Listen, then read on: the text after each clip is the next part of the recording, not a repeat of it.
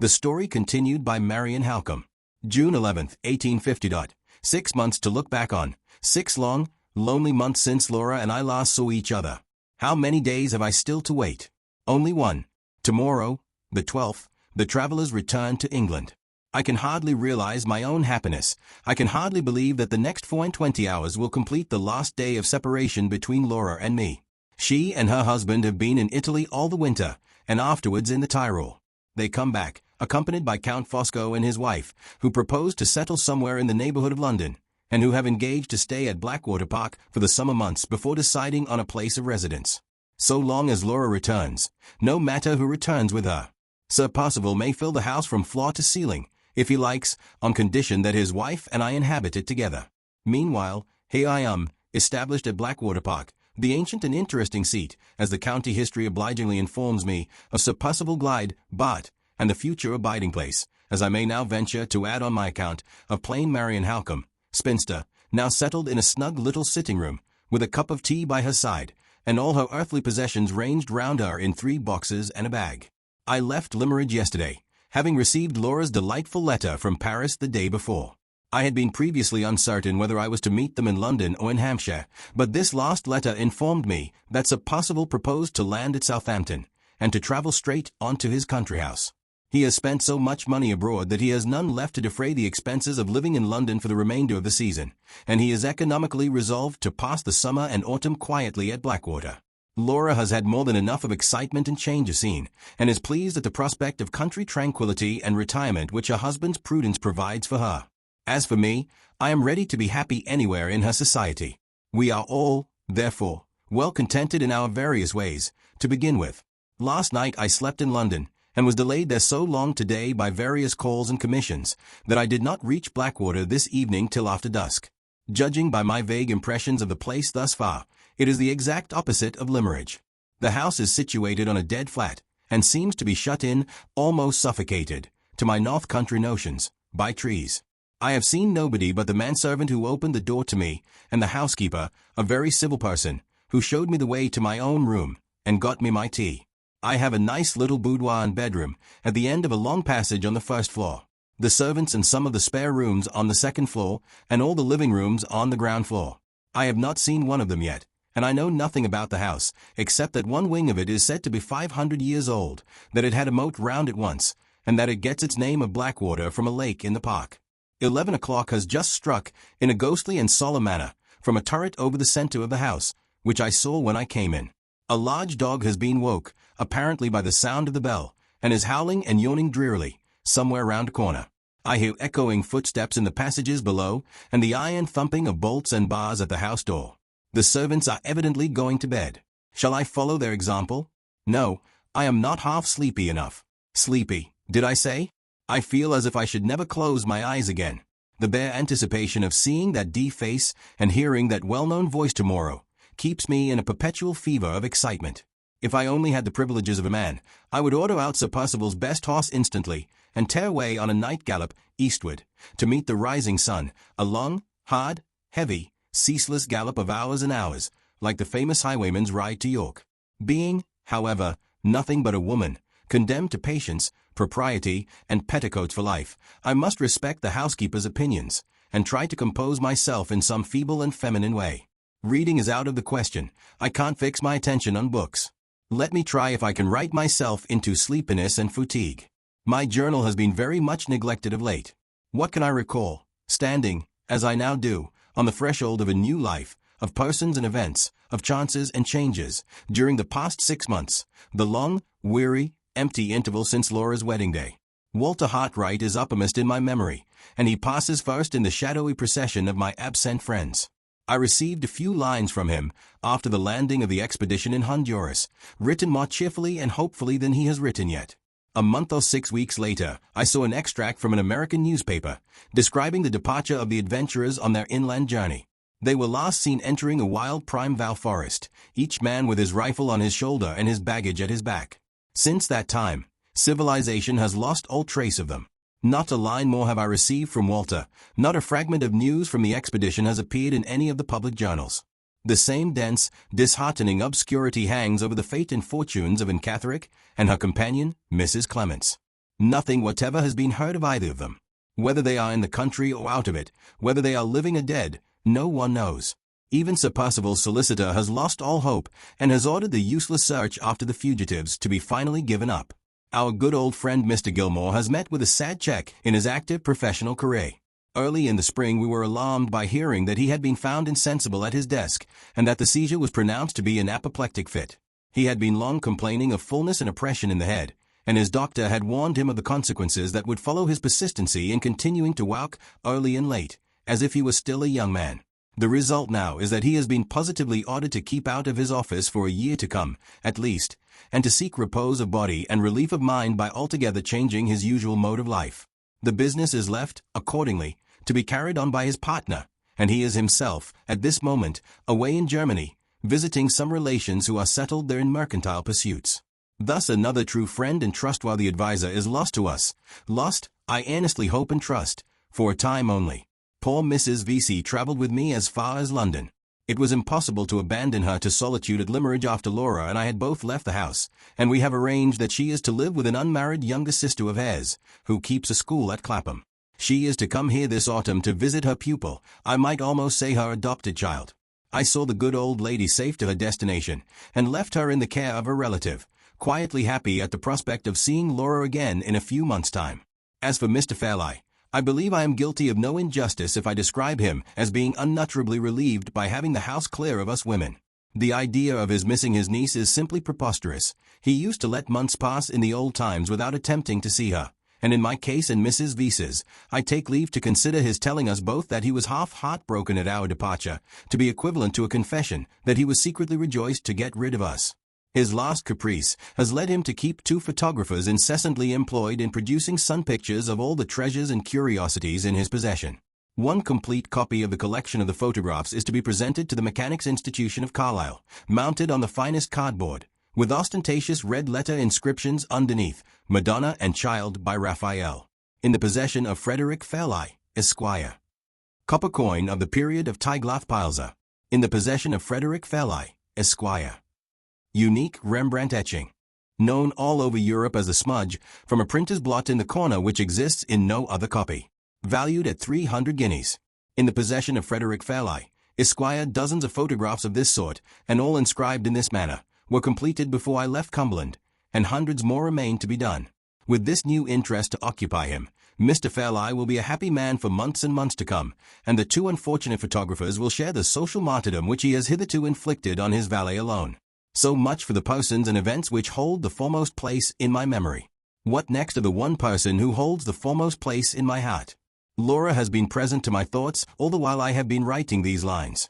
What can I recall of her during the past 6 months, before I close my journal for the night?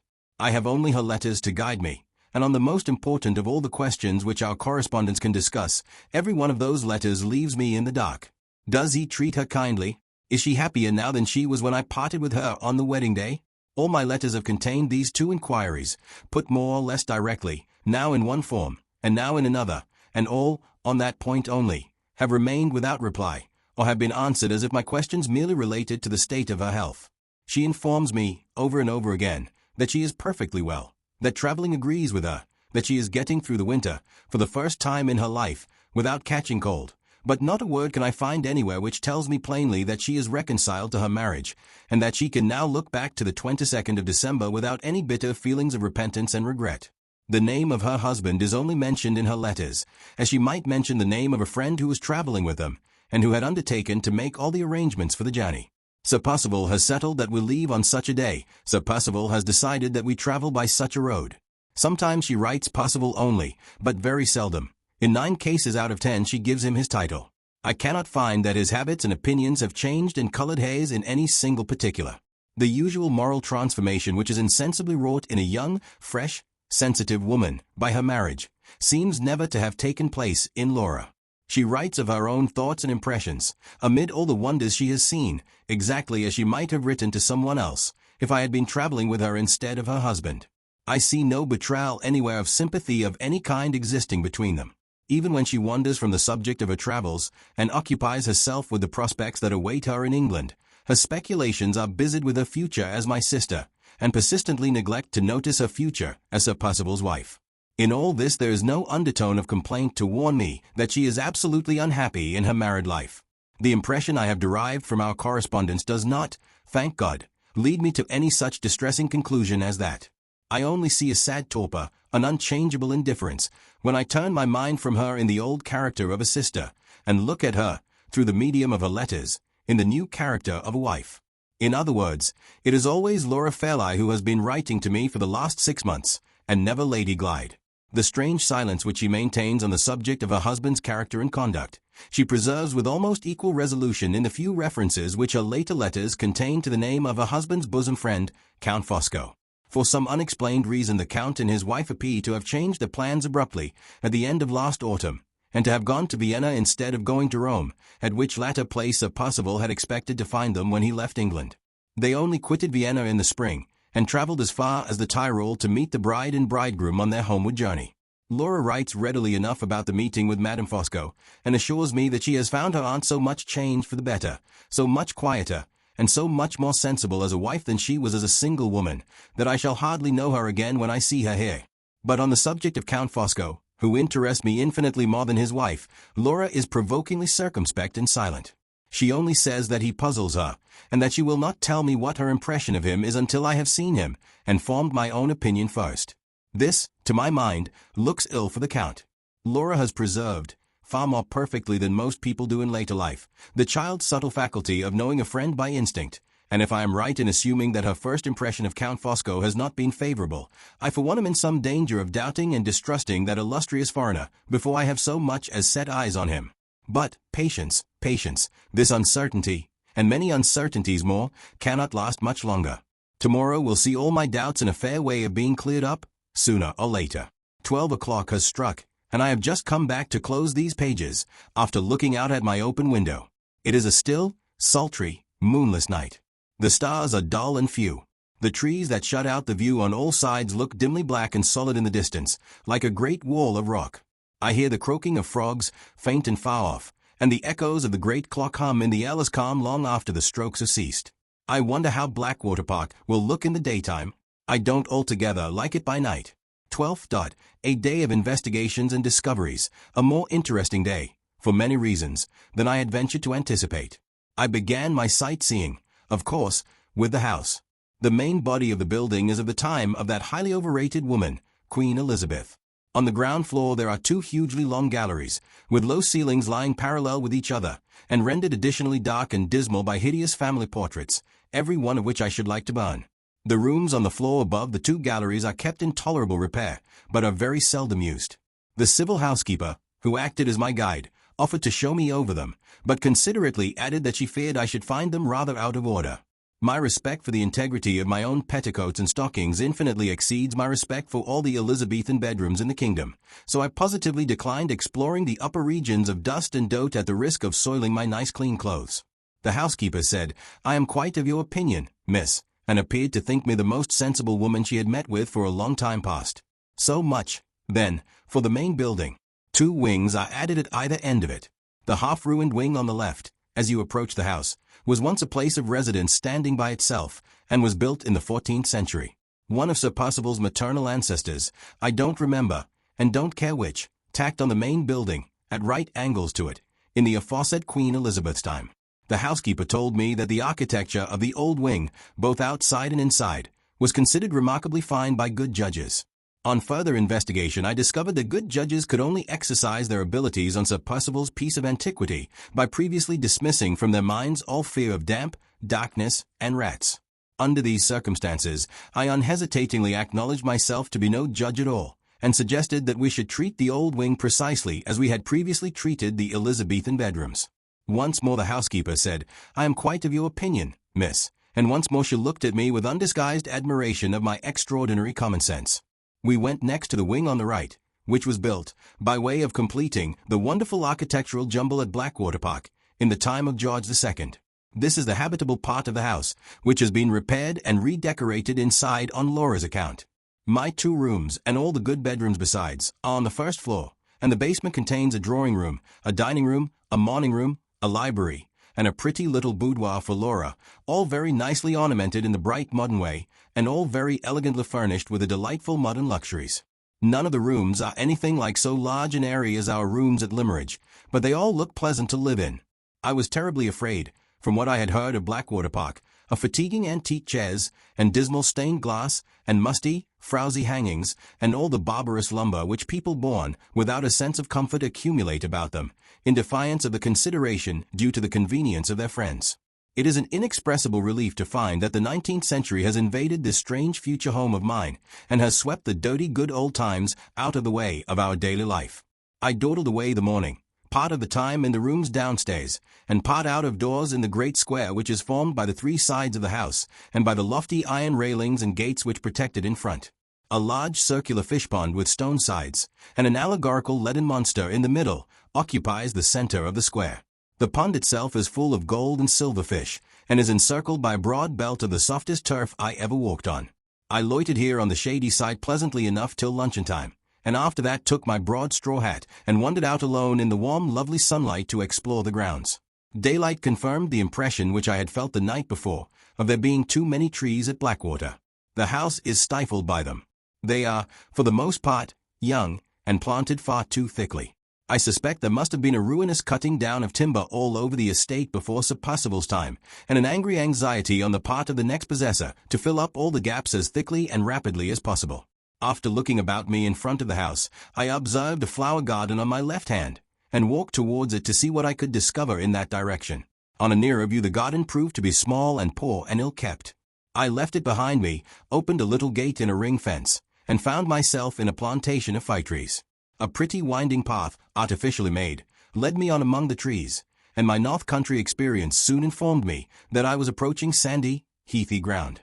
After a walk of more than half a mile, I should think, among the firs, the path took a sharp turn, the trees abruptly ceased to appear on either side of me, and I found myself standing suddenly on the margin of a vast open space, and looking down at the Blackwater Lake from which the house takes its name.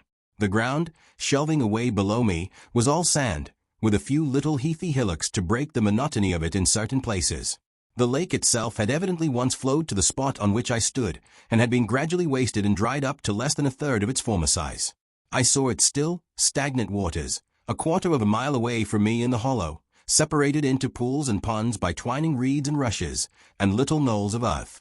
On the farther bank from me the trees rose thickly again, and shut out the view, and cast their black shadows on the sluggish, shallow water. As I walked down to the lake, I saw that the ground on its farther side was damp and marshy, overgrown with rank grass and dismal willows. The water, which was clear enough on the open sandy side, where the sun shone, looked black and poisonous opposite to me, where it lay deeper under the shade of the spongy banks, and the rank overhanging thickets and tangled trees. The frogs were croaking, and the rats were slipping in and out of the shadowy water, like live shadows themselves, as I got nearer to the marshy side of the lake.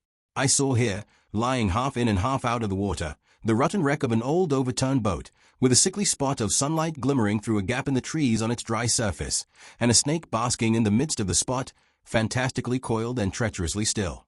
Far and near the view suggested the same dreary impressions of solitude and decay, and the glorious brightness of the summer sky overhead seemed only to deepen and harden the gloom and barrenness of the wilderness on which it shone. I turned and retraced my steps to the high heathy ground, directing them a little aside from my former path towards a shabby old wooden shed, which stood on the outer skirt of the fir plantation, and which had hitherto been too unimportant to share my notice with the wide, wild prospect of the lake. On approaching the shed I found that it had once been a boathouse, and that an attempt had apparently been made to convert it afterwards into a sort of rude arbor, by placing inside it a firwood seat, a few stools, and a table. I entered the place, and sat down for a little while to rest and get my breath again. I had not been in the boathouse more than a minute when it struck me that the sound of my own quick breathing was very strangely echoed by something beneath me. I listened intently for a moment, and heard a low, thick, sobbing breath that seemed to come from the ground under the seat which I was occupying. My nerves are not easily shaken by trifles, but on this occasion I started to my feet in a fright, called out, received no answer, summoned back my recreant courage, and looked under the seat. There, crouched up in the farthest corner, lay the forlorn cause of my terror, in the shape of a poor little dog, a black and white spaniel. The creature moaned feebly when I looked at it and called to it, but never stirred. I moved away the seat, and looked closer. The poor little dog's eyes were glazing fast, and there were spots of blood on its glossy white side. The misery of a weak, helpless, dumb creature is surely one of the saddest of all the mournful sights which this world can show. I lifted the poor dog in my arms as gently as I could, and contrived a sort of makeshift hammock for him to lie in, by gathering up the front of my dress all round him. In this way I took the creature, as painlessly as possible, and as fast as possible, back to the house. Finding no one in the hall, I went up at once to my own sitting room, made a bed for the dog with one of my old shawls, and rang the bell. The largest and fattest of all possible housemaids answered it, in a state of cheerful stupidity which would have provoked the patience of a saint. The girl's fat, shapeless face actually stretched into a broad grin at the sight of the wounded creature on the floor. "What do you see there to laugh at?" I asked, as angrily as if she had been a servant of my own. "Do you know whose dog it is?" "No, miss, that I certainly don't."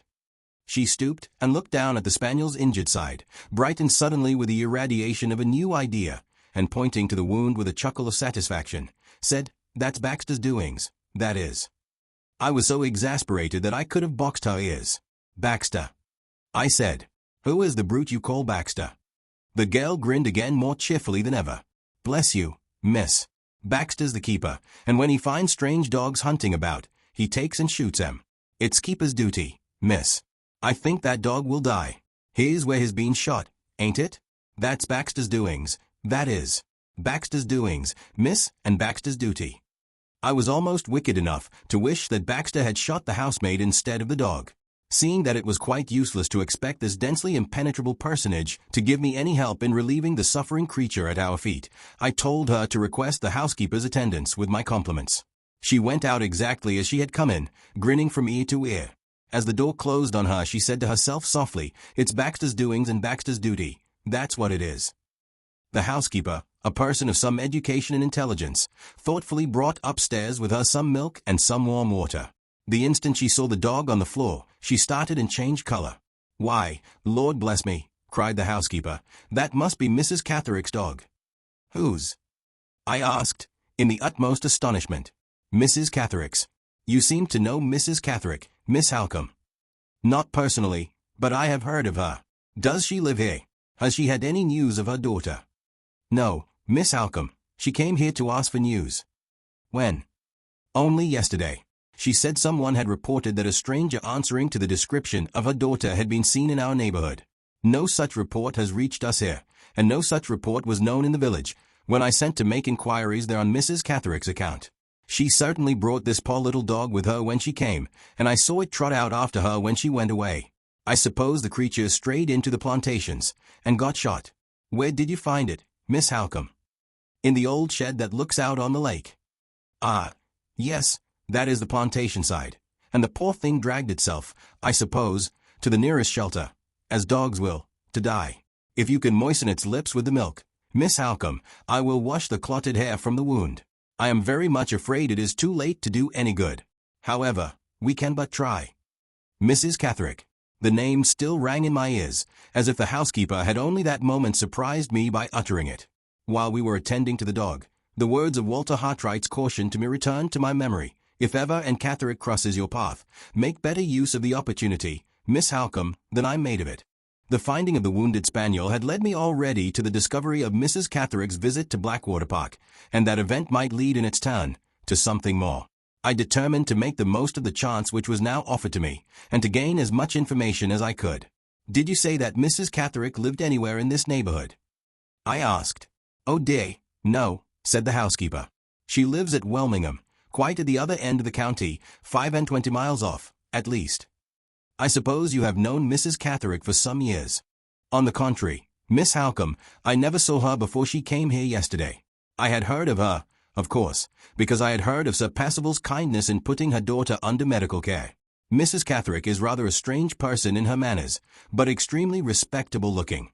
She seemed sorely put out when she found that there was no foundation, none, at least, that any of us could discover, for the report of her daughter having been seen in this neighborhood. I am rather interested about Mrs. Catherick," I went on, continuing the conversation as long as possible. "I wish I had arrived here soon enough to see her yesterday. Did she stay for any length of time?" "Yes," said the housekeeper. "She stayed for some time, and I think she would have remained longer, if I had not been called away to speak to a strange gentleman, a gentleman who came to ask when Sir Percival was expected back." Mrs. Catherick got up and left at once, when she heard the maid tell me what the visitor's errand was.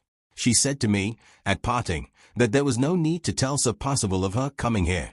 I thought that rather an odd remark to make, especially to a person in my responsible situation. I thought it an odd remark too. Sir Percival had certainly led me to believe, at Limmeridge, that the most perfect confidence existed between himself and Mrs. Catherick. If that was the case, why should she be anxious to have her visit at Blackwater Park kept a secret from him? Probably, I said. Seeing that the housekeeper expected me to give my opinion on Mrs. Catherick's parting words, probably she thought the announcement of her visit might vex Sir Percival to no purpose, by reminding him that her lost daughter was not found yet.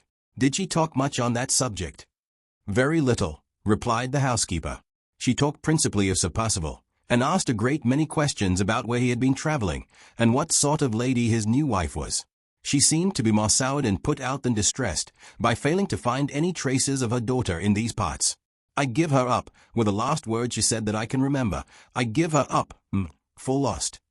And from that she passed at once to her questions about Lady Glyde, wanting to know if she was a handsome, amiable lady, comely and healthy and young. Ah, day. I thought how it would end. Look, Miss Halcombe, the poor thing is out of its misery at last. The dog was dead. It had given a faint, sobbing cry. It had suffered an instant's convulsion of the limbs, just as those last words, comely and healthy and young, dropped from the housekeeper's lips. The change had happened with startling suddenness. In one moment the creature lay lifeless under our hands. 8 o'clock. I have just returned from dining downstairs, in solitary state.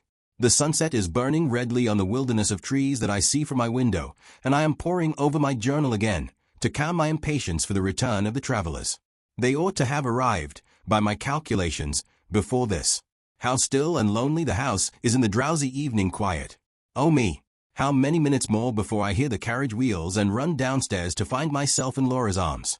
The poor little dog. I wish my first day at Blackwater Park had not been associated with death, though it is only the death of a stray animal. Welmingham. I see, on looking back through these private pages of mine, that Welmingham is the name of the place where Mrs. Catherick lives. Her note is still in my possession, the note in answer to that letter about her unhappy daughter which Sir Percival obliged me to write. One of these days, when I can find a safe opportunity, I will take the note with me by way of introduction, and try what I can make of Mrs. Catherick at a personal interview.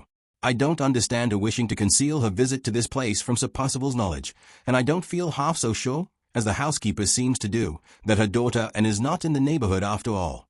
What would Walter Hartright have said in this emergency? Poor, dear Hartright! I am beginning to feel the want of his honest advice and his willing help already. Surely I heard something. Was it a bustle of footsteps below stairs? Yes.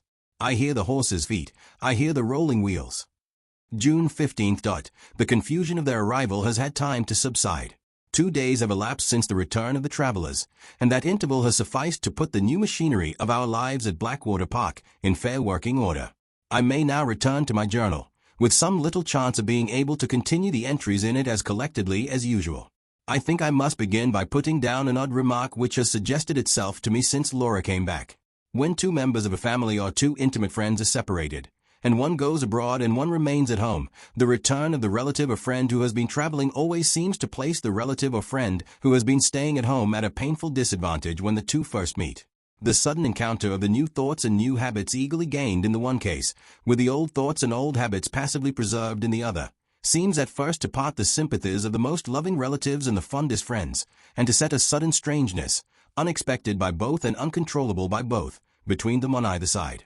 After the first happiness of my meeting with Laura was over, after we had sat down together hand in hand to recover breath enough and calmness enough to talk, I felt this strangeness instantly, and I could see that she felt it too. It has partially worn away, now that we have fallen back into most of our old habits, and it will probably disappear before long. But it has certainly had an influence over the first impressions that I have formed of her, now that we are living together again, for which reason only I have thought fit to mention it here. She has found me unaltered, but I have found her changed. Changed in person, and in one respect changed in character. I cannot absolutely say that she is less beautiful than she used to be. I can only say that she is less beautiful to me. Others, who do not look at her with my eyes and my recollections, would probably think her improved. There is more color and more decision and roundness of outline in her face than there used to be, and her figure seems more firmly set and more sure and easy in all its movements than it was in her maiden days. But I miss something when I look at her, something that once belonged to the happy, innocent life of Laura Fairlie, and that I cannot find in Lady Glyde. There was in the old times a freshness, a softness, a never-varying and yet ever-remaining tenderness of beauty in her face, the charm of which it is not possible to express in words, or, as poor Hartright used often to say, in painting either. This is gone. I thought I saw the faint reflection of it for a moment when she turned pale under the agitation of our sudden meeting on the evening of her return, but it has never reappeared since.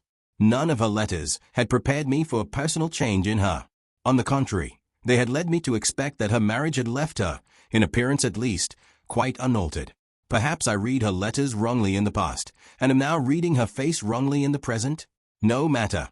Whether her beauty has gained or whether it has lost in the last 6 months, the separation either way has made her own dear self more precious to me than ever, and that is one good result of her marriage, at any rate. The second change, the change that I have observed in her character, has not surprised me, because I was prepared for it in this case by the tone of her letters. Now that she is at home again, I find her just as unwilling to enter into any details on the subject of her married life as I had previously found her all through the time of our separation, when we could only communicate with each other by writing.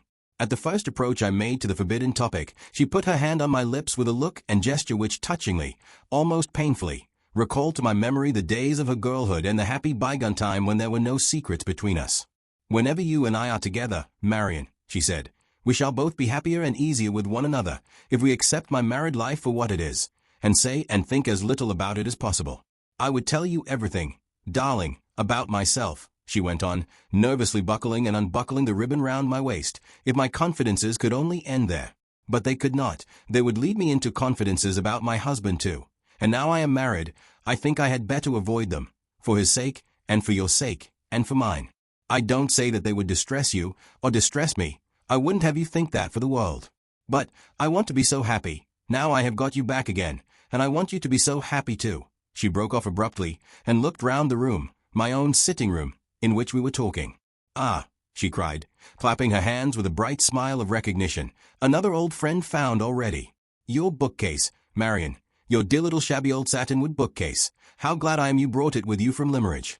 And the horrid heavy man's umbrella, that you always would walk out with when it rained.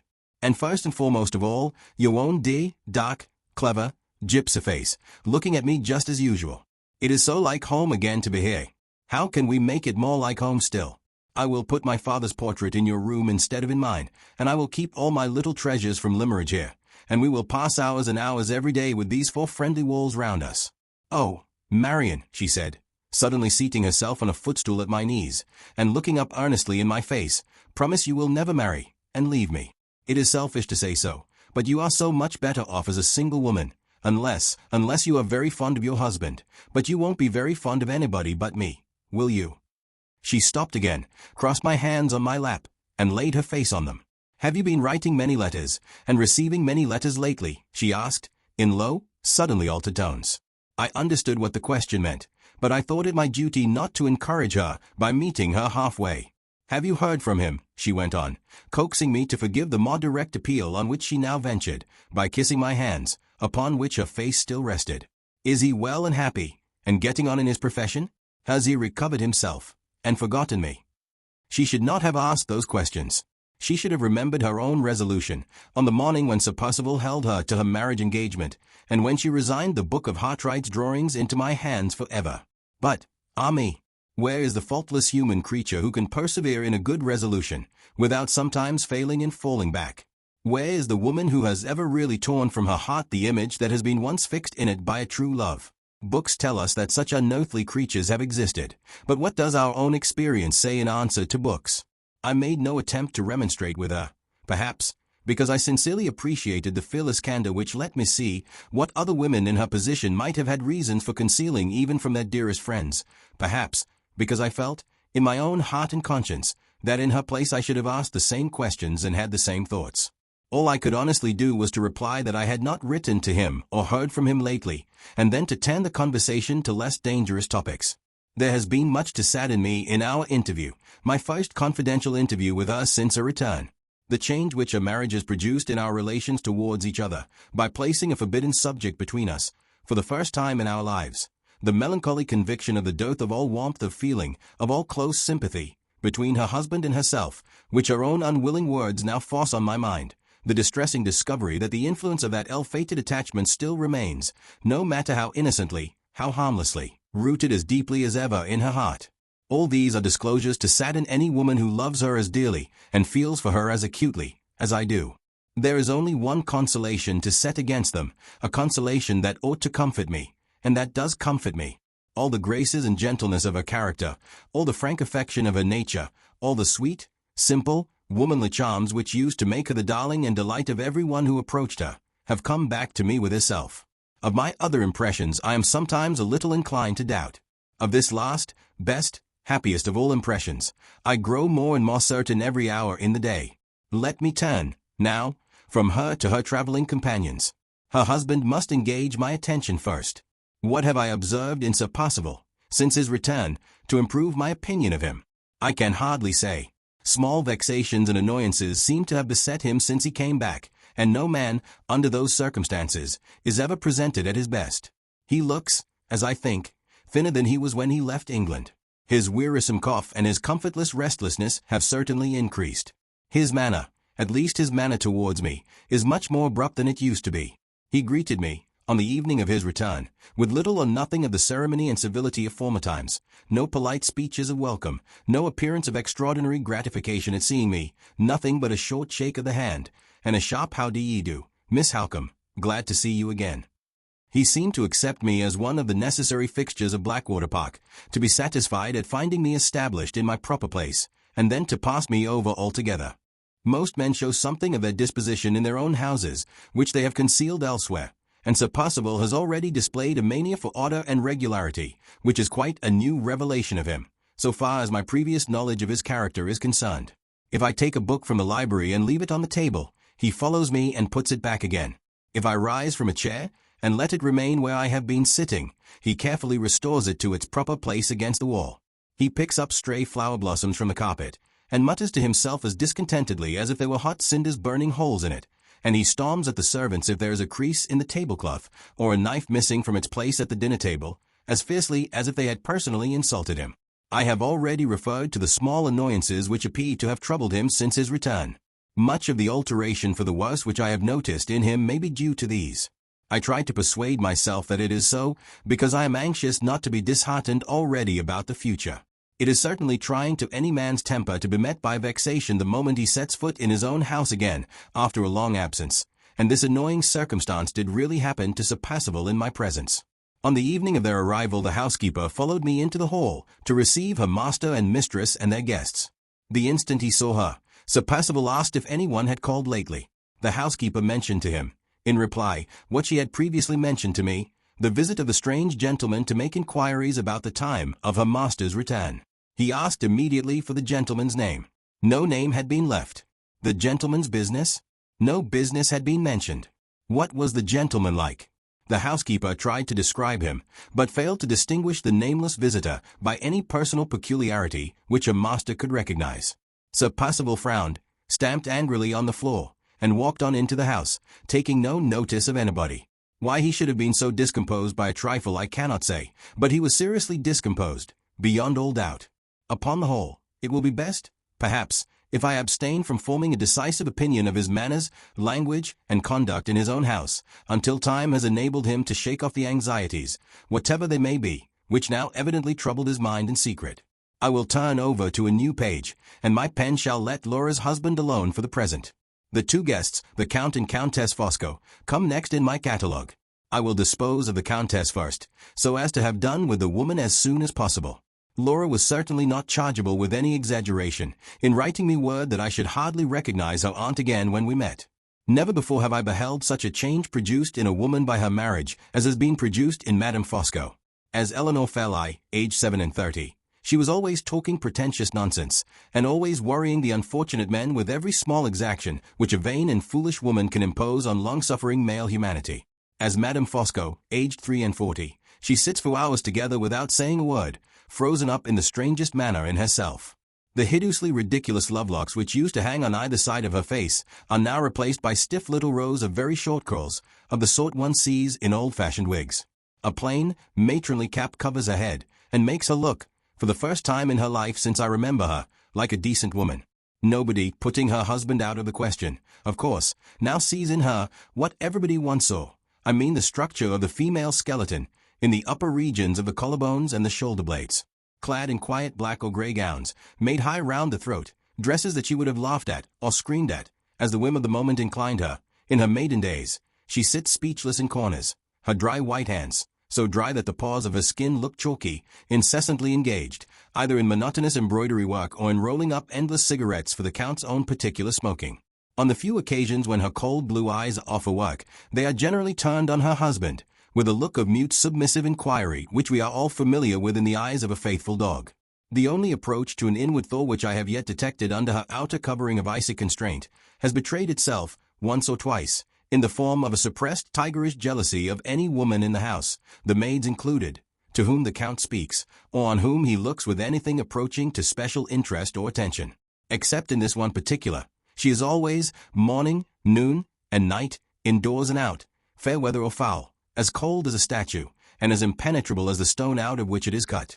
For the common purposes of society, the extraordinary change thus produced in her is, beyond all doubt, a change for the better, seeing that it has transformed her into a civil, silent, unobtrusive woman, who is never in the way.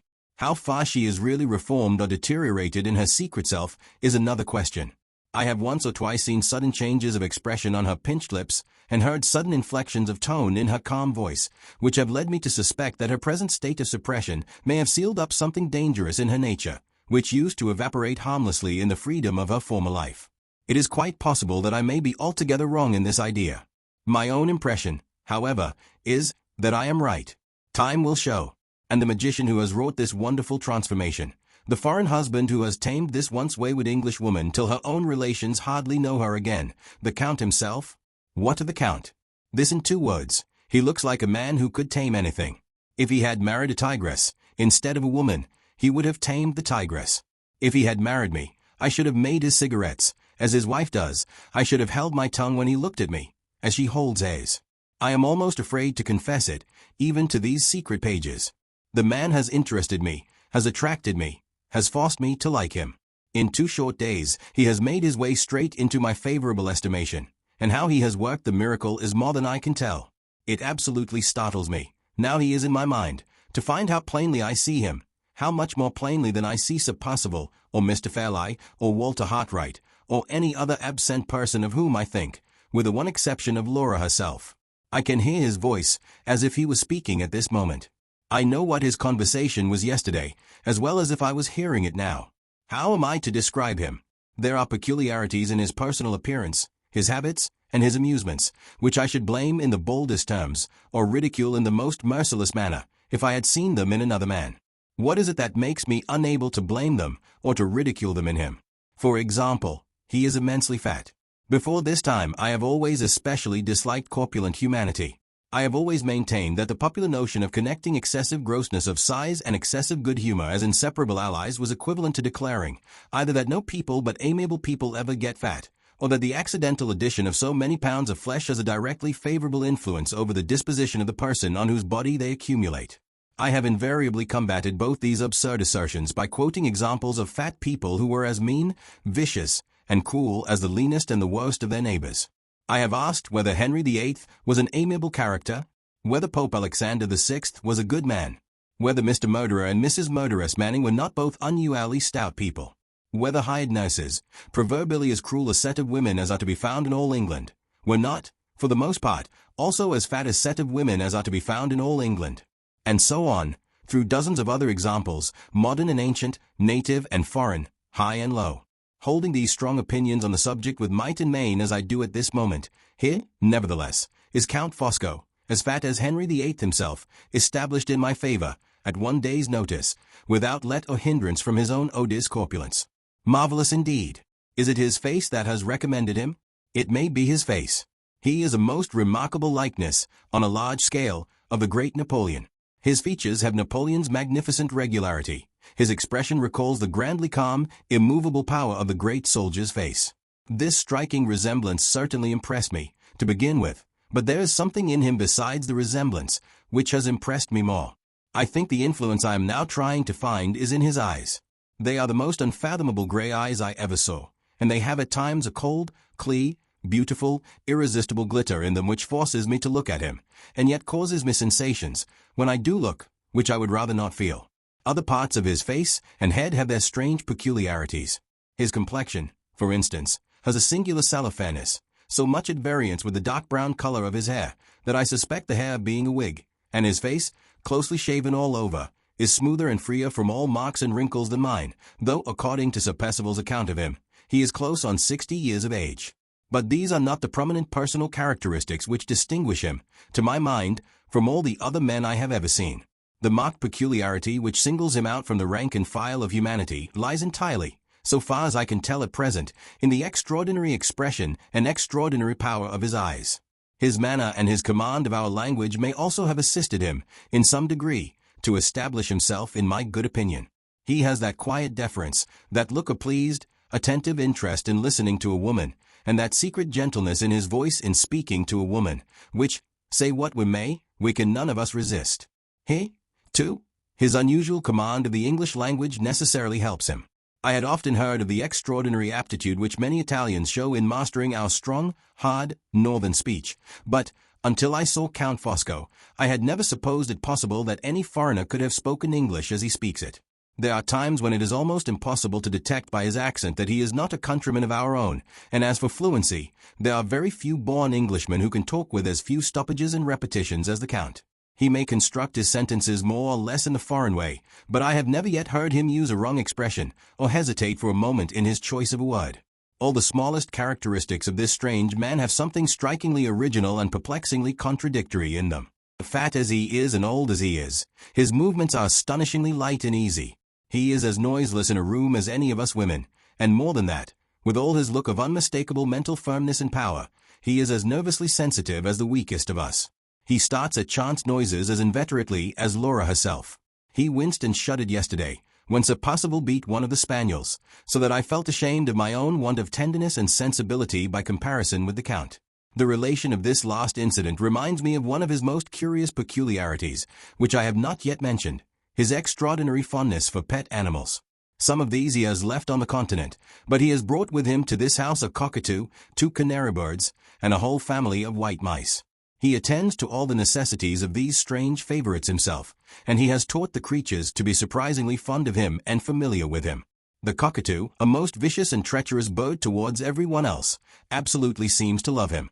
When he lets it out of its cage, it hops onto his knee, and claws its way up his great big body, and rubs its topknot against his sallow double chin in the most caressing manner imaginable.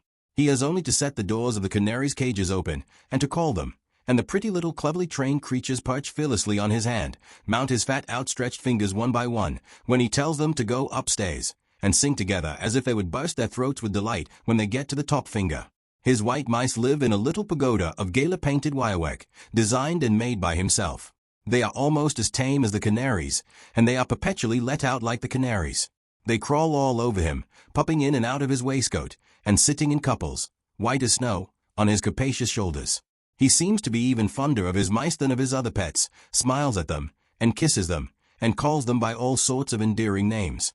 If it be possible to suppose an Englishman with any taste for such childish interests and amusements as these, that Englishman would certainly feel rather ashamed of them, and would be anxious to apologize for them, in the company of grown-up people. But the Count, apparently, sees nothing ridiculous in the amazing contrast between his colossal self and his frail little pets.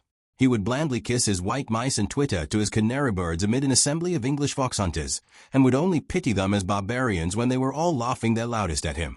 It seems hardly credible while I am writing it down, but it is certainly true, that this same man, who has all the fondness of an old maid for his cockatoo, and all the small dexterities of an organ boy in managing his white mice, can talk, when anything happens to rouse him, with a daring independence of thought, a knowledge of books in every language, and an experience of society in half the capitals of Europe, which would make him the prominent personage of any assembly in the civilized world.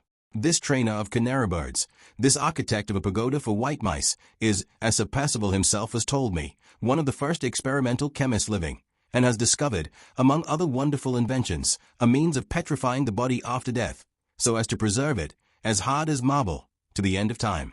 This fat, indolent, elderly man, whose nerves are so finely strung that he starts at chance noises, and winces when he sees a house spaniel get a whipping, went into the stable-yard on the morning after his arrival, and put his hand on the head of a chained bloodhound, a beast so savage that the very groom who feeds him keeps out of his reach. His wife and I were present, and I shall not forget the scene that followed, short as it was. "Mind that dog, sir," said the groom. "He flies at everybody." "He does that, my friend," replied the Count quietly, "because everybody is afraid of him. Let us see if he flies at me." And he laid his plump, yellow-white fingers, on which the canary birds had been perching 10 minutes before, upon the formidable brute's head, and looked him straight in the eyes. "You big dogs are all cowards," he said, addressing the animal contemptuously, with his face and the dog's within an inch of each other. "You would kill a poor cat, you infernal coward. You would fly at a starving beggar, you infernal coward. Anything that you can surprise unawares, anything that is afraid of your big body, and your wicked white teeth, and your slobbering, bloodthirsty mouth, is the thing you like to fly at. You could throttle me at this moment, you mean, miserable bully, and you daren't so much as look me in the face, because I'm not afraid of you. Will you think better of it, and try your teeth in my fat neck? Bah! Not you." He turned away, laughing at the astonishment of the men in the yard, and the dog crept back meekly to his kennel. "Ah, my nice waistcoat," he said pathetically. "I am sorry I came here. Some of that brute slobber has got on my pretty clean waistcoat." Those words express another of his incomprehensible oddities. He is as fond of fine clothes as the veriest fool in existence, and has appeared in 4 magnificent waistcoats already, all of light garish colors, and all immensely large even for him, in the 2 days of his residence at Blackwater Park. His tact and cleverness in small things are quite as noticeable as the singular inconsistencies in his character, and the childish triviality of his ordinary tastes and pursuits. I can see already that he means to live on excellent terms with all of us during the period of his sojourn in this place. He has evidently discovered that Laura secretly dislikes him. She confessed as much to me when I pressed her on the subject, but he has also found out that she is extravagantly fond of flowers. Whenever she wants a nosegay he has got one to give her, gathered and arranged by himself, and greatly to my amusement, he is always cunningly provided with a duplicate, composed of exactly the same flowers, grouped in exactly the same way, to appease his icily jealous wife before she can so much as think herself aggrieved. His management of the Countess, in public, is a sight to see. He bows to her. He habitually addresses her as my angel. He carries his canaries to pay her little visits on his fingers and to sing to her. He kisses her hand when she gives him his cigarettes. He presents her with sugar plums in return, which he puts into her mouth playfully, from a box in his pocket. The rod of iron with which he rules her never appears in company. It is a private rod, and is always kept upstairs. His method of recommending himself to me is entirely different. He flatters my vanity by talking to me as seriously and sensibly as if I was a man. Yes, I can find him out when I'm away from him. I know he flatters my vanity when I think of him up here in my own room, and yet, when I go downstairs and get into his company again, he will blind me again, and I shall be flattered again, just as if I had never found him out at all. He can manage me as he manages his wife and Laura, as he managed the bloodhound in the stable-yard, as he manages Sir Percival himself, every hour in the day. My good Percival, how I like your rough English humor. My good Percival, how I enjoy your solid English sense. He puts the rudest remarks Sir Percival can make on his effeminate tastes and amusements quietly away from him in that manner, always calling the baronet by his Christian name, smiling at him with the calmest superiority, patting him on the shoulder, and bearing with him benignantly, as a good-humored father bears with a wayward son. The interest which I really cannot help feeling in this strangely original man has led me to question Sir Percival about his past life. Sir Percival either knows little, or will tell me little, about it. He and the Count first met many years ago, at Rome, under the dangerous circumstances to which I have alluded elsewhere. Since that time they have been perpetually together in London, in Paris, and in Vienna, but never in Italy again, the Count having, oddly enough, not crossed the frontiers of his native country for years past. Perhaps he has been made the victim of some political persecution. At all events, he seems to be patriotically anxious not to lose sight of any of his own countrymen who may happen to be in England. On the evening of his arrival he asked how far we were from the nearest town, and whether we knew of any Italian gentlemen who might happen to be settled there. He is certainly in correspondence with people on the continent, for his letters have all sorts of odd stamps on them, and I saw one for him this morning, waiting in his place at the breakfast table, with a huge, official-looking seal on it. Perhaps he is in correspondence with his government? And yet, that is hardly to be reconciled either with my other idea that he may be a political exile. How much I seem to have written about Count Fosco. And what does it all amount to? As Paul, dear Mr. Gilmore, would ask, in his impenetrable businesslike way, I can only repeat that I do assuredly feel, even on this short acquaintance, a strange, half-willing, half-unwilling liking for the Count. He seems to have established over me the same sort of ascendancy which he has evidently gained over Sir Percival. Free, and even rude, as he may occasionally be in his manner towards his fat friend, Sir Percival is nevertheless afraid, as I can plainly see, of giving any serious offence to the Count. I wonder whether I am afraid too? I certainly never saw a man, in all my experience, whom I should be so sorry to have for an enemy. Is this because I like him, or because I am afraid of him? Kaisa, as Count Fosco might say in his own language. Who knows? June 16th. Something to chronicle today besides my own ideas and impressions. A visitor has arrived, quite unknown to Laura and to me, and apparently quite unexpected by Sir Percival. We were all at lunch, in the room with the new French windows that open into the veranda, and the Count, who devours pastry as I have never yet seen it devoured by any human beings but girls at boarding schools, had just amused us by asking gravely for his fourth tart, when the servant entered to announce the visitor. Mr. Merriman has just come, Sir Percival, and wishes to see you immediately. Sir Percival started, and looked at the man with an expression of angry alarm. Mr. Merriman, he repeated, as if he thought his own ears must have deceived him. Yes, Sir Percival, Mr. Merriman, from London.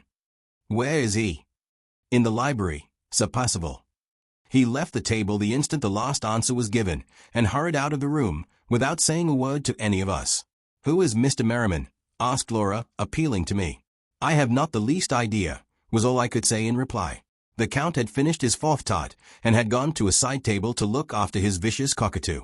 He turned round to us with the boat perched on his shoulder. Mr. Merriman is Sir Percival's solicitor, he said quietly. Sir Percival's solicitor. It was a perfectly straightforward answer to Laura's question, and yet, under the circumstances, it was not satisfactory. If Mr. Merriman had been specially sent for by his client, there would have been nothing very wonderful in his leaving town to obey the summons. But when a lawyer travels from London to Hampshire without being sent for, and when his arrival at a gentleman's house seriously startles the gentleman himself, it may be safely taken for granted that the legal visitor is the bearer of some very important and very unexpected news which may be either very good or very bad, but which cannot, in either case, be of the common everyday kind. Laura and I sat silent at the table for a quarter of an hour or more, wondering uneasily what had happened, and waiting for the chance of Sir Percival's speedy return. There were no signs of his return, and we rose to leave the room. The Count, attentive as usual, advanced from the corner in which he had been feeding his cockatoo, with the bird still perched on his shoulder, and opened the door for us. Laura and Madame Fosco went out first. Just as I was on the point of following them, he made a sign with his hand, and spoke to me, before I passed him, in the oddest manner. Yes, he said, quietly answering the unexpressed idea at that moment in my mind, as if I had plainly confided it to him in so many words. Yes, Miss Halcombe, something has happened. I was on the point of answering. I never said so, but the vicious cockatoo ruffled his clipped wings and gave a screech that set all my nerves on edge in an instant, and made me only too glad to get out of the room. I joined Laura at the foot of the stairs. The thought in her mind was the same as the thought in mine, which Count Fosco had surprised, and when she spoke her words were almost the echo of his. She, too, said to me secretly that she was afraid something had happened. June 16th. I have a few lines more to add to this day's entry before I go to bed tonight. About 2 hours after Sir Percival rose from the luncheon table to receive his solicitor, Mr. Merriman, in the library, I left my room alone to take a walk in the plantations.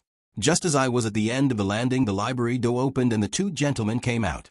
Thinking it best not to disturb them by appearing on the stairs, I resolved to defer going down till they had crossed the hall. Although they spoke to each other in guarded tones, their words were pronounced with sufficient distinctness of utterance to reach my ears. "Make your mind easy, Sir Percival," I heard the lawyer say. "It all rests with Lady Glyde." I had turned to go back to my own room for a minute or two, but the sound of Laura's name on the lips of a stranger stopped me instantly. I dare say it was very wrong and very discreditable to listen, but where is the woman, in the whole range of our sex, who can regulate her actions by the abstract principles of honor, when those principles point one way, and when her affections, and the interests which grow out of them, point the other? I listened, and under similar circumstances I would listen again, yes, with my ear at the keyhole, if I could not possibly manage it in any other way.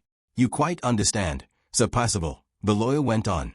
Lady Glyde is to sign her name in the presence of a witness, or of two witnesses, if you wish to be particularly careful, and is then to put her finger on the seal and say, "I deliver this as my act and deed." If that is done in a week's time, the arrangement will be perfectly successful, and the anxiety will be all over.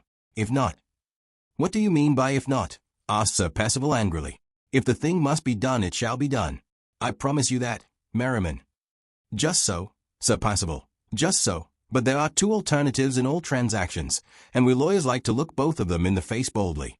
If through any extraordinary circumstance the arrangement should not be made, I think I may be able to get the parties to accept bills at 3 months. But how the money is to be raised when the bills fall due? Damn the bills. The money is only to be got in one way, and in that way, I tell you again, it shall be got.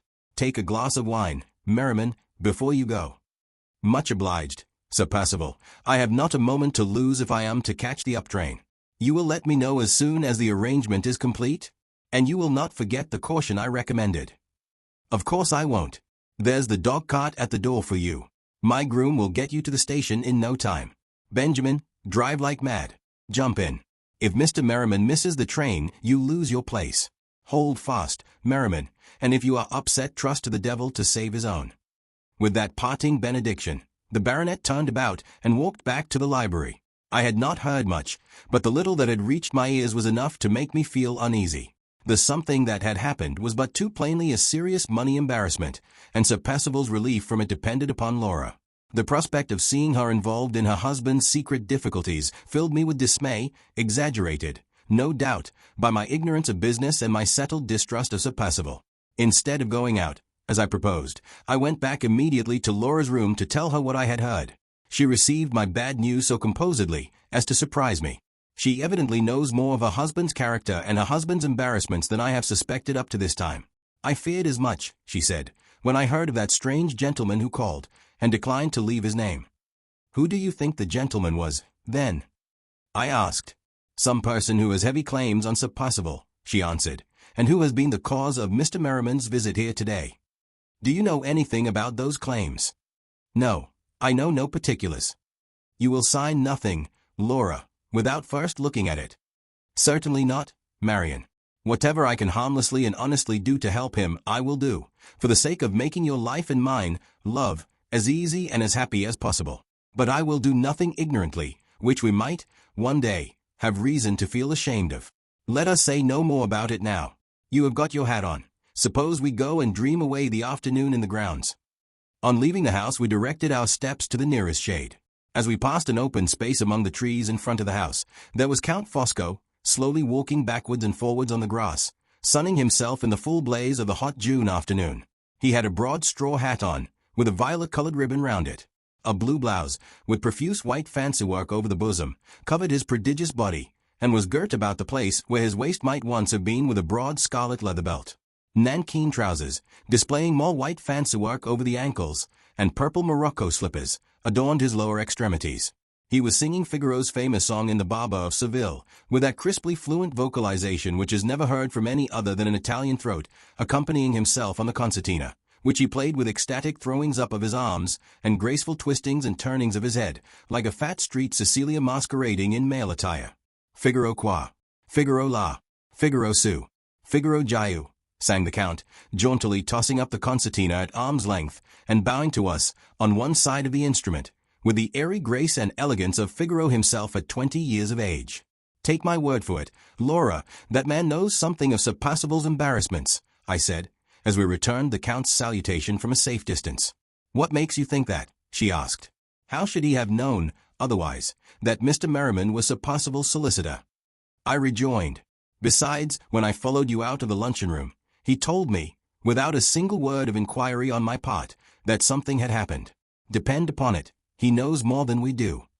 Don't ask him any questions if he does. Don't take him into our confidence. You seem to dislike him, Laura, in a very determined manner. What has he said or done to justify you? Nothing, Marian.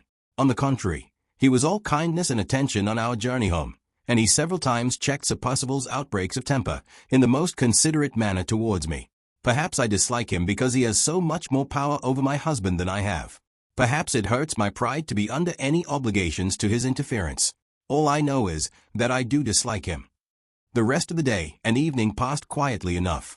The Count and I played at chess. For the first 2 games he politely allowed me to conquer him, and then, when he saw that I had found him out, begged my pardon, and at the 3rd game checkmated me in 10 minutes. Sir Percival never once referred, all through the evening, to the lawyer's visit. But either that event, or something else, had produced a singular alteration for the better in him. He was as polite and agreeable to all of us as he used to be in the days of his probation at Limmeridge, and he was so amazingly attentive and kind to his wife that even icy Madame Fosco was roused into looking at him with a grave surprise. What does this mean? I think I can guess. I am afraid Laura can guess, and I am sure Count Fosco knows. I caught Sir Percival looking at him for approval more than once in the course of the evening. June 17th. A day of events. I most fervently hope I may not have to add, a day of disasters as well.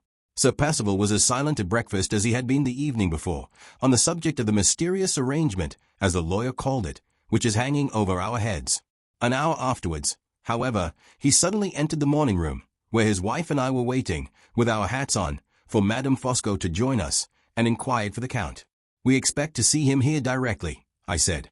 "The fact is," Sir Percival went on, walking nervously about the room, "I want Fosco and his wife in the library, for a mere business formality, and I want you there, Laura, for a minute too."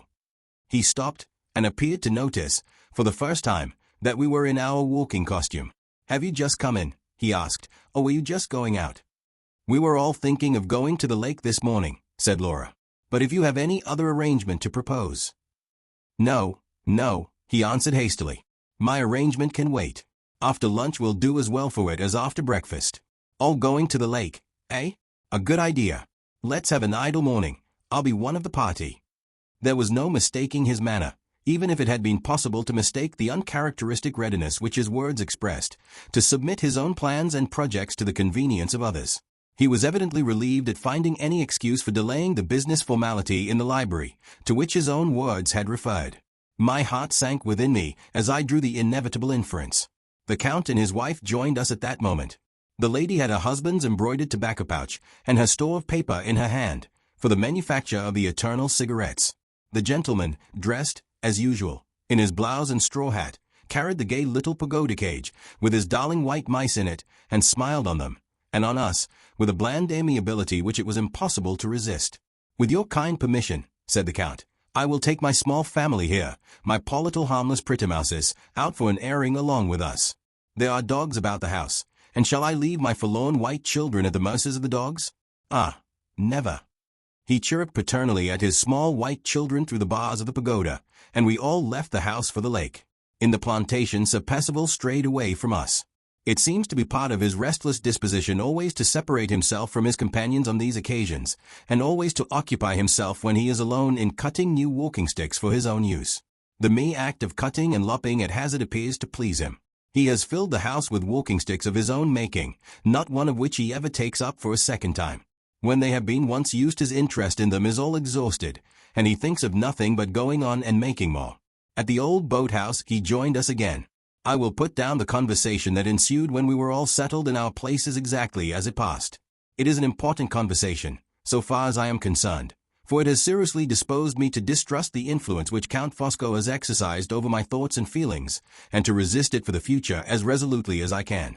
The boathouse was large enough to hold us all, but Sir Percival remained outside trimming the last new stick with his pocket-axe. We three women found plenty of room on the large seat.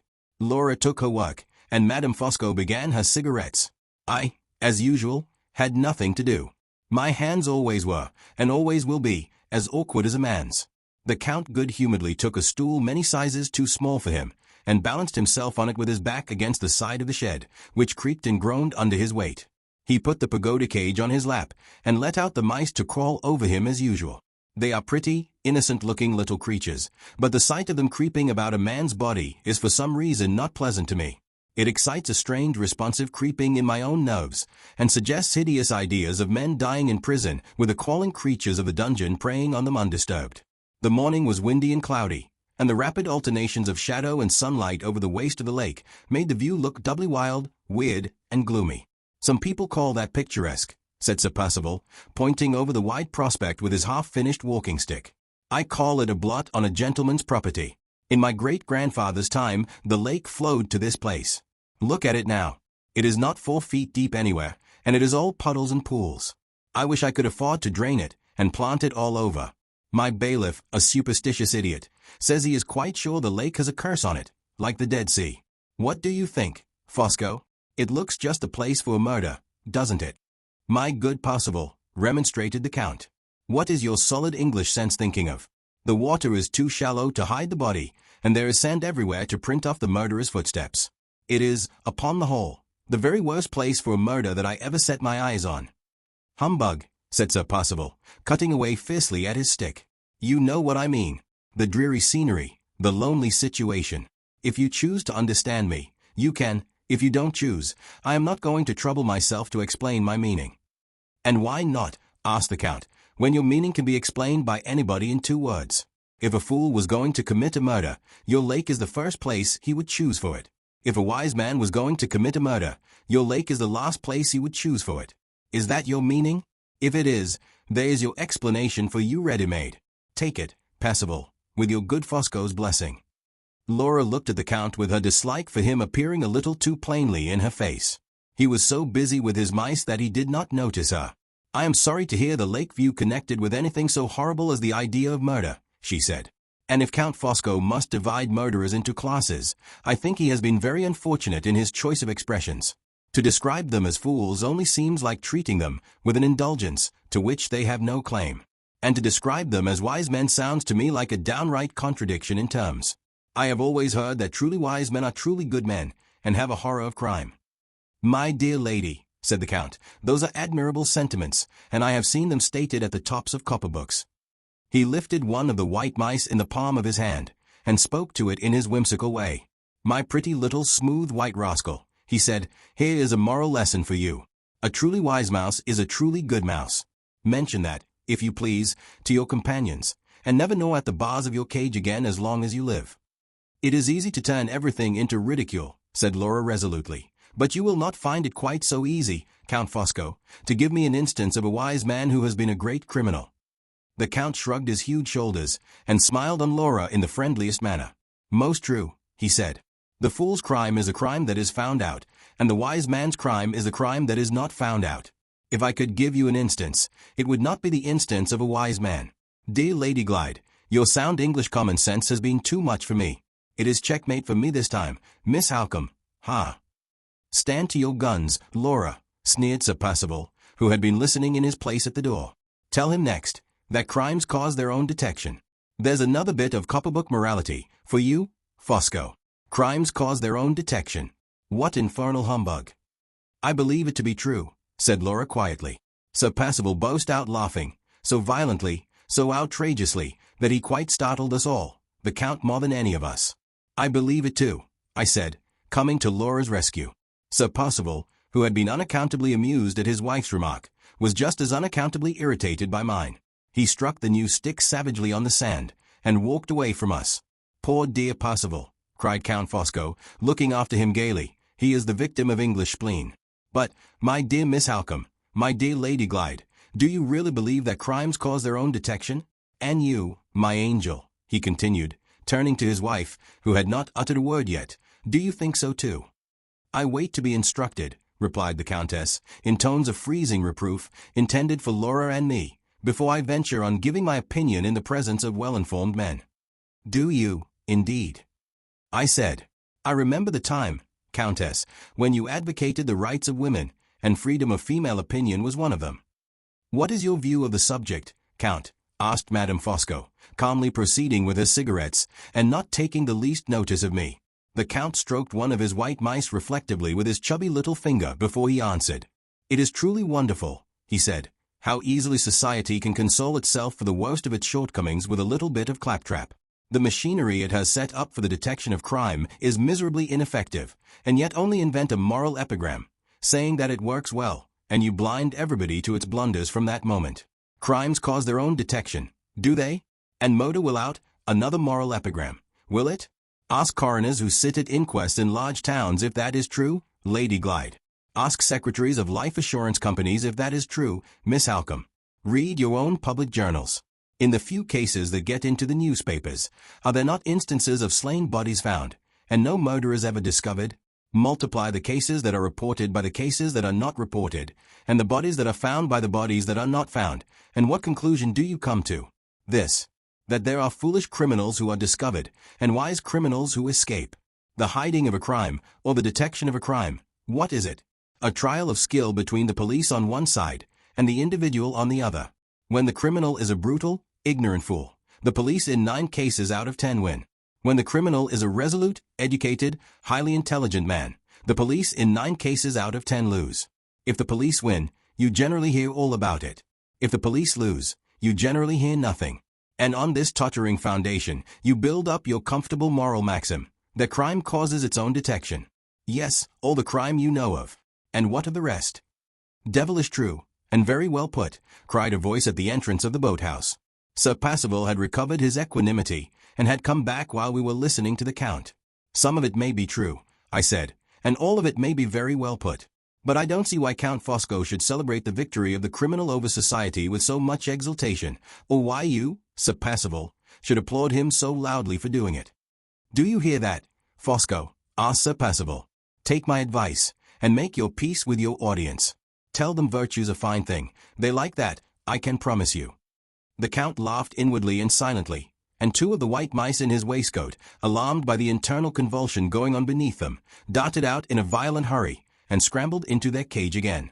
The ladies, my good Percival, shall tell me about virtue, he said. They are better authorities than I am, for they know what virtue is, and I don't.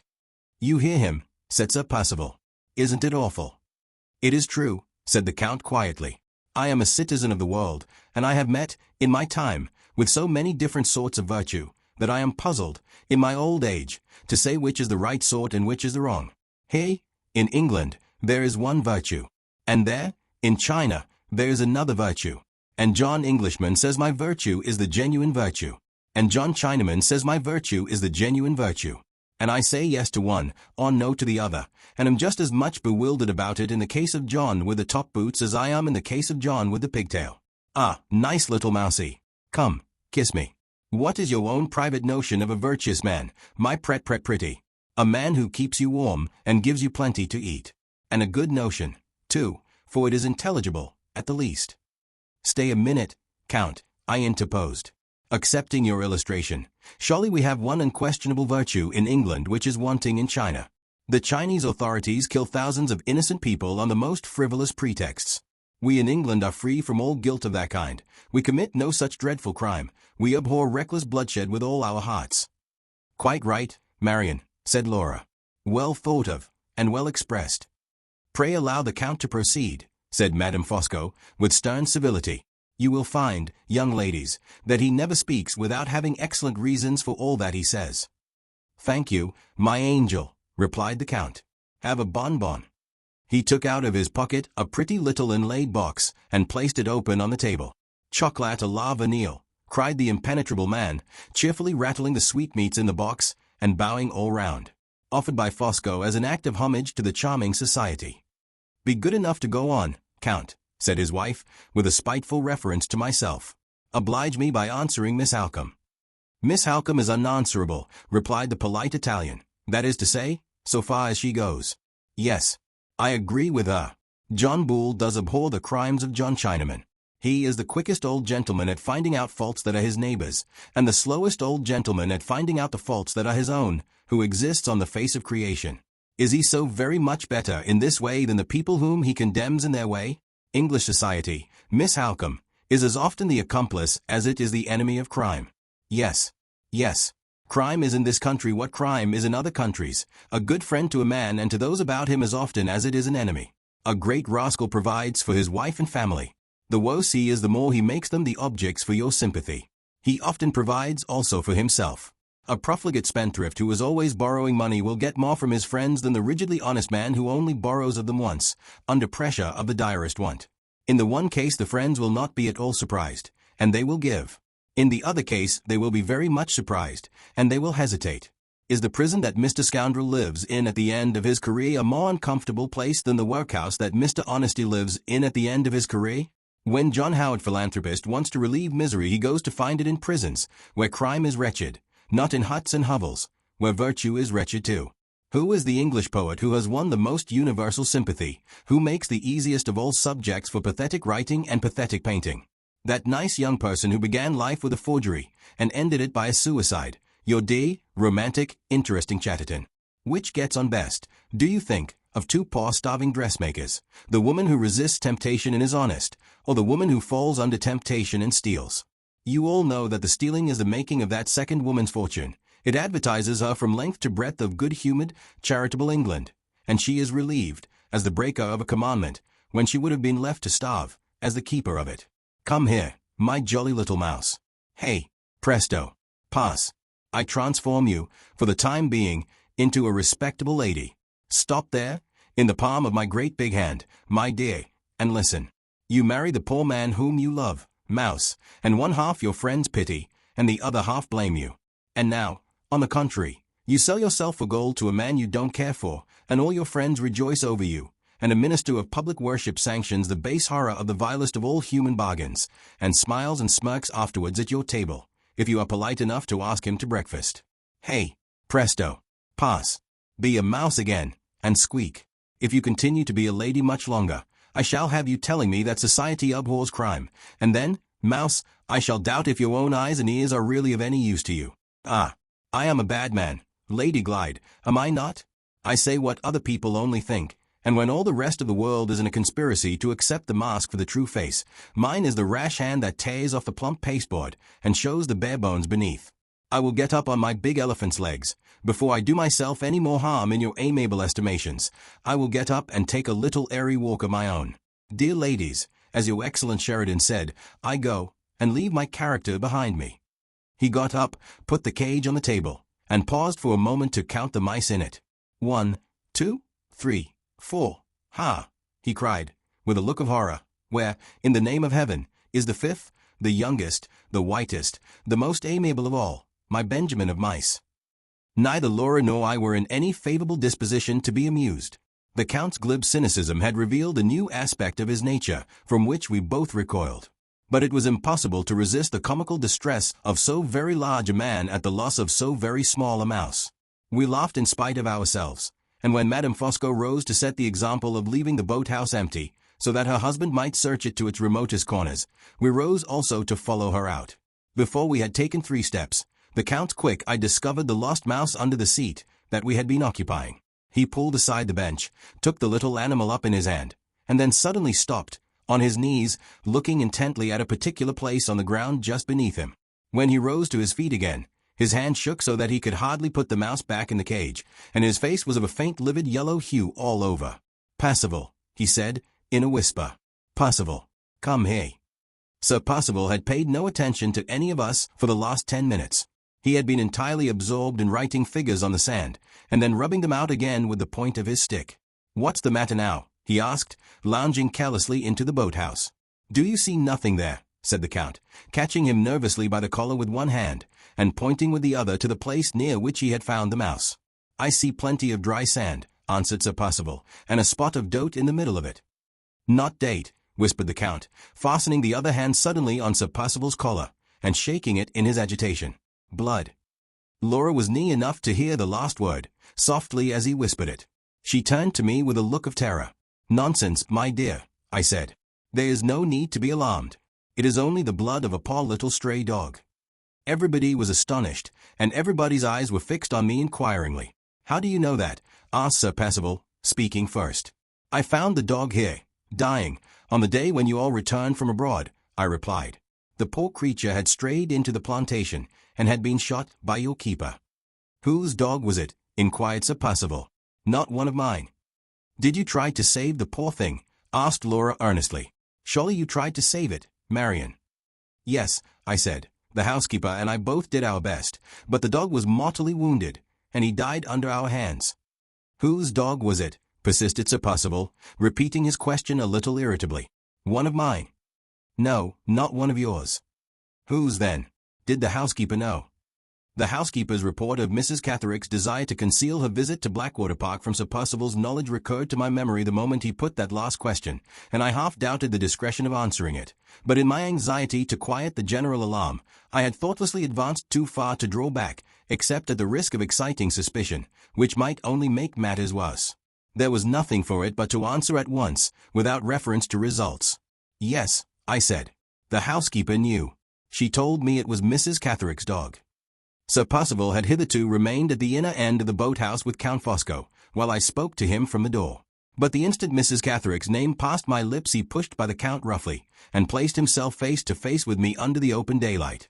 "How came the housekeeper to know it was Mrs. Catherick's dog?" he asked, fixing his eyes on mine with a frowning interest and attention, which half angered, half startled me. "She knew it," I said quietly, "because Mrs. Catherick brought the dog with her." "Brought it with her? Where did she bring it with her?" "To this house." "What the devil did Mrs. Catherick want at this house?" The manner in which he put the question was even more offensive than the language in which he expressed it. I marked my sense of his want of common politeness by silently turning away from him. Just as I moved, the Count's persuasive hand was laid on his shoulder, and the Count's mellifluous voice interposed to quiet him. "My dear Percival, gently, gently." Sir Percival looked round in his angriest manner. The Count only smiled and repeated the soothing application. "Gently, my good friend, gently." Sir Percival hesitated, followed me a few steps, and, to my great surprise, offered me an apology. "I beg your pardon, Miss Halcombe," he said. "I have been out of order lately, and I am afraid I am a little irritable. But I should like to know what Mrs. Catherick could possibly want here. When did she come? Was the housekeeper the only person who saw her?" "The only person," I answered, "so far as I know." The Count interposed again. "In that case, why not question the housekeeper?" he said. "Why not go, Percival, to the fountainhead of information at once?" "Quite right," said Sir Percival. "Of course the housekeeper is the first person to question. Excessively stupid of me not to see it myself." With those words he instantly left us to return to the house. The motive of the Count's interference, which had puzzled me at first, betrayed itself when Sir Percival's back was turned.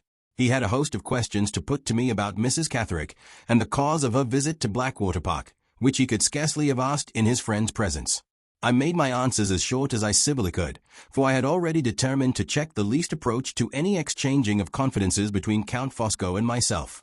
Laura, however, unconsciously helped him to extract all my information, by making inquiries herself, which left me no alternative but to reply to her, or to appear in the very unenviable and very false character of a depositary of Sir Percival's secrets. The end of it was, that, in about 10 minutes' time, the Count knew as much as I know of Mrs. Catherick, and of the events which have so strangely connected us with her daughter, and, from the time when Hartright met with her to this day, the effect of my information on him was, in one respect, curious enough. Intimately as he knows Sir Percival, and closely as he appears to be associated with Sir Percival's private affairs in general, he is certainly as far as I am from knowing anything of the true story of Catherick. The unsolved mystery in connection with this unhappy woman is now rendered doubly suspicious, in my eyes, by the absolute conviction which I feel, that the clue to it has been hidden by Sir Percival from the most intimate friend he has in the world. It was impossible to mistake the eager curiosity of the Count's look and manner, while he drank in greedily every word that fell from my lips. There are many kinds of curiosity, I know, but there is no misinterpreting the curiosity of blank surprise. If I ever saw it in my life, I saw it in the Count's face. While the questions and answers were going on, we had all been strolling quietly back through the plantation. As soon as we reached the house, the first object that we saw in front of it was Sir Percival's dog-cart, with the horse put to, and the groom waiting by it in his stable jacket. If these unexpected appearances were to be trusted, the examination of the housekeeper had produced important results already. "A fine horse, my friend," said the Count, addressing the groom with the most engaging familiarity of manner. "You are going to drive out?" "I am not going, sir," replied the man, looking at his stable jacket, and evidently wondering whether the foreign gentleman took it for his livery. "My master drives himself." "Aha," said the Count, "does he indeed? I wonder he gives himself the trouble, when he has got you to drive for him. Is he going to fatigue that nice, shining, pretty horse by taking him very far today?" "I don't know, sir," answered the man. "The horse is a mare, if you please, sir. She's the highest courage thing we've got in the stables. Her name's Brown Molly, sir, and she'll go till she drops. Sir Percival usually takes Isaac of York for the short distances. And your shining courageous Brown Molly for the long." "Yes, sir." "Logical inference, Miss Halcombe," continued the Count, wheeling round briskly, and addressing me. "Sir Percival is going a long distance today." I made no reply. I had my own inferences to draw, from what I knew through the housekeeper and from what I saw before me, and I did not choose to share them with Count Fosco. When Sir Percival was in Cumberland, I thought to myself, he walked away a long distance, on Anne's account, to question the family at Todd's Corner. Now he is in Hampshire. Is he going to drive away a long distance, on Anne's account again, to question Mrs. Catherick at Welmingham? We all entered the house. As we crossed the hall, Sir Percival came out from the library to meet us. He looked hurried and pale and anxious, but for all that, he was in his most polite mood when he spoke to us. "I am sorry to say I am obliged to leave you," he began. "A long drive, a matter that I can't very well put off. I shall be back in good time tomorrow. But before I go I should like that little business formality, which I spoke of this morning, to be settled. Laura, will you come into the library? It won't take a minute, a mere formality. Countess, may I trouble you also? I want you and the Countess, Fosco, to be witnesses to a signature, nothing more. Come in at once and get it over." He held the library door open until they had passed in, followed them, and shut it softly. I remained, for a moment afterwards, standing alone in the hall, with my heart beating fast and my mind misgiving me sadly. Then I went on to the staircase, and ascended slowly to my own room.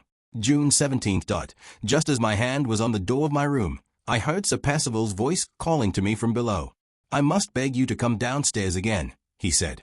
"It is Fosco's fault, Miss Halcombe, not mine. He has started some nonsensical objection to his wife being one of the witnesses, and has obliged me to ask you to join us in the library." I entered the room immediately with Sir Percival. Laura was waiting by the writing table, twisting and turning her garden hat uneasily in her hands. Madame Fosco sat near her, in an armchair, imperturbably admiring her husband, who stood by himself at the other end of the library, picking off the dead leaves from the flowers in the window. The moment I appeared, the Count advanced to meet me, and to offer his explanations. "1,000 pardons, Miss Halcombe," he said. "You know the character which is given to my countrymen by the English? We Italians are all wily and suspicious by nature, in the estimation of the good John Bull. Set me down, if you please, as being no better than the rest of my race. I am a wily Italian and a suspicious Italian. You have thought so yourself, dear lady, have you not? Well, it is part of my wiliness and part of my suspicion to object to Madame Fosco being a witness to Lady Glyde's signature, when I am also a witness myself." "There is not the shadow of a reason for his objection," interposed Sir Percival. "I have explained to him that the law of England allows Madame Fosco to witness a signature, as well as her husband." "I admit it," resumed the Count. "The law of England says, yes, but the conscience of Fosco says, no."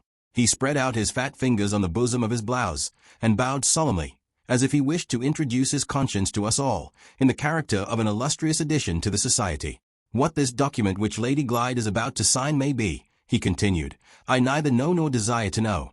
I only say this: circumstances may happen in the future which may oblige Percival, or his representatives, to appeal to the two witnesses, in which case it is certainly desirable that those witnesses should represent two opinions which are perfectly independent the one of the other.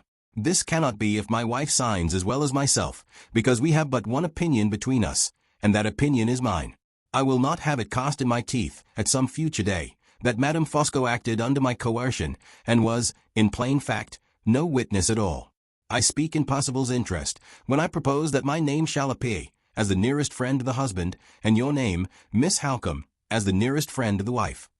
I am a Jesuit, if you please to think so, a splitter of straws, a man of trifles and crotchets and scruples, but you will humor me, I hope, in merciful consideration for my suspicious Italian character, and my uneasy Italian conscience." He bowed again, stepped back a few paces, and withdrew his conscience from our society as politely as he had introduced it. The Count's scruples might have been honorable and reasonable enough, but there was something in his manner of expressing them which increased my unwillingness to be concerned in the business of the signature. No consideration of less importance than my consideration for Laura would have induced me to consent to be a witness at all. One look, however, at her anxious face decided me to risk anything rather than desert her. "I will readily remain in the room," I said, "and if I find no reason for starting any small scruples on my side, you may rely on me as a witness." Sir Percival looked at me sharply, as if he was about to say something, but at the same moment, Madame Fosco attracted his attention by rising from her chair. She had caught her husband's eye, and had evidently received her orders to leave the room. "You needn't go," said Sir Percival. Madame Fosco looked for her orders again, got them again, said she would prefer leaving us to our business, and resolutely walked out. The Count lit a cigarette, went back to the flowers in the window, and puffed little jets of smoke at the leaves, in a state of the deepest anxiety about killing the insects. Meanwhile Sir Percival unlocked a cupboard beneath one of the bookcases, and produced from it a piece of parchment, folded longwise, many times over. He placed it on the table, opened the last fold only, and kept his hand on the rest. The last fold displayed a strip of blank parchment with little wafers stuck on it at certain places. Every line of the writing was hidden in the part, which he still held folded up under his hand. Laura and I looked at each other. Her face was pale, but it showed no indecision and no fear. Sir Percival dipped a pen in ink and handed it to his wife. "Sign your name there," he said, pointing to the place. "You and Fosco are to sign afterwards. Miss Halcombe, opposite those two wafers. Come here, Fosco." Witnessing a signature is not to be done by mooning out a window and smoking into the flowers. The Count threw away his cigarette and joined us at the table, with his hands carelessly thrust into the scarlet belt of his blouse, and his eyes steadily fixed on Sir Percival's face. Laura, who was on the other side of her husband, with the pen in her hand, looked at him too. He stood between them holding the folded parchment down firmly on the table, and glancing across at me, as I sat opposite to him, with such a sinister mixture of suspicion and embarrassment on his face that he looked more like a prisoner at the bar than a gentleman in his own house. "Sign there," he repeated, turning suddenly on Laura, and pointing once more to the place on the parchment. "What is it I am to sign?" she asked quietly. "I have no time to explain," he answered. "The dog-cart is at the door, and I must go directly. Besides, if I had time, you wouldn't understand. It is a purely formal document, full of legal technicalities and all that sort of thing. Come, sign your name, and let us have done as soon as possible." "I ought surely to know what I am signing, Sir Percival, before I write my name." "Nonsense. What have women to do with business? I tell you again, you can't understand it." "At any rate, let me try to understand it. Whenever Mr. Gilmore had any business for me to do, he always explained it first, and I always understood him." "I dare say he did. He was your servant, and was obliged to explain. I am your husband, and am not obliged. How much longer do you mean to keep me here? I tell you again, there is no time for reading anything. The dog-cart is waiting at the door. Once for all, will you sign or will you not?" She still had the pen in her hand, but she made no approach to signing her name with it. "If my signature pledges me to anything," she said, "surely I have some claim to know what that pledge is." He lifted up the parchment and struck it angrily on the table. "Speak out," he said. "You are always famous for telling the truth. Never mind Miss Halcombe, never mind Fosco. Say, in plain terms, you distrust me." The Count took one of his hands out of his belt and laid it on Sir Percival's shoulder. Sir Percival shook it off irritably. The Count put it on again with unruffled composure. "Control your unfortunate temper, Percival," he said. "Lady Glyde is right." "Right," cried Sir Percival. "A wife right in distrusting her husband." "It is unjust and cruel to accuse me of distrusting you," said Laura. "Ask Marian if I am not justified in wanting to know what this writing requires of me before I sign it." "I won't have any appeals made to Miss Halcombe," retorted Sir Percival. "Miss Halcombe has nothing to do with the matter." I had not spoken hitherto, and I would much rather not have spoken now. But the expression of distress in Laura's face when she turned it towards me, and the insolent injustice of her husband's conduct, left me no other alternative than to give my opinion, for her sake, as soon as I was asked for it. "Excuse me, Sir Percival," I said, "but as one of the witnesses to the signature, I venture to think that I have something to do with the matter. Laura's objection seems to me a perfectly fair one, and speaking for myself only, I cannot assume the responsibility of witnessing her signature unless she first understands what the writing is which you wish her to sign." "A cool declaration, upon my soul," cried Sir Percival. "The next time you invite yourself to a man's house, Miss Halcombe, I recommend you not to repay his hospitality by taking his wife's side against him in a matter that doesn't concern you." I started to my feet as suddenly as if he had struck me. If I had been a man, I would have knocked him down on the threshold of his own door, and have left his house, never on any earthly consideration to enter it again. But I was only a woman, and I loved his wife so dearly. Thank God, that faithful love helped me, and I sat down again without saying a word. She knew what I had suffered and what I had suppressed. She ran round to me, with the tears streaming from her eyes. "Oh, Marian," she whispered softly, "if my mother had been alive, she could have done no more for me." "Come back and sign," cried Sir Percival from the other side of the table. "Shall I?" she asked in my ear. "I will, if you tell me." "No," I answered. "The right and the truth are with you. Sign nothing, unless you have read it first." "Come back and sign," he reiterated, in his loudest and angriest tones. The Count, who had watched Laura and me with a close and silent attention, interposed for the second time. Percival, he said. I remember that I am in the presence of ladies. Be good enough, if you please, to remember it too. Sir Percival turned on him speechless with passion. The Count's firm hand slowly tightened its grasp on his shoulder, and the Count's steady voice quietly repeated, Be good enough, if you please, to remember it too. They both looked at each other. Sir Percival slowly drew his shoulder from under the Count's hand, slowly turned his face away from the Count's eyes, doggedly looked down for a little while at the parchment on the table, and then spoke, with the sullen submission of a tamed animal, rather than the becoming resignation of a convinced man. I don't want to offend anybody, he said, but my wife's obstinacy is enough to try the patience of a saint. I have told her this is merely a formal document, and what more can she want?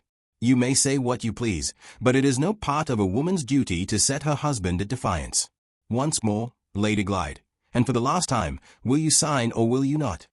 Laura returned to his side of the table, and took up the pen again. I will sign with pleasure, she said, if you will only treat me as a responsible being. I care little what sacrifice is required of me, if it will affect no one else, and lead to no ill results. Who talked of a sacrifice being required of you? He broke in, with a half-suppressed return of his former violence. I only meant, she resumed, that I would refuse no concession which I could honorably make.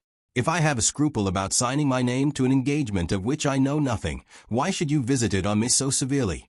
It is rather hard, I think, to treat Count Fosco's scruples so much more indulgently than you have treated mine. This unfortunate, yet most natural, reference to the Count's extraordinary power over her husband, indirect as it was, set Sir Percival's smouldering temper on fire again in an instant. Scruples, he repeated. Your scruples. It is rather late in the day for you to be scrupulous. I should have thought you had got over all weakness of that sort, when you made a virtue of necessity by marrying me. The instant he spoke those words, Laura threw down the pen, looked at him with an expression in her eyes which, throughout all my experience of her, I had never seen in them before, and turned her back on him in dead silence. This strong expression of the most open and the most bitter contempt was so entirely unlike herself, so utterly out of her character, that it silenced us all.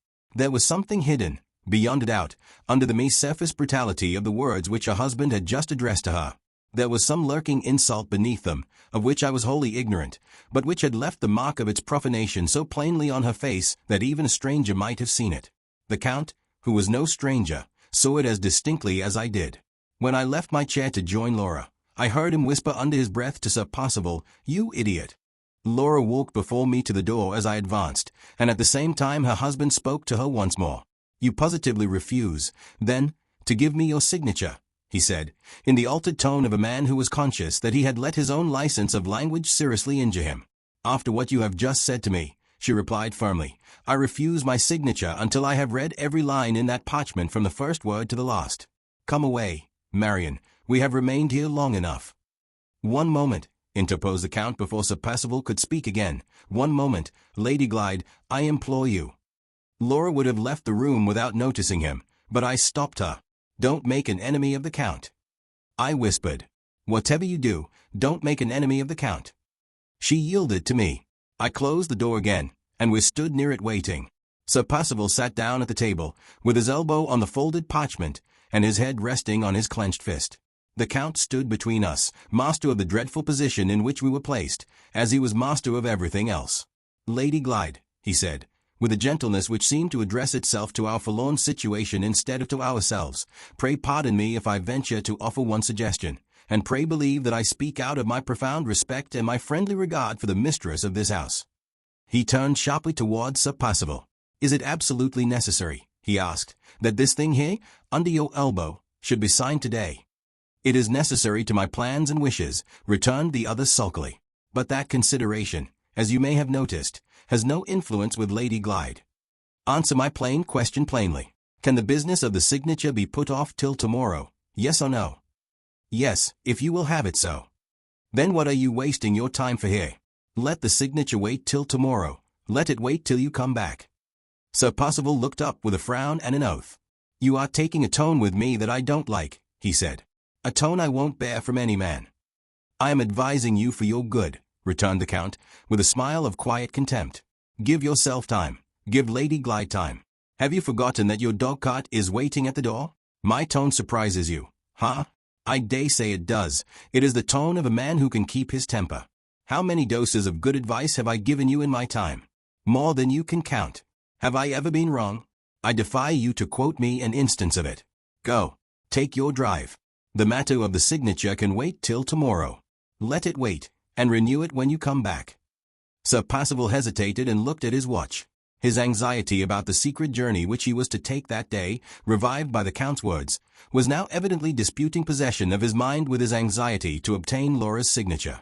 He considered for a little while, and then got up from his chair. "It is easy to argue me down," he said, "when I have no time to answer you. I will take your advice, Fosco, not because I want it or believe in it, but because I can't stop here any longer." He paused and looked round darkly at his wife. "If you don't give me your signature when I come back tomorrow." The rest was lost in the noise of his opening the bookcase cupboard again and locking up the parchment once more. He took his hat and gloves off the table and made for the door. Laura and I drew back to let him pass. "Remember tomorrow," he said to his wife, and went out. We waited to give him time to cross the hall and drive away. The Count approached us while we were standing near the door. "You have just seen Percival at his worst, Miss Halcombe," he said. "As his old friend, I am sorry for him and ashamed of him. As his old friend, I promise you that he shall not break out tomorrow in the same disgraceful manner in which he has broken out today." Laura had taken my arm while he was speaking, and she pressed it significantly when he had done. It would have been a hard trial to any woman to stand by and see the office of apologist for her husband's misconduct quietly assumed by his male friend in her own house, and it was a trial to her. I thanked the Count civilly, and let her out. Yes, I thanked him, for I felt already, with a sense of inexpressible helplessness and humiliation, that it was either his interest or his caprice to make sure of my continuing to reside at Blackwater Park, and I knew after Sir Percival's conduct to me, that without the support of the Count's influence, I could not hope to remain there. His influence, the influence of all others that I dreaded most, was actually the one tie which now held me to Laura in the hour of her utmost need. We heard the wheels of the dog-cart crashing on the gravel of the drive as we came into the hall. Sir Percival had started on his journey. "Where's he going to, Marian?" Laura whispered. "Every fresh thing he does seems to terrify me about the future. Have you any suspicions?" After what she had undergone that morning, I was unwilling to tell her my suspicions. How should I know his secrets? I said evasively. "I wonder if the housekeeper knows," she persisted. "Certainly not," I replied. "She must be quite as ignorant as we are." Laura shook her head doubtfully. "Did you not hear from the housekeeper that there was a report of an Catholic having been seen in this neighborhood?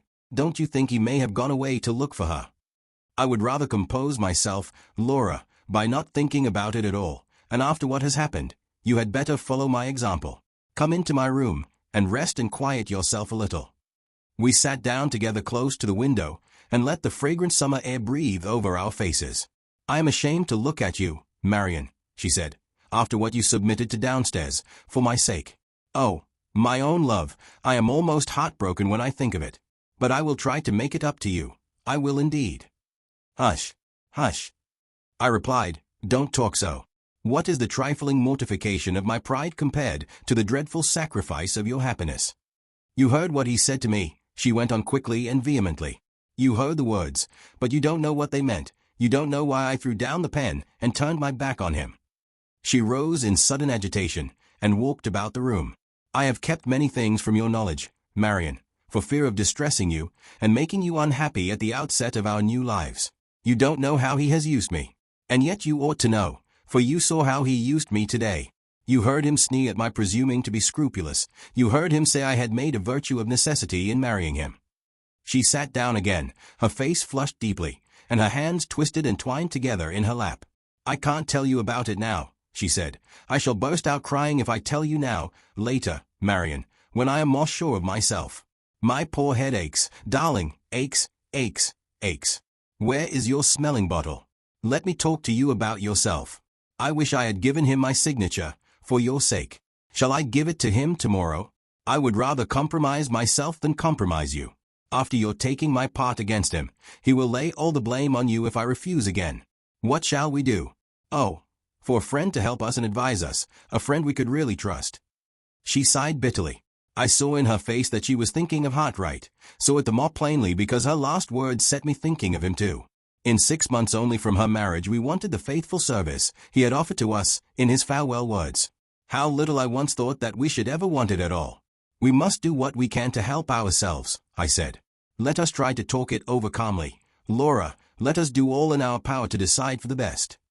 Putting what she knew of her husband's embarrassments and what I had heard of his conversation with the lawyer together, we arrived necessarily at the conclusion that the parchment in the library had been drawn up for the purpose of borrowing money, and that Laura's signature was absolutely necessary to fit it for the attainment of Sir Percival's object.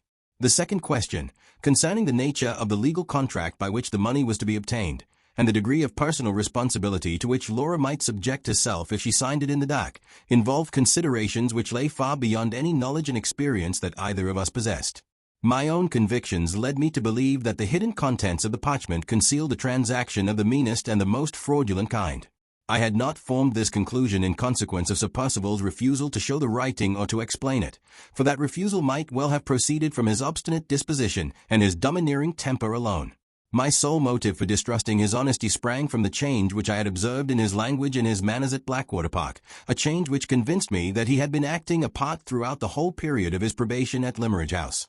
His elaborate delicacy, his ceremonious politeness which harmonized so agreeably with Mr. Gilmore's old-fashioned notions, his modesty with Laura, his candor with me, his moderation with Mr. Fairlie, all these were the artifices of a mean, cunning, and brutal man, who had dropped his disguise when his practiced duplicity had gained its end, and had openly shown himself in the library on that very day. I say nothing of the grief which this discovery caused me on Laura's account, for it is not to be expressed by any words of mine.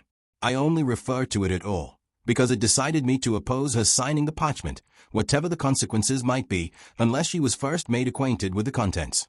Under these circumstances, the one chance for us when tomorrow came was to be provided with an objection to giving the signature, which might rest on sufficiently firm commercial or legal grounds to shake Sir Percival's resolution, and to make him suspect that we two women understood the laws and obligations of business as well as himself. After some pondering, I determined to write to the only honest man within reach whom we could trust to help us discreetly in our forlorn situation. That man was Mr. Gilmore's partner, Mr. Cole, who conducted the business now that our old friend had been obliged to withdraw from it, and to leave London on account of his health.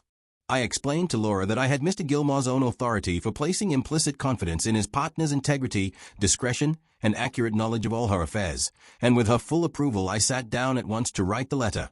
I began by stating our position to Mr. Kell exactly as it was, and then asked for his advice in return, expressed in plain, downright terms which he could comprehend without any danger of misinterpretations and mistakes. My letter was as short as I could possibly make it, and was, I hope, unencumbered by needless apologies and needless details. Just as I was about to put the address on the envelope, an obstacle was discovered by Laura, which in the effort and preoccupation of writing had escaped my mind altogether. "How are we to get the answer in time?" she asked. "Your letter will not be delivered in London before tomorrow morning, and the post will not bring the reply here till the morning after."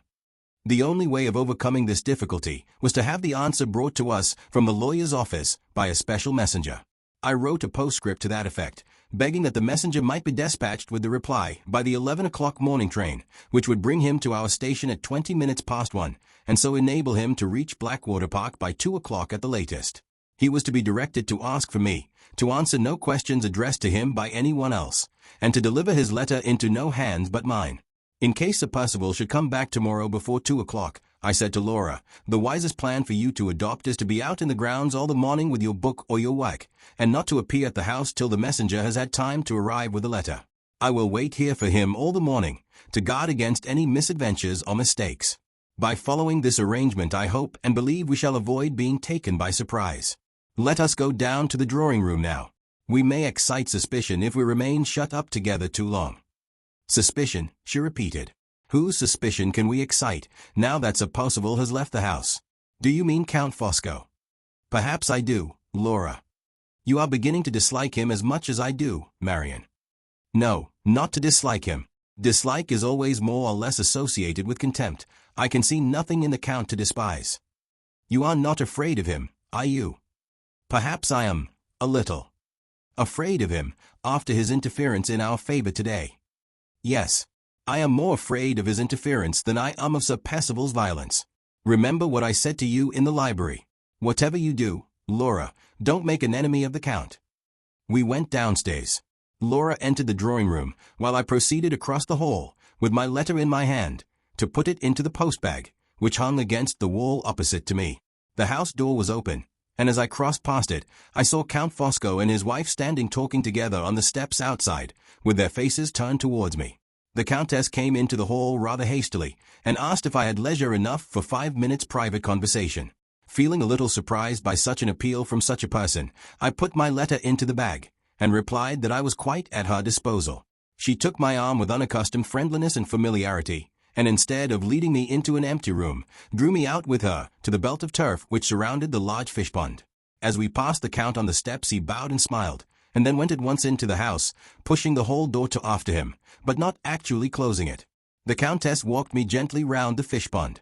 I expected to be made the depository of some extraordinary confidence, and I was astonished to find that Madame Fosco's communication for my private ear was nothing more than a polite assurance of her sympathy for me after what had happened in the library. Her husband had told her of all that had passed, and of the insolent manner in which Sir Percival had spoken to me. This information had so shocked and distressed her, on my account and on Laura's, that she had made up her mind, if anything of the sort happened again, to mark her sense of Sir Percival's outrageous conduct by leaving the house. The Count had approved of her idea, and she now hoped that I approved of it too.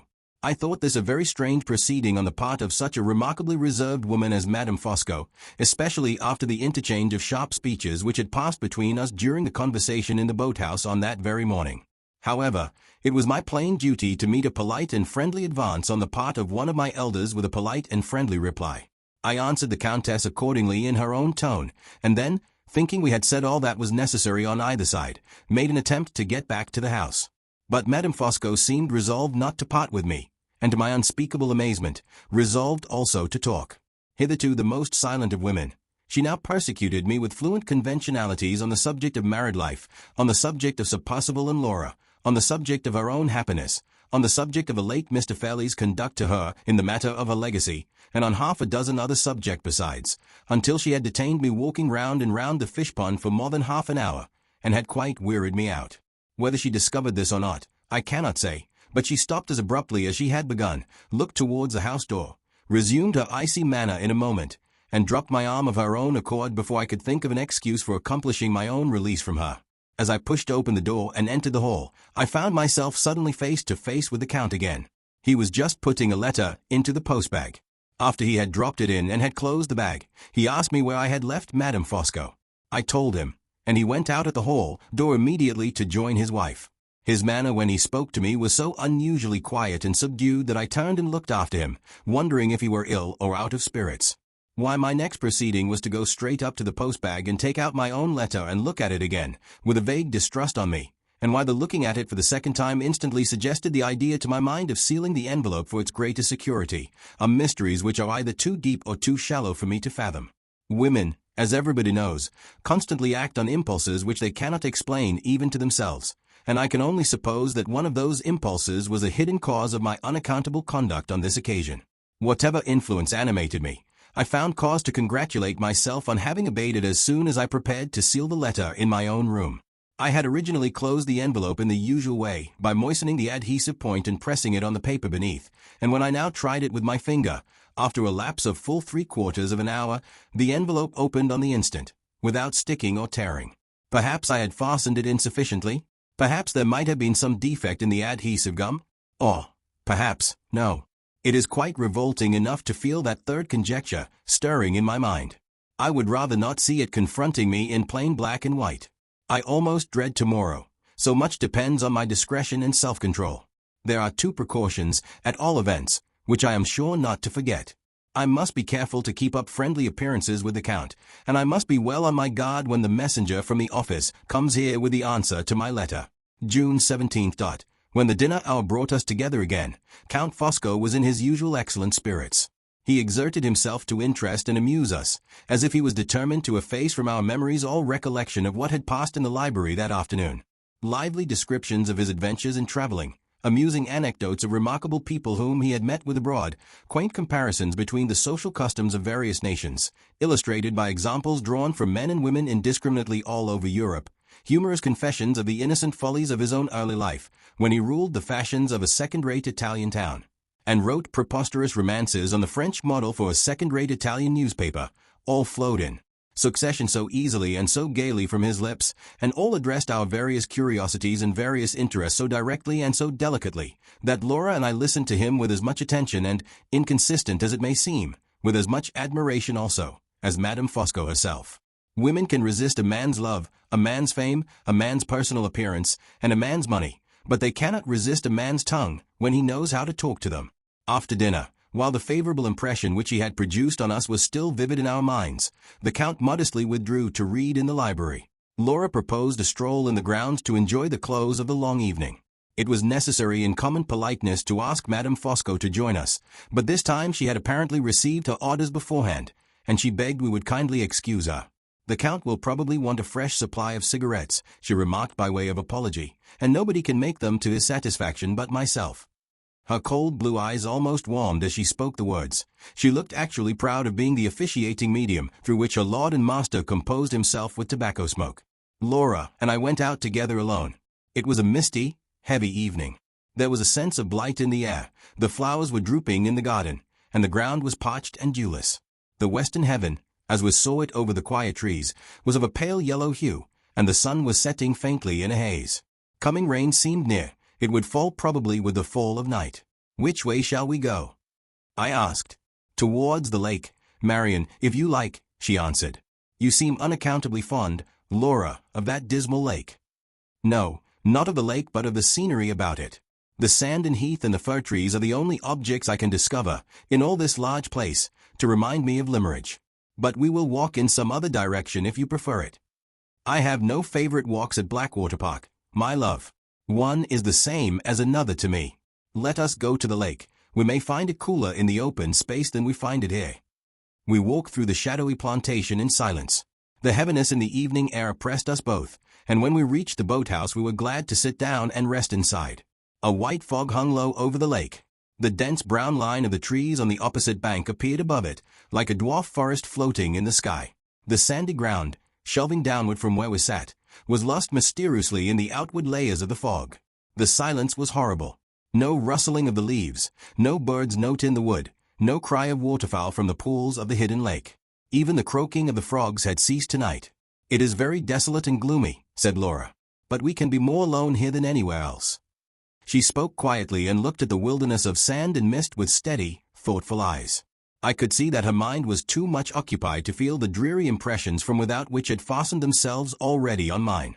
I promised, Marian, to tell you the truth about my married life, instead of leaving you any longer to guess it for yourself, she began. That secret is the first I have ever had from you, love, and I am determined it shall be the last. I was silent, as you know, for your sake, and perhaps a little for my own sake as well.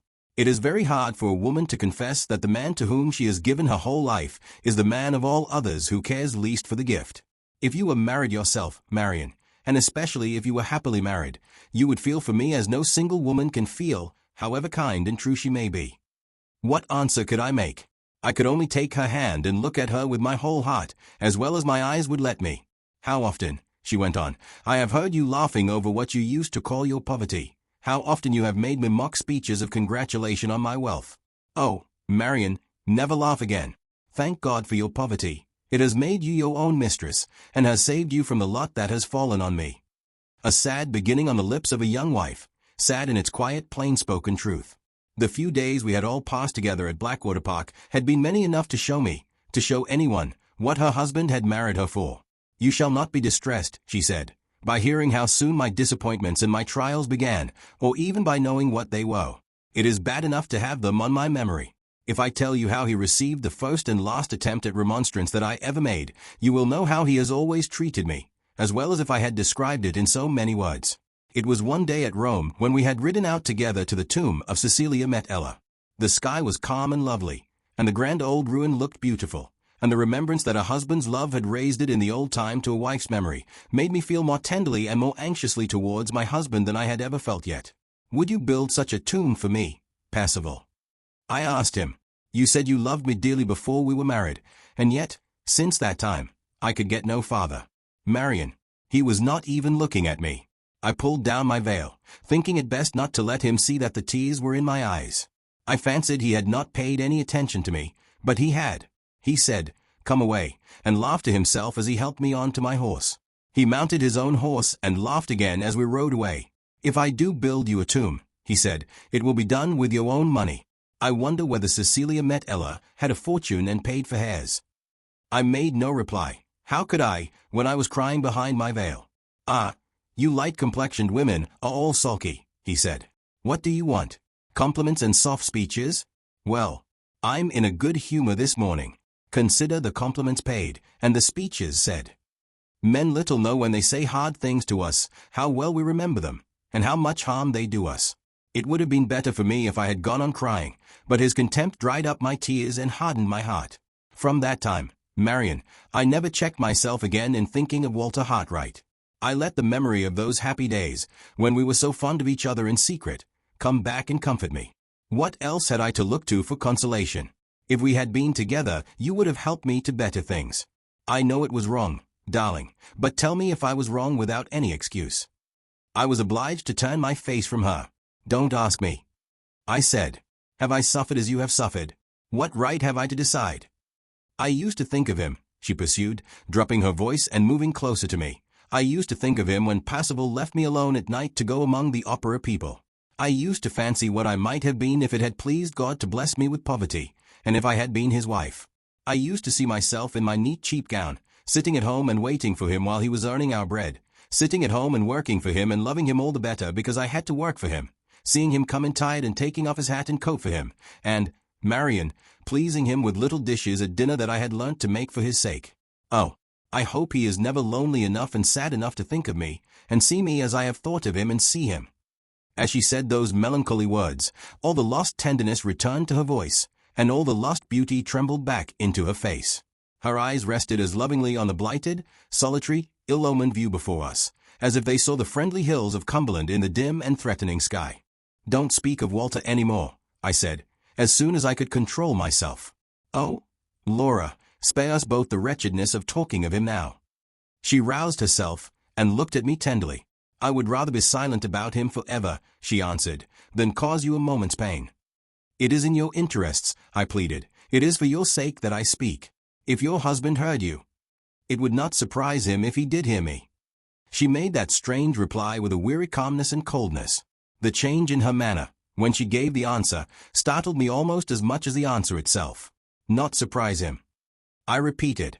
"Laura, remember what you are saying. You frighten me."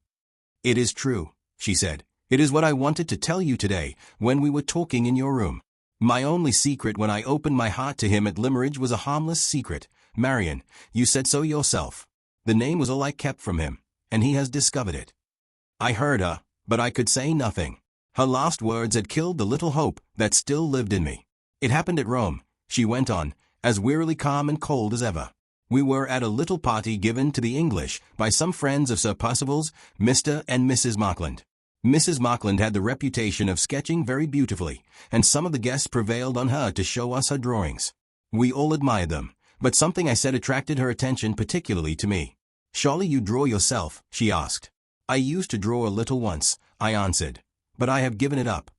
"If you have once drawn," she said, "you may take to it again one of these days, and if you do, I wish you would let me recommend you a master."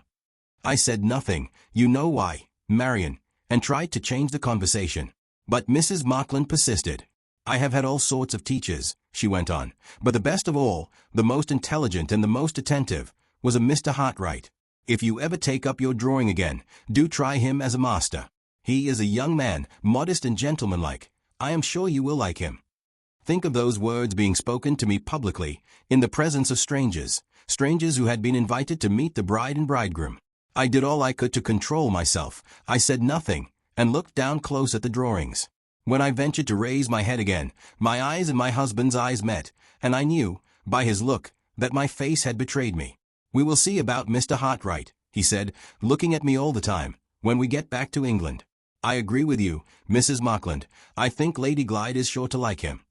He laid an emphasis on the last words which made my cheeks burn, and set my heart beating as if it would stifle me. Nothing more was said. We came away early. He was silent in the carriage driving back to the hotel. He helped me out, and followed me upstairs as usual. But the moment we were in the drawing-room, he locked the door, pushed me down into a chair, and stood over me with his hands on my shoulders. ever since that morning when you made your audacious confession to me at Limmeridge," he said, "I have wanted to find out the man, and I found him in your face tonight. Your drawing master was the man, and his name is Hartright. You shall repent it, and he shall repent it, to the last hour of your lives. Now go to bed and dream of him if you like, with the marks of my horsewhip on his shoulders. Whenever he is angry with me now he refers to what I acknowledge to him in your presence with a sneer or a threat. I have no power to prevent him from putting his own horrible construction on the confidence I placed in him. I have no influence to make him believe me or to keep him silent. You look surprised today when you heard him tell me that I had made a virtue of necessity in marrying him. You will not be surprised again when you hear him repeat it the next time he is out of temper. Oh, Marian, don't. You hurt me." I had caught her in my arms, and the sting and torment of my remorse had closed them round her like a vice. Yes, my remorse. The white despair of Walter's face, when my cruel words struck him to the heart in the summer house at Limmeridge, rose before me in mute, unendurable reproach. My hand had pointed the way which led the man my sister loved, step by step, far from his country and his friends. Between those two young hearts I had stood, to sunder them forever, the one from the other, and his life and her life lay wasted before me alike in witness of the deed. I had done this, and done it for Sir Percival Glyde. For Sir Percival Glyde. I heard her speaking, and I knew by the tone of her voice that she was comforting me. I, who deserved nothing but the reproach of her silence. How long it was before I mastered the absorbing misery of my own thoughts, I cannot tell. I was first conscious that she was kissing me, and then my eyes seemed to wake on a sudden to their sense of outward things, and I knew that I was looking mechanically straight before me at the prospect of the lake. "It is late," I heard her whisper. "It will be dark in the plantation." She shook my arm and repeated, "Marian, it will be dark in the plantation." "Give me a minute longer," I said, "a minute, to get better in." I was afraid to trust myself to look at her yet, and I kept my eyes fixed on the view. It was late. The dense brown line of trees in the sky had faded in the gathering darkness to the faint resemblance of a long wreath of smoke. The mist over the lake below had stealthily enlarged and advanced on us. The silence was as breathless as ever, but the horror of it had gone, and the solemn mystery of its stillness was all that remained. "We are far from the house," she whispered. "Let us go back." She stopped suddenly, and turned her face from me towards the entrance of the boathouse.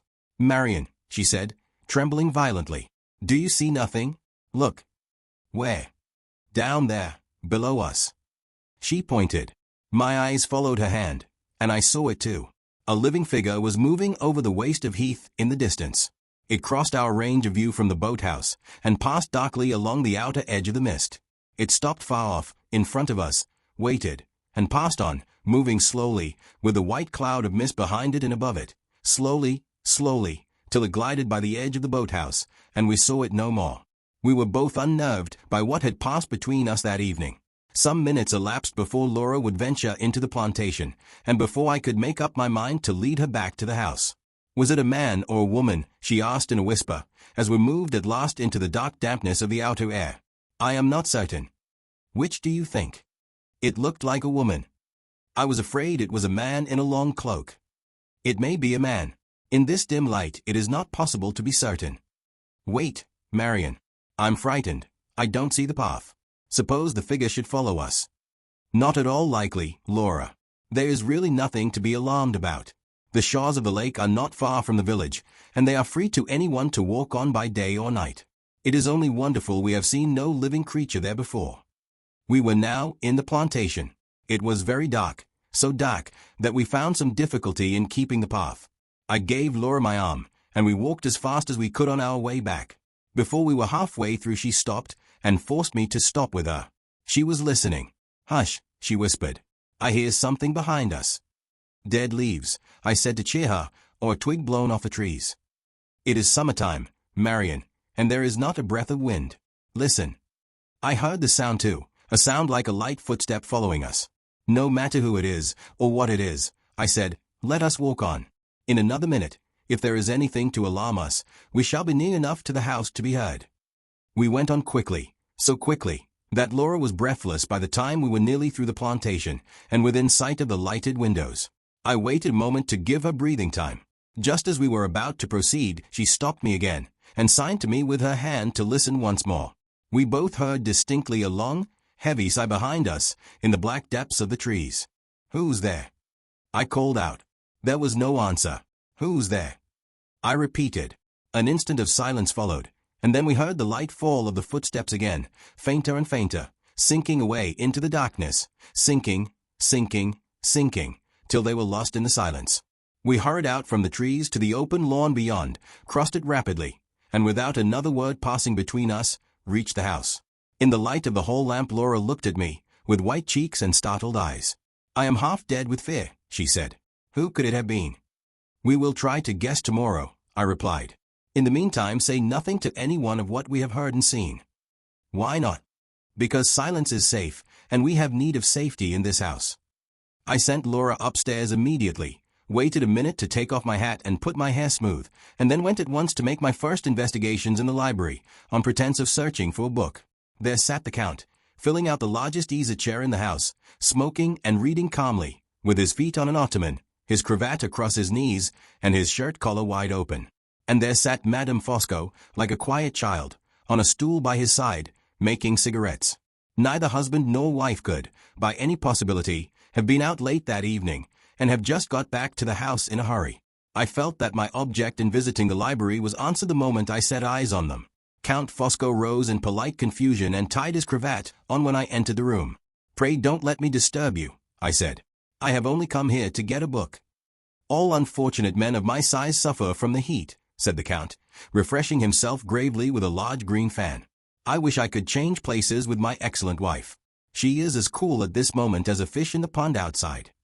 The Countess allowed herself to thaw under the influence of her husband's quaint comparison. I am never warm, Miss Halcombe, she remarked, with the modest air of a woman who was confessing to one of her own merits. Have you and Lady Glyde been out this evening? Asked the Count, while I was taking a book from the shelves to preserve appearances. Yes, we went out to get a little A. May I ask in what direction? In the direction of the lake, as far as the boathouse. As far as the boathouse. Under other circumstances I might have resented his curiosity, but tonight I hailed it as another proof that neither he nor his wife were connected with a mysterious appearance at the lake. No more adventures, I suppose, this evening, he went on. No more discoveries, like your discovery of the wounded dog. He fixed his unfathomable gray eyes on me, with that cold, clear, irresistible glitter in them which always forces me to look at him, and always makes me uneasy while I do look. An unutterable suspicion that his mind is prying into mine overcomes me at these times, and it overcame me now. No, I said shortly, no adventures, no discoveries. I tried to look away from him and leave the room. Strange as it seems, I hardly think I should have succeeded in the attempt if Madame Fosco had not helped me by causing him to move and look away first. Count, you are keeping Miss Halcombe standing, she said. The moment he turned round to get me a chair, I seized my opportunity, thanked him, made my excuses, and slipped out. An hour later, when Laura's maid happened to be in her mistress's room, I took occasion to refer to the closeness of the night, with a view to ascertaining next how the servants had been passing their time. Have you been suffering much from the heat downstairs? I asked. No, miss, said the girl, we have not felt it to speak of. You have been out in the woods then, I suppose. Some of us thought of going, miss. But cook said she should take her chair into the cool courtyard, outside the kitchen door. And on second thoughts, all the rest of us took our chairs out there too. The housekeeper was now the only person who remained to be accounted for. Is Mrs. Michelson gone to bed yet? I inquired. I should think not, miss, said the girl, smiling. Mrs. Michelson is more likely to be getting up just now than going to bed. Why? What do you mean? Has Mrs. Michelson been taking to her bed in the daytime? No, miss, not exactly, but the next thing to it. She's been asleep all the evening on the sofa in her own room. Putting together what I observed for myself in the library, and what I have just heard from Laura's maid, one conclusion seems inevitable. The figure we saw at the lake was not the figure of Madame Fosco, of her husband, or of any of the servants. The footsteps we heard behind us were not the footsteps of any one belonging to the house. Who could it have been? It seems useless to inquire. I cannot even decide whether the figure was a man's or woman's. I can only say that I think it was a woman's. June 18th. The misery of self-reproach which I suffered yesterday evening, on hearing what Laura told me in the boathouse, returned in the loneliness of the night, and kept me waking and wretched for hours. I lighted my candle at last, and searched through my old journals to see what my share in the fatal error of her marriage had really been, and what I might have once done to save her from it. The result soothed me a little, for it showed that, however blindly and ignorantly I acted for the best.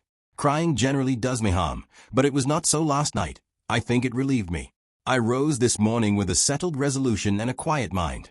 Nothing so possible can say or do shall ever irritate me again, or make me forget for one moment that I am staying here in defiance of mortifications, insults, and threats, for Laura's service and for Laura's sake. The speculations in which we might have indulged this morning, on the subject of the figure at the lake and the footsteps in the plantation, have been all suspended by a trifling accident which has caused Laura great regret. She has lost the little brooch I gave her for a keepsake on the day before her marriage. As she wore it when we went out yesterday evening, we can only suppose that it must have dropped from her dress, either in the boathouse or on our way back. The servants have been sent to search, and have returned unsuccessful. And now Laura herself has gone to look for it. Whether she finds it or not, the loss will help to excuse her absence from the house, if so possible returns before the letter from Mr. Gilmore's partner is placed in my hands. 1 o'clock has just struck. I am considering whether I had better wait here for the arrival of the messenger from London, or slip away quietly, and watch for him outside the lodge gate. My suspicion of everybody and everything in this house inclines me to think that the second plan may be the best. The Count is safe in the breakfast room. I heard him, through the door, as I ran upstairs 10 minutes since, exercising his canary birds at their tricks. Come out on my little finger, my pretties. Come out, and hop upstairs.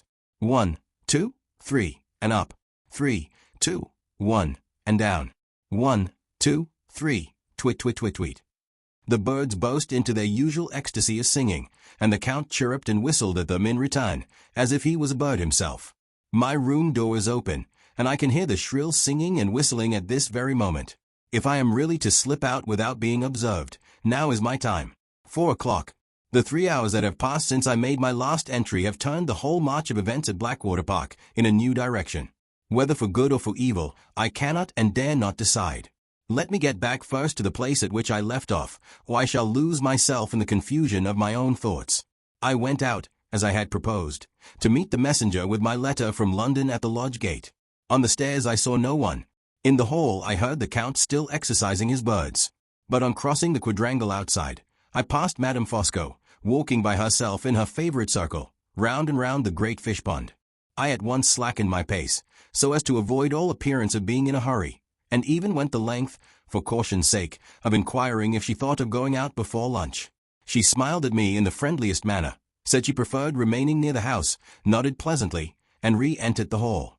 I looked back, and saw that she had closed the door before I had opened the wicket by the side of the carriage gates. In less than a quarter of an hour I reached the lodge. The lane outside took a sudden turn to the left, ran on straight for 100 yards or so, and then took another sharp turn to the right to join the highroad. Between these two turns, hidden from the lodge on one side, and from the way to the station on the other, I waited, walking backwards and forwards. High hedges were on either side of me, and for 20 minutes, by my watch, I neither saw nor heard anything. At the end of that time, the sound of a carriage caught my ear, and I was met, as I advanced towards the second turning, by a fly from the railway. I made a sign to the driver to stop. As he obeyed me, a respectable-looking man put his head out of the window to see what was the matter. "I beg your pardon," I said, "but am I right in supposing that you are going to Blackwater Park?" "Yes, With a letter for anyone?" "With a letter for Miss Halcombe." "You may give me the letter. I am Miss Halcombe." The man touched his hat, got out of the fly immediately, and gave me the letter. I opened it at once and read these lines. I copy them here, thinking it best to destroy the original for caution's sake. "Dear Madam, your letter received this morning has caused me very great anxiety. I will reply to it as briefly and plainly as possible. My careful consideration of the statement made by yourself, and my knowledge of Lady Glyde's position, as defined in the settlement, lead me, I regret to say, to the conclusion that a loan of the trust money to Sir Percival, or, in other words, a loan of some portion of the £20,000 of Lady Glyde's fortune, is in contemplation, and that she is made a party to the deed, in order to secure her approval of a flagrant breach of trust, and to have her signature produced against her if she should complain hereafter.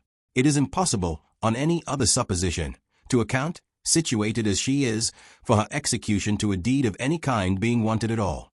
In the event of Lady Glyde's signing such a document, as I am compelled to suppose the deed in question to be, her trustees would be at liberty to advance money to Sir Percival out of her £20,000. If the amount so lent should not be paid back, And if Lady Glyde should have children, their fortune will then be diminished by the sum, large or small, so advanced. In plainer terms still, the transaction, for anything that Lady Glyde knows to the contrary, may be a fraud upon her unborn children. Under these serious circumstances, I would recommend Lady Glyde to assign as a reason for withholding her signature that she wishes the deed to be first submitted to myself, as her family solicitor, in the absence of my partner, Mr. Gilmore.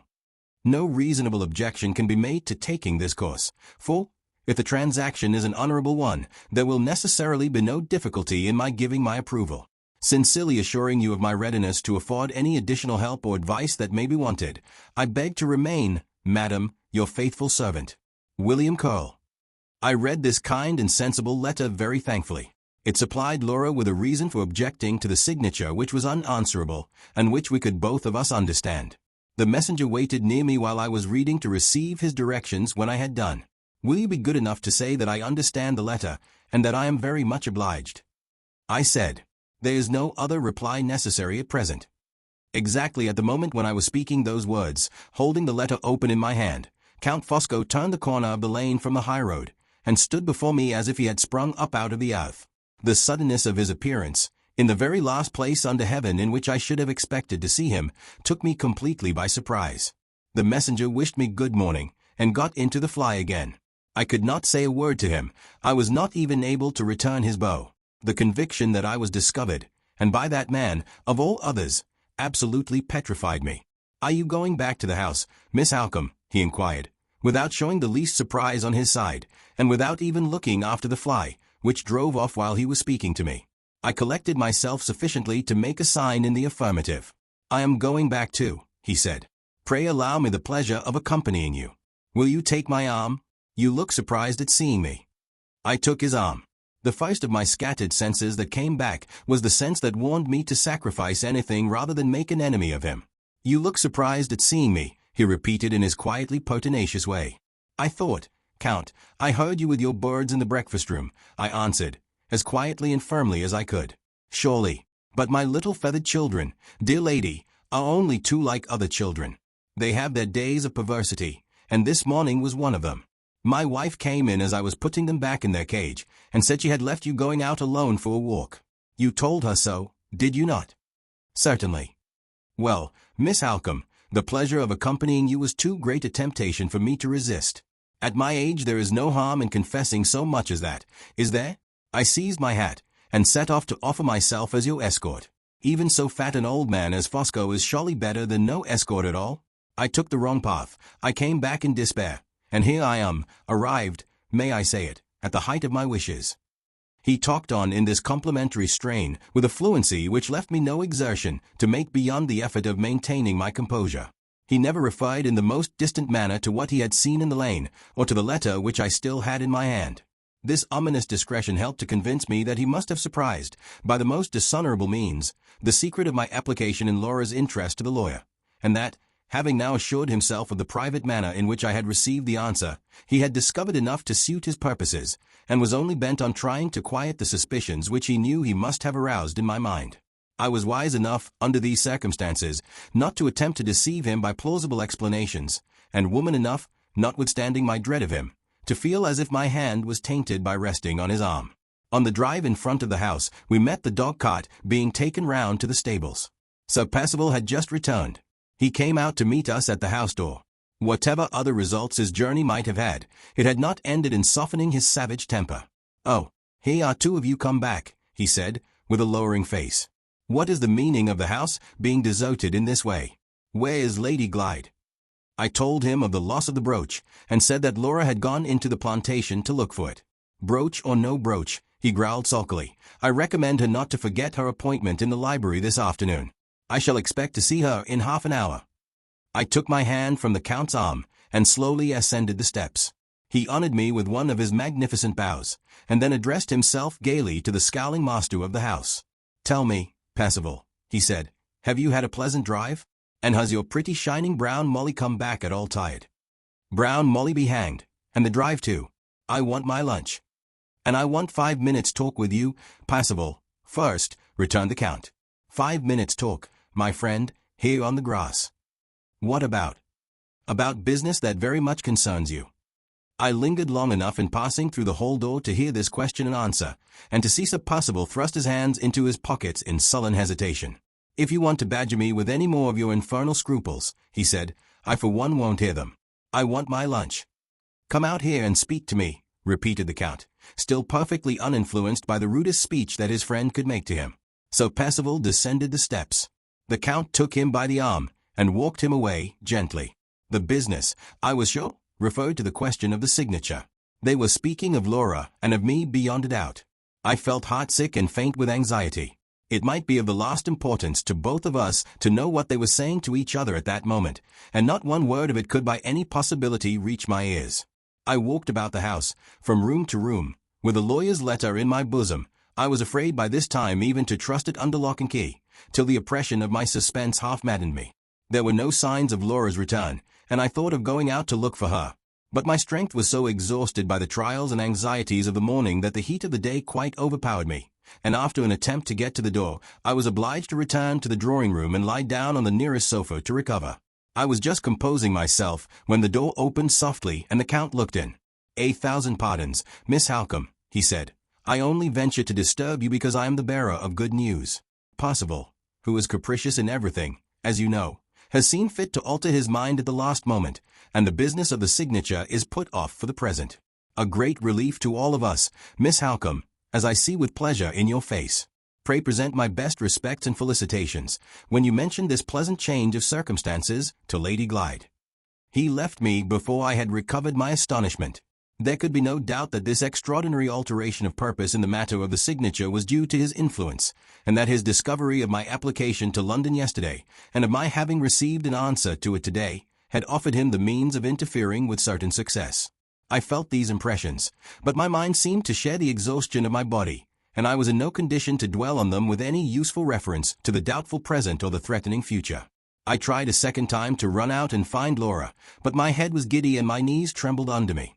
There was no choice but to give it up again and return to the sofa, sorely against my will.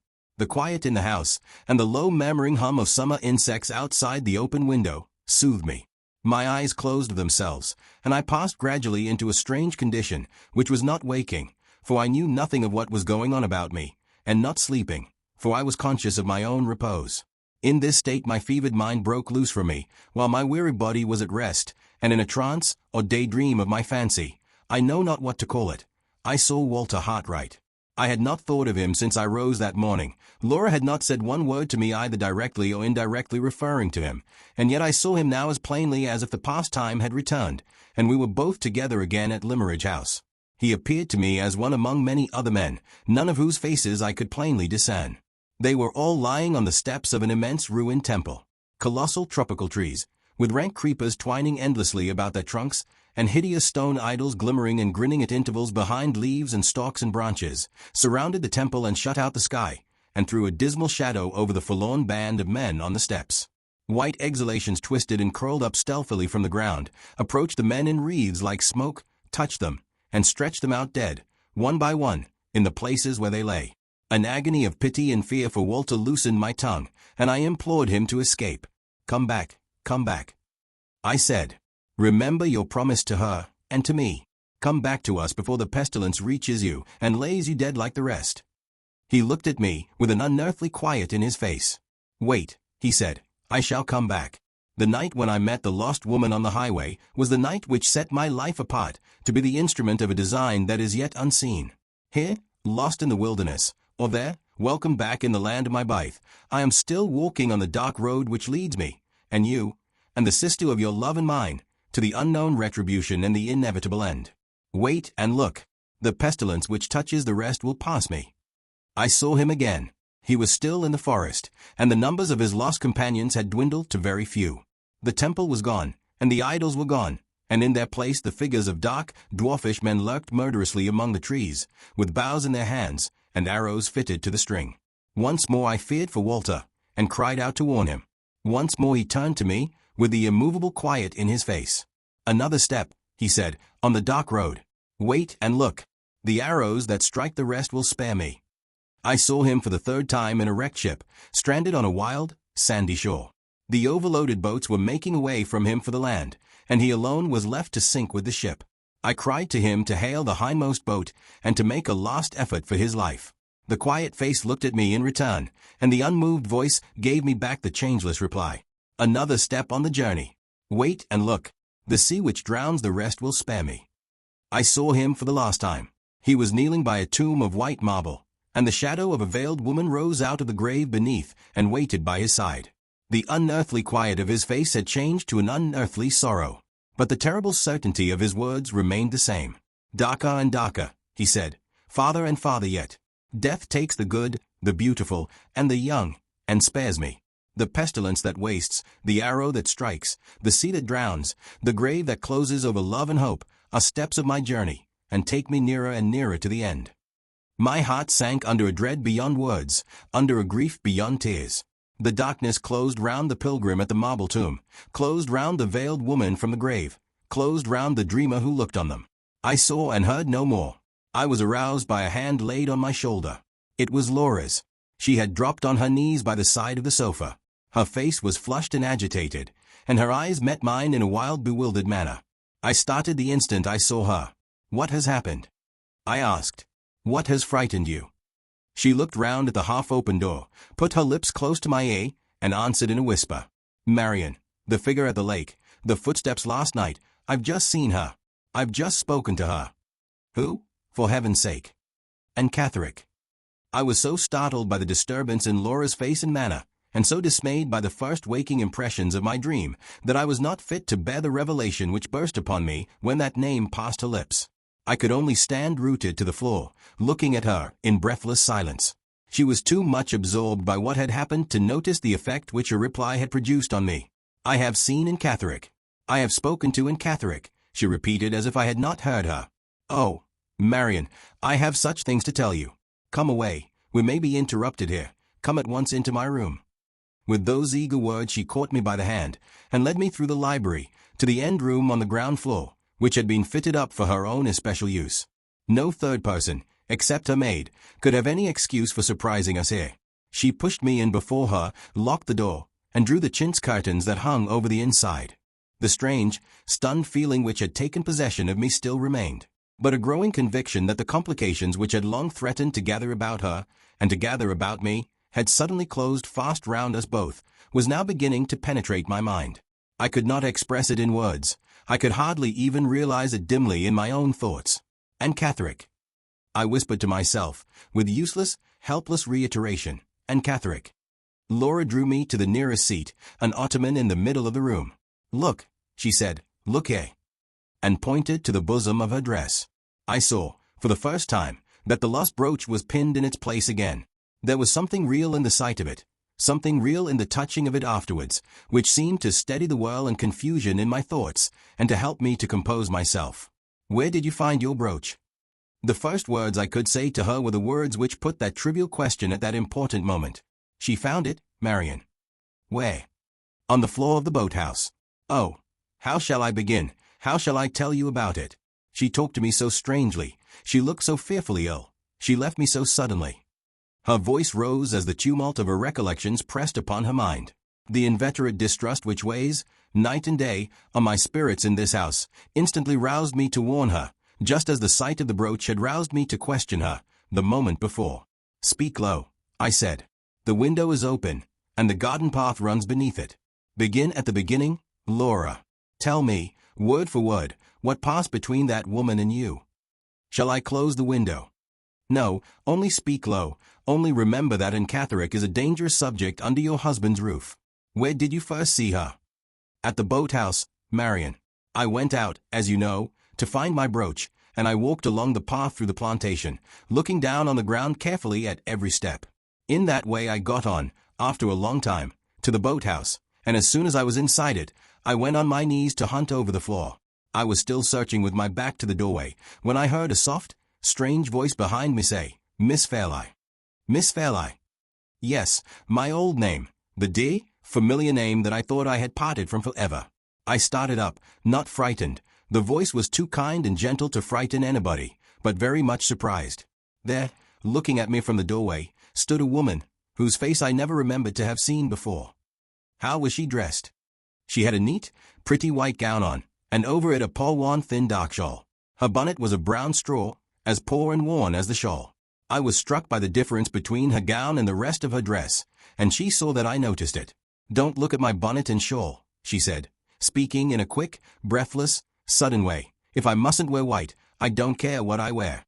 Look at my gown as much as you please. I'm not ashamed of that." Very strange, was it not? Before I could say anything to soothe her, she held out one of her hands, and I saw my brooch in it. I was so pleased and so grateful that I went quite close to her to say what I really felt. "Are you thankful enough to do me one little kindness?" she asked. "Yes, indeed," I answered. "Any kindness in my power I shall be glad to show you." "Then let me pin your brooch on for you, now I have found it." Her request was so unexpected, Marian, and she made it with such extraordinary eagerness that I drew back a step or two, not well knowing what to do. "Ah," she said, "your mother would have let me pin on the brooch." There was something in her voice and her look, as well as in her mentioning my mother in that reproachful manner, which made me ashamed of my distrust. I took her hand with the brooch in it, and put it up gently on the bosom of my dress. "You knew my mother?" I said. "Was it very long ago? Have I ever seen you before?" Her hands were busy fastening the brooch. She stopped and pressed them against my breast. "You don't remember a fine spring day at Limmeridge," she said, "and your mother walking down the path that led to the school, with a little girl on each side of her? I have had nothing else to think of since, and I remember it. You were one of the little girls, and I was the other. Pretty, clever Miss Fairlie and Pod Dazed and Catherick were nearer to each other then than they are now. Did you remember her, Laura, when she told you her name?" "Yes, I remembered your asking me about and Catherick at Limmeridge, and your saying that she had once been considered like me." "What reminded you of that, Laura?" "She reminded me. While I was looking at her, while she was very close to me, it came over my mind suddenly that we were like each other. Her face was pale and thin and weary, but the sight of it startled me, as if it had been the sight of my own face in the glass after a long illness. The discovery, I don't know why, gave me such a shock, that I was perfectly incapable of speaking to her for the moment." "Did she seem hurt by your silence?" "I am afraid she was hurt by it. You have not got your mother's face," she said, "or your mother's heart.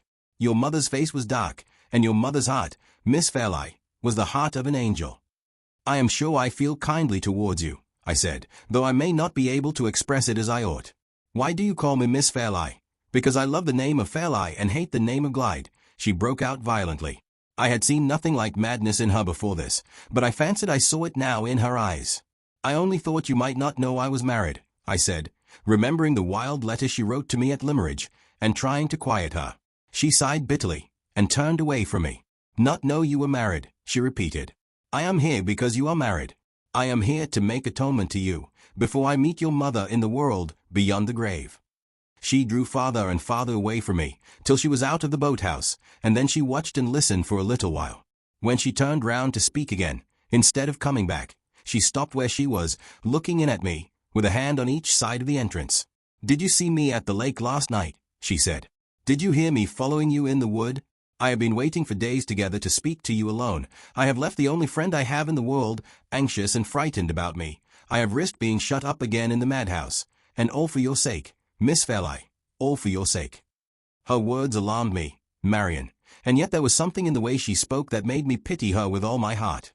I am sure my pity must have been sincere, for it made me bold enough to ask the poor creature to come in and sit down in the boathouse by my side. Did she do so? No. She shook her head, and told me she must stop where she was, to watch and listen, and see that no third person surprised us. And from first to last, there she waited at the entrance, with a hand on each side of it, sometimes bending in suddenly to speak to me, sometimes drawing back suddenly to look about her. "I was here yesterday," she said, "before it came dark, and I heard you, and the lady with you, talking together. I heard you tell her about your husband.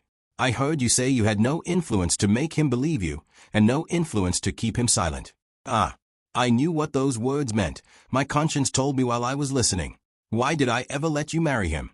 Oh, my fear, my mad, miserable, wicked fear." She covered up her face in her paw-worn shawl, and moaned and murmured to herself behind it. I began to be afraid she might break out into some terrible despair, which neither she nor I could master. "Try to quiet yourself," I said. "Try to tell me how you might have prevented my marriage."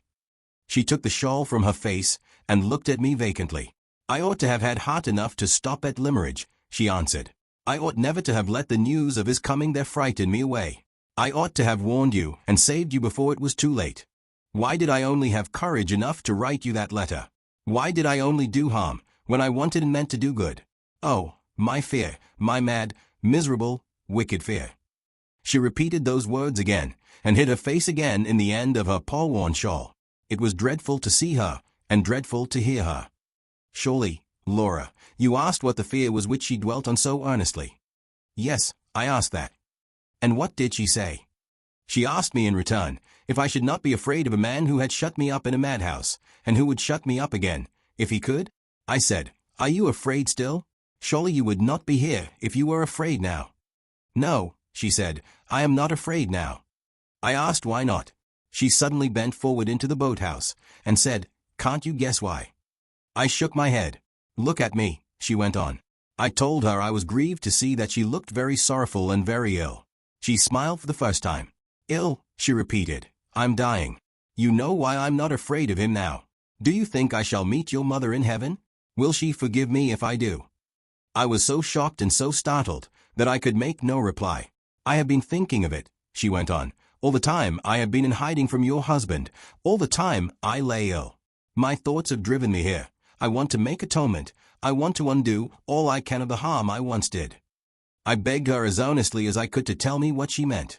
She still looked at me with fixed vacant eyes. Shall I undo the harm? She said to herself doubtfully. You have friends to take your part. If you know his secret, he will be afraid of you. He won't dare use you as he used me. He must treat you mercifully for his own sake, if he is afraid of you and your friends. And if he treats you mercifully, and if I can say it was my doing. I listened eagerly for more, but she stopped at those words. You tried to make her go on. I tried, but she only drew herself away from me again, and leaned her face and arms against the side of the boathouse. Oh, I heard her say, with a dreadful, distracted tenderness in her voice, oh, if I could only be buried with your mother. If I could only wake at her side, when the angel's trumpet sounds, and the graves give up their dead at the resurrection. Marian. I trembled from head to foot. It was horrible to hear her. But there is no hope of that, she said, moving a little, so as to look at me again. No hope for a poor stranger like me. I shall not rest under the marble crust that I washed with my own hands, and made so white and pure for her sake. Oh no, oh no. God's mercy, not man's, will take me to her, where the wicked cease from troubling and the weary are at rest. She spoke those words quietly and sorrowfully, with a heavy, hopeless sigh, and then waited a little.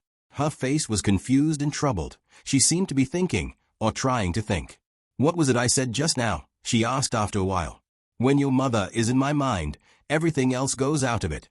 What was I saying? What was I saying? I reminded the poor creature, as kindly and delicately as I could. Ah, yes, yes, she said, still in a vacant, perplexed manner. You are helpless with your wicked husband. Yes. And I must do what I have come to do here. I must make it up to you for having been afraid to speak out at a better time. What is it you have to tell me? I asked. The secret that your cruel husband is afraid of, she answered. I once threatened him with the secret, and frightened him. You shall threaten him with the secret, and frighten him too. Her face darkened, and a hard, angry stare fixed itself in her eyes. She began waving her hand at me in a vacant, unmeaning manner. My mother knows the secret, she said. My mother has wasted under the secret half her lifetime. One day, when I was grown up, she said something to me. And the next day your husband. Yes, yes, go on. What did she tell you about your husband? She stopped again, Marian, at that point. And said no more. And listened eagerly. Hush, she whispered, still waving her hand at me. Hush. She moved aside out of the doorway, moved slowly and stealthily, step by step, till I lost her past the edge of the boathouse. Surely you followed her. Yes, my anxiety made me bold enough to rise and follow her. Just as I reached the entrance, she appeared again suddenly, round the side of the boathouse. The secret, I whispered to her. Wait and tell me the secret. She caught hold of my arm, and looked at me with wild, frightened eyes. Not now, she said. We are not alone. We are watched. Come here tomorrow at this time, by yourself, mind, by yourself. She pushed me roughly into the boathouse again, and I saw her no more. Oh, Laura, Laura, another chance lost. If I had only been near you she should not have escaped us. On which side did you lose sight of her? On the left side, where the ground sinks and the wood is thickest. Did you run out again? Did you call after her? How could I? I was too terrified to move or speak. But when you did move, when you came out, I ran back here to tell you what had happened. Did you see anyone or hear anyone in the plantation? No, it seemed to be all still and quiet when I passed through it. I waited for a moment to consider. Was this third person, supposed to have been secretly present at the interview, a reality, or the creature of Catheric's excited fancy? It was impossible to determine. The one thing certain was that we had failed again on the very brink of discovery, failed utterly and irretrievably, unless Catherick kept her appointment at the boathouse for the next day. Are you quite sure you have told me everything that passed? Every word that was said? I inquired. I think so, she answered. My powers of memory, Marian, are not like yours. But I was so strongly impressed, so deeply interested, that nothing of any importance can possibly have escaped me. My dear Laura, the merest trifles are of importance wherein Catherick is concerned. Think again. Did no chance reference escape her as to the place in which she is living at the present time? None that I can remember. Did she not mention a companion and friend, a woman named Mrs. Clements? Oh yes. Yes. I forgot that. She told me Mrs. Clements wanted sadly to go with her to the lake and take care of her, and begged and prayed that she would not venture into this neighborhood alone. Was that all she said about Mrs. Clements? Yes, that was all. She told you nothing about the place in which she took refuge after leaving Todd's Corner? Nothing, I am quite sure. Nor where she has lived since. Nor what her illness had been. No, Marian, not a word. Tell me, pray tell me, what you think about it. I don't know what to think, or what to do next. You must do this, my love. You must carefully keep the appointment at the boathouse tomorrow. It is impossible to say what interest may not depend on your seeing that woman again. You shall not be left to yourself a second time. I will follow you at a safe distance. Nobody shall see me, but I will keep within hearing of your voice, if anything happens. And Catherick has escaped Walter Hartright, and has escaped you. Whatever happens, she shall not escape me. Laura's eyes read mine attentively. You believe, she said, in this secret that my husband is afraid of? Suppose, Marian, it should only exist after all in Catherick's fancy? Suppose she only wanted to see me and to speak to me, for the sake of old remembrances? Her manner was so strange, I almost doubted her. Would you trust her in other things? I trust nothing, Laura, but my own observation of your husband's conduct. I judge Catherick's words by his actions, and I believe there is a secret. I said no more, and got up to leave the room. Thoughts were troubling me which I might have told her if we had spoken together longer, and which it might have been dangerous for her to know. The influence of the terrible dream from which she had awakened me hung darkly and heavily over every fresh impression which the progress of her narrative produced on my mind. I felt the ominous future coming close, chilling me with an unutterable awe, forcing on me the conviction of an unseen design in the long series of complications which had now fastened round us. I thought of Hartright, as I saw him in the body when he said farewell, as I saw him in the spirit in my dream, and I too began to doubt now whether we were not advancing blindfold to an appointed and an inevitable end. Leaving Laura to go upstairs alone, I went out to look about me in the walks near the house. The circumstances under which Catherick had parted from her had made me secretly anxious to know how Count Fosco was passing the afternoon, and had rendered me secretly distrustful of the results of that solitary journey from which Sir Percival had returned but a few hours since. After looking for them in every direction and discovering nothing, I returned to the house, and entered the different rooms on the ground floor one after another. They were all empty. I came out again into the hall, and went upstairs to return to Laura. Madame Fosco opened her door as I passed it in my way along the passage, and I stopped to see if she could inform me of the whereabouts of her husband and Sir Percival. Yes, she had seen them both from her window more than an hour since. The Count had looked up with his customary kindness, and had mentioned with his habitual attention to her in the smallest trifles, that he and his friend were going out together for a long walk. For a long walk. They had never yet been in each other's company with that object in my experience of them. Sir Percival cared for no exercise but riding, and the Count, except when he was polite enough to be my escort, cared for no exercise at all. When I joined Laura again, I found that she had called to mind in my absence the impending question of the signature to the deed, which, in the interest of discussing her interview with Catherick, we had hitherto overlooked. Her first word when I saw her expressed her surprise at the absence of the expected summons to attend Sir Percival in the library. You may make your mind easy on that subject, I said. For the present, At least, neither your resolution nor mine will be exposed to any further trial. Sir Percival has altered his plans. The business of the signature is put off. Put off. Laura repeated amazedly. Who told you so? My authority is Count Fosco. I believe it is to his interference that we are indebted for your husband's sudden change of purpose. It seems impossible, Marian. If the object of my signing was, as we suppose, to obtain money for Sir Percival that he urgently wanted, how can the matter be put off? I think, Laura, we have the means at hand of setting that doubt at rest. Have you forgotten the conversation that I heard between Sir Percival and the lawyer as they were crossing the hall? No, but I don't remember. I do. There were two alternatives proposed. One was to obtain your signature to the parchment. The other was to gain time by giving bills at 3 months. The last resource is evidently the resource now adopted, and we may fairly hope to be relieved from our share in Sir Percival's embarrassments for some time to come. Oh, Marian, it sounds too good to be true. Does it, my love? You complimented me on my ready memory not long since, but you seem to doubt it now. I will get my journal, and you shall see if I am right or wrong. I went away and got the book at once. On looking back to the entry referring to the lawyer's visit, we found that my recollection of the two alternatives presented was accurately correct. It was almost as great a relief to my mind as to Laura's, to find that my memory had served me, on this occasion, as faithfully as usual. In the perilous uncertainty of our present situation, it is hard to say what future interests may not depend upon the regularity of the entries in my journal and upon the reliability of my recollection at the time when I make them. Laura's face and manner suggested to me that this last consideration had occurred to her as well as to myself. Anyway, it is only a trifling matter, and I am almost ashamed to put it down here in writing. It seems to set the forlornness of our situation in such a miserably vivid light. We must have little indeed to depend on, when the discovery that my memory can still be trusted to serve us is hailed as if it was the discovery of a new friend. The first bell for dinner separated us. Just as it had done ringing, Sir Percival and the Count returned from their walk.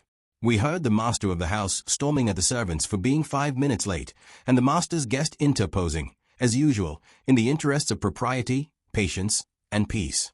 The evening has come and gone. No extraordinary event has happened. But I have noticed certain peculiarities in the conduct of Sir Percival and the Count, which have sent me to my bed feeling very anxious and uneasy about Catterick, and about the results which tomorrow may produce. I know enough by this time, to be sure, that the aspect of Sir Percival which is the most false, and which, therefore, means the worst, is his polite aspect. That long walk with his friend had ended in improving his manners, especially towards his wife.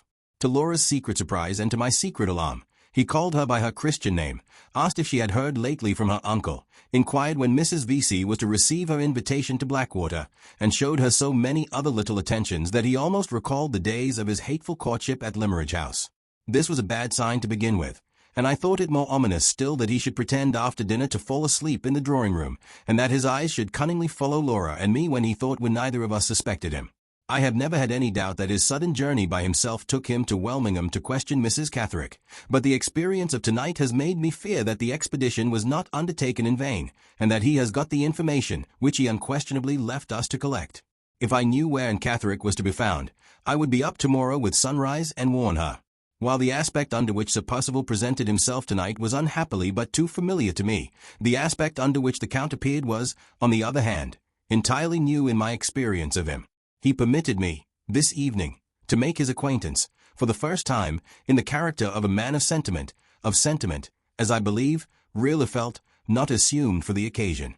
For instance, he was quiet and subdued. His eyes and his voice expressed a restrained sensibility. He wore, as if there was some hidden connection between his showiest finery and his deepest feeling, the most magnificent waistcoat he has yet appeared in. It was made of pale sea-green silk, and delicately trimmed with fine silver braid. His voice sank into the tenderest inflections. His smile expressed a thoughtful, fatherly admiration, whenever he spoke to Laura or to me. He pressed his wife's hand under the table when she thanked him for trifling little attentions at dinner. He took wine with her. "Your health and happiness, my angel," he said, with fond glistening eyes. He ate little or nothing, and sighed, and said "Good Percival," when his friend laughed at him. After dinner, he took Laura by the hand, and asked her if she would be so sweet as to play to him. She complied, through sheer astonishment. He sat by the piano, with his watch chain resting in folds, like a golden serpent, on the sea-green protuberance of his waistcoat. His immense head lay languidly on one side, and he gently beat time with two of his yellow-white fingers. He highly approved of the music, and tenderly admired Laura's manner of playing, not as poor Hartright used to praise it, with an innocent enjoyment of the sweet sounds, but with a clear, cultivated, practical knowledge of the merits of the composition, in the first place, and of the merits of the player's touch in the second. As the evening closed in, he begged that the lovely dying light might not be profaned, just yet, by the appearance of the lamps. He came, with his horribly silent tread, to the distant window at which I was standing, to be out of his way, and to avoid the very sight of him. He came to ask me to support his protest against the lamps. If any one of them could only have burnt him up at that moment, I would have gone down to the kitchen and fetched it myself. "Surely you like this modest, trembling English twilight," he said softly. "Ah, I love it. I feel my inborn admiration of all that is noble and great and good, purified by the breath of heaven on an evening like this. Nature has such imperishable charms, such inextinguishable tenderness for me. I am an old, fat man. Talk which would become your lips, Miss Halcombe, sounds like a derision and a mockery on mine. It is hard to be laughed at in my moments of sentiment, as if my soul was like myself, old and overgrown. Observe, dear lady, what a light is dying on the trees. Does it penetrate your heart, as it penetrates mine?" He paused, looked at me, and repeated the famous lines of Dante on the evening time, with a melody and tenderness which added a charm of their own to the matchless beauty of the poetry itself. "Bah!" he cried suddenly, as the last cadence of those noble Italian words died away on his lips. "I make an old fool of myself, and only weary you all. Let us shut up the window in our bosoms and get back to the matter-of-fact world. Possible. I sanction the admission of the lamps. Lady Glyde, Miss Halcombe, Eleanor, my good wife, which of you will indulge me with a game at dominoes?" He addressed us all, but he looked especially at Laura. She had learnt to feel my dread of offending him, and she accepted his proposal. It was more than I could have done at that moment. I could not have sat down at the same table with him for any consideration. His eyes seemed to reach my inmost soul through the thickening obscurity of the twilight. His voice trembled along every nerve in my body, and turned me hot and cold alternately. The mystery and terror of my dream, which had haunted me at intervals all through the evening, now oppressed my mind with an unendurable foreboding and an unutterable awe. I saw the white tomb again, and the veiled woman rising out of it by Hartright's side. The thought of Laura welled up like a spring in the depths of my heart, and filled it with waters of bitterness, never known to it before. I caught her by the hand as she passed me on her way to the table, and kissed her as if that night was to part us forever. While they were all gazing at me in astonishment, I ran out through the low window which was open before me to the ground, ran out to hide from them in the darkness, to hide even from myself. We separated that evening later than usual. Towards midnight the summer silence was broken by the shuddering of a low, melancholy wind among the trees. We all felt the sudden chill in the atmosphere, but the Count was the first to notice the stealthy rising of the wind. He stopped while he was lighting my candle for me, and held up his hand warningly. "Listen," he said. "There will be a change tomorrow. June 19th. The events of yesterday warned me to be ready, sooner or later, to meet the worst. Today is not yet at an end, and the worst has come. Judging by the closest calculation of time that Laura and I could make, we arrived at the conclusion that Anne Catterick must have appeared at the boathouse at 2:30 on the afternoon of yesterday. I accordingly arranged that Laura should just show herself at the luncheon table today, and should then slip out at the first opportunity, leaving me behind to preserve appearances, and to follow her as soon as I could safely do so. This mode of proceeding, if no obstacles occurred to thwart us, would enable her to be at the boathouse before 2:30, and, when I left the table, in my turn, would take me to a safe position in the plantation before 3. The change in the weather, which last night's wind warned us to expect, came with the morning. It was raining heavily when I got up, and it continued to rain until 12 o'clock, when the clouds dispersed, the blue sky appeared, and the sun shone again with the bright promise of a fine afternoon. My anxiety to know how Sir Percival and the Count would occupy the early part of the day was by no means set at rest, so far as Sir Percival was concerned, by his leaving us immediately after breakfast, and going out by himself, in spite of the rain. He neither told us where he was going nor when we might expect him back. We saw him pass the breakfast-room window hastily, with his high boots and his waterproof coat on, and that was all. The Count passed the morning quietly indoors, some part of it in the library, some part in the drawing-room, playing odds and ends of music on the piano, and humming to himself. Judging by appearances, the sentimental side of his character was persistently inclined to betray itself still. He was silent and sensitive, and ready to sigh and languish ponderously, as only fat men can sigh and languish, on the smallest provocation. Luncheon time came, and Sir Percival did not return. The Count took his friend's place at the table, plaintively devoured the greater part of a fruit tart, submerged under a whole jugful of cream, and explained the full merit of the achievement to us as soon as he had done. "A taste for sweets," he said in his softest tones and his tenderest manner, "is the innocent taste of women and children. I love to share it with them. It is another bond, dear ladies, between you and me." Laura left the table in 10 minutes' time. I was sorely tempted to accompany her. But if we had both gone out together, we must have excited suspicion, and worse still, if we allowed in Catterick to see Laura, accompanied by a second person who was a stranger to her, we should in all probability forfeit her confidence from that moment, never to regain it again. I waited, therefore, as patiently as I could, until the servant came in to clear the table. When I quitted the room, there were no signs, in the house or out of it, of Sir Percival's return. I left the Count with a piece of sugar between his lips and the vicious cockatoo scrambling up his waistcoat to get at it, while Madame Fosco, sitting opposite to her husband, watched the proceedings of his bird and himself as attentively as if she had never seen anything of the sort before in her life. On my way to the plantation, I kept carefully beyond the range of view from the luncheon-room window. Nobody saw me, and nobody followed me. It was then 2:45 by my watch. Once among the trees, I walked rapidly, until I had advanced more than halfway through the plantation. At that point I slackened my pace and proceeded cautiously, but I saw no one, and heard no voices. By little and little I came within view of the back of the boathouse, stopped and listened, then went on, till I was close behind it, and must have heard any persons who were talking inside. Still the silence was unbroken. Still far and near no sign of a living creature appeared anywhere. After skirting round by the back of the building, first on one side and then on the other, and making no discoveries, I ventured in front of it, and fairly looked in. The place was empty. I called, "Laura." At first softly, then louder and louder. No one answered, and no one appeared. For all that I could see and hear, the only human creature in the neighborhood of the lake and the plantation was myself. My heart began to beat violently, but I kept my resolution, and searched, first the boathouse and then the ground in front of it, for any signs which might show me whether Laura had really reached the place or not.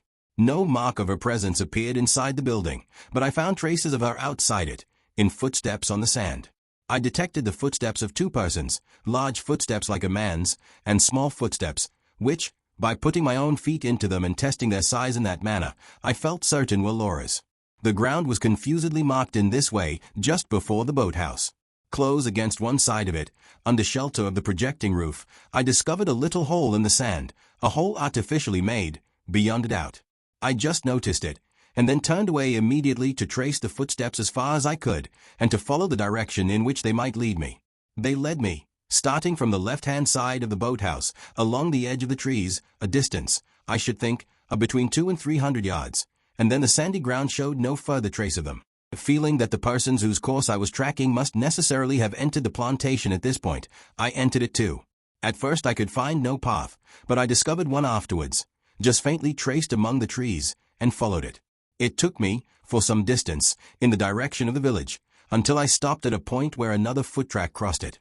The brambles grew thickly on either side of this second path. I stood looking down it, uncertain which way to take next, and while I looked I saw on one thorny branch some fragments of fringe from a woman's shawl. A closer examination of the fringe satisfied me that it had been torn from a shawl of Laura's, and I instantly followed the second path. It brought me out at last, to my great relief, at the back of the house. I say to my great relief, because I inferred that Laura must, for some unknown reason, have returned before me by this roundabout way. I went in by the courtyard and the offices. The first person whom I met in crossing the servants' hall was Mrs. Michelson, the housekeeper. "Do you know," I asked, "whether Lady Glyde has come in from her walk or not?" "My lady came in a little while ago with Sir Percival," answered the housekeeper. "I am afraid, Miss Halcombe, something very distressing has happened." My heart sank within me. "You don't mean an accident?" I said faintly. No, thank God, no accident. But my lady ran upstairs to her own room in tears, and Sir Percival has ordered me to give Fanny warning to leave in an hour's time." Fanny was Laura's maid, a good affectionate girl who had been with her for years, the only person in the house whose fidelity and devotion we could both depend upon. "Where is Fanny?" I inquired. "In my room, Miss Halcombe. The young woman is quite overcome, and I told her to sit down and try to recover herself." I went to Mrs. Michelson's room, and found Fanny in a corner, with her box by her side, crying bitterly. She could give me no explanation whatever of her sudden dismissal. Sir Percival had ordered that she should have a month's wages, in place of a month's warning, and go. No reason had been assigned, no objection had been made to her conduct. She had been forbidden to appeal to her mistress, forbidden even to see her for a moment to say goodbye. She was to go without explanations or farewells, and to go at once. After soothing the poor girl by a few friendly words, I asked where she proposed to sleep that night. She replied that she thought of going to the little inn in the village, the landlady of which was a respectable woman, known to the servants at Blackwater Park.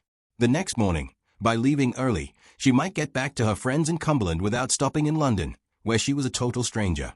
I felt directly that Fanny's departure offered us a safe means of communication with London and with Limmeridge House, of which it might be very important to avail ourselves.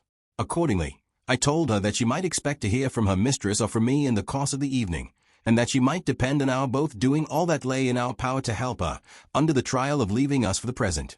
Those words said, I shook hands with her and went upstairs. The door which led to Laura's room was the door of an antechamber opening onto the passage. When I tried it, it was bolted on the inside. I knocked, and the door was opened by the same heavy, overgrown housemaid whose lumpish insensibility had tried my patience so severely on the day when I found the wounded dog. I had, since that time, discovered that her name was Margaret Porcher, and that she was the most awkward, slatternly, and obstinate servant in the house. On opening the door, she instantly stepped out to the threshold, and stood grinning at me in stolid silence. Why do you stand there? I said. Don't you see that I want to come in? Ah, but you mustn't come in, was the answer, with another and a broader grin still. How dare you talk to me in that way? Stand back instantly. She stretched out a great red hand and arm on each side of her, so as to bar the doorway, and slowly nodded her addle head at me. Master's orders, she said, and nodded again. I had need of all my self-control to warn me against contesting the matter with her, and to remind me that the next words I had to say must be addressed to her master. I turned my back on her, and instantly went downstairs to find him. My resolution to keep my temper under all the irritations that Sir Percival could offer was, by this time, as completely forgotten. I say so to my shame, as if I had never made it. It did me good. After all I had suffered and suppressed in that house, it actually did me good to feel how angry I was. The drawing-room and the breakfast-room were both empty. I went on to the library, and there I found Sir Percival, the Count, and Madame Fosco. They were all three standing up, close together, and Sir Percival had a little slip of paper in his hand. As I opened the door I heard the Count say to him, "No, 1,000 times over, no." I walked straight up to him, and looked him full in the face. "Am I to understand, Sir Percival, that your wife's room is a prison, and that your housemaid is the gaoler who keeps it?" I asked. "Yes, that is what you are to understand," he answered. "Take care my gaoler hasn't got double duty to do. Take care your room is not a prison too. Take you care how you treat your wife, and how you threaten me." I broke out in the heat of my anger. "There are laws in England to protect women from cruelty and outrage. If you hurt a hair of Laura's head, if you dare to interfere with my freedom, come what may, to those laws I will appeal." Instead of answering me, he turned round to the Count. "What did I tell you?" he asked. "What do you say now?" "What I said before," replied the Count. "No." Even in the vehemence of my anger I felt his calm, cold, grey eyes on my face. They turned away from me as soon as he had spoken, and looked significantly at his wife. Madame Fosco immediately moved close to my side, and in that position addressed Sir Percival before either of us could speak again. "Favor me with your attention for one moment," she said, in her clear, suppressed tones. "I have to thank you, Sir Percival, for your hospitality, and to decline taking advantage of it any longer. I remain in no house in which ladies are treated as your wife and Miss Halcombe have been treated here today." Sir Percival drew back a step, and stared at her, in dead silence. The declaration he had just heard, a declaration which he well knew, as I well knew, Madame Fosco would not have ventured to make without her husband's permission, seemed to petrify him with surprise. The Count stood by, and looked at his wife with the most enthusiastic admiration. "She is sublime," he said to himself. He approached her while he spoke, and drew her hand through his arm. "I am at your service, Eleanor," he went on, with a quiet dignity that I had never noticed in him before. "And at Miss Halcombe's service, if she will honor me by accepting all the assistance I can offer her." "Damn it! What do you mean?" cried Sir Percival, as the Count quietly moved away with his wife to the door. "At other times I mean what I say, But at this time I mean what my wife says, replied the impenetrable Italian. We have changed places, Percival, for once, and Madame Fosco's opinion is mine. Sir Percival crumpled up the paper in his hand, and pushing past the Count, with another oath, stood between him and the door. Have your own way, he said, with baffled rage in his low, half-whispering tones. Have your own way, and see what comes of it. With those words he left the room.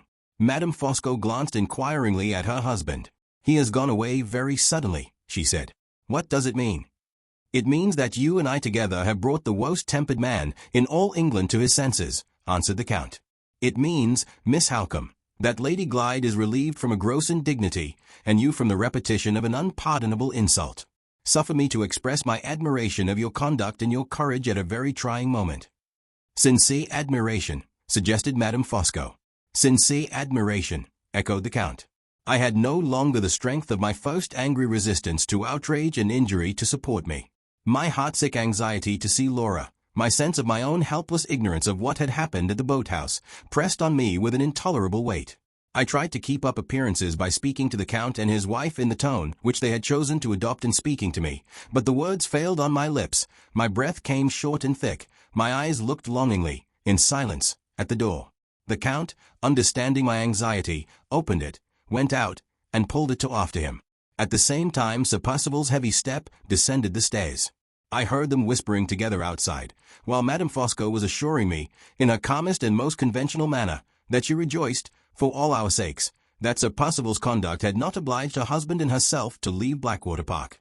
Before she had done speaking the whispering ceased, the door opened, and the Count looked in.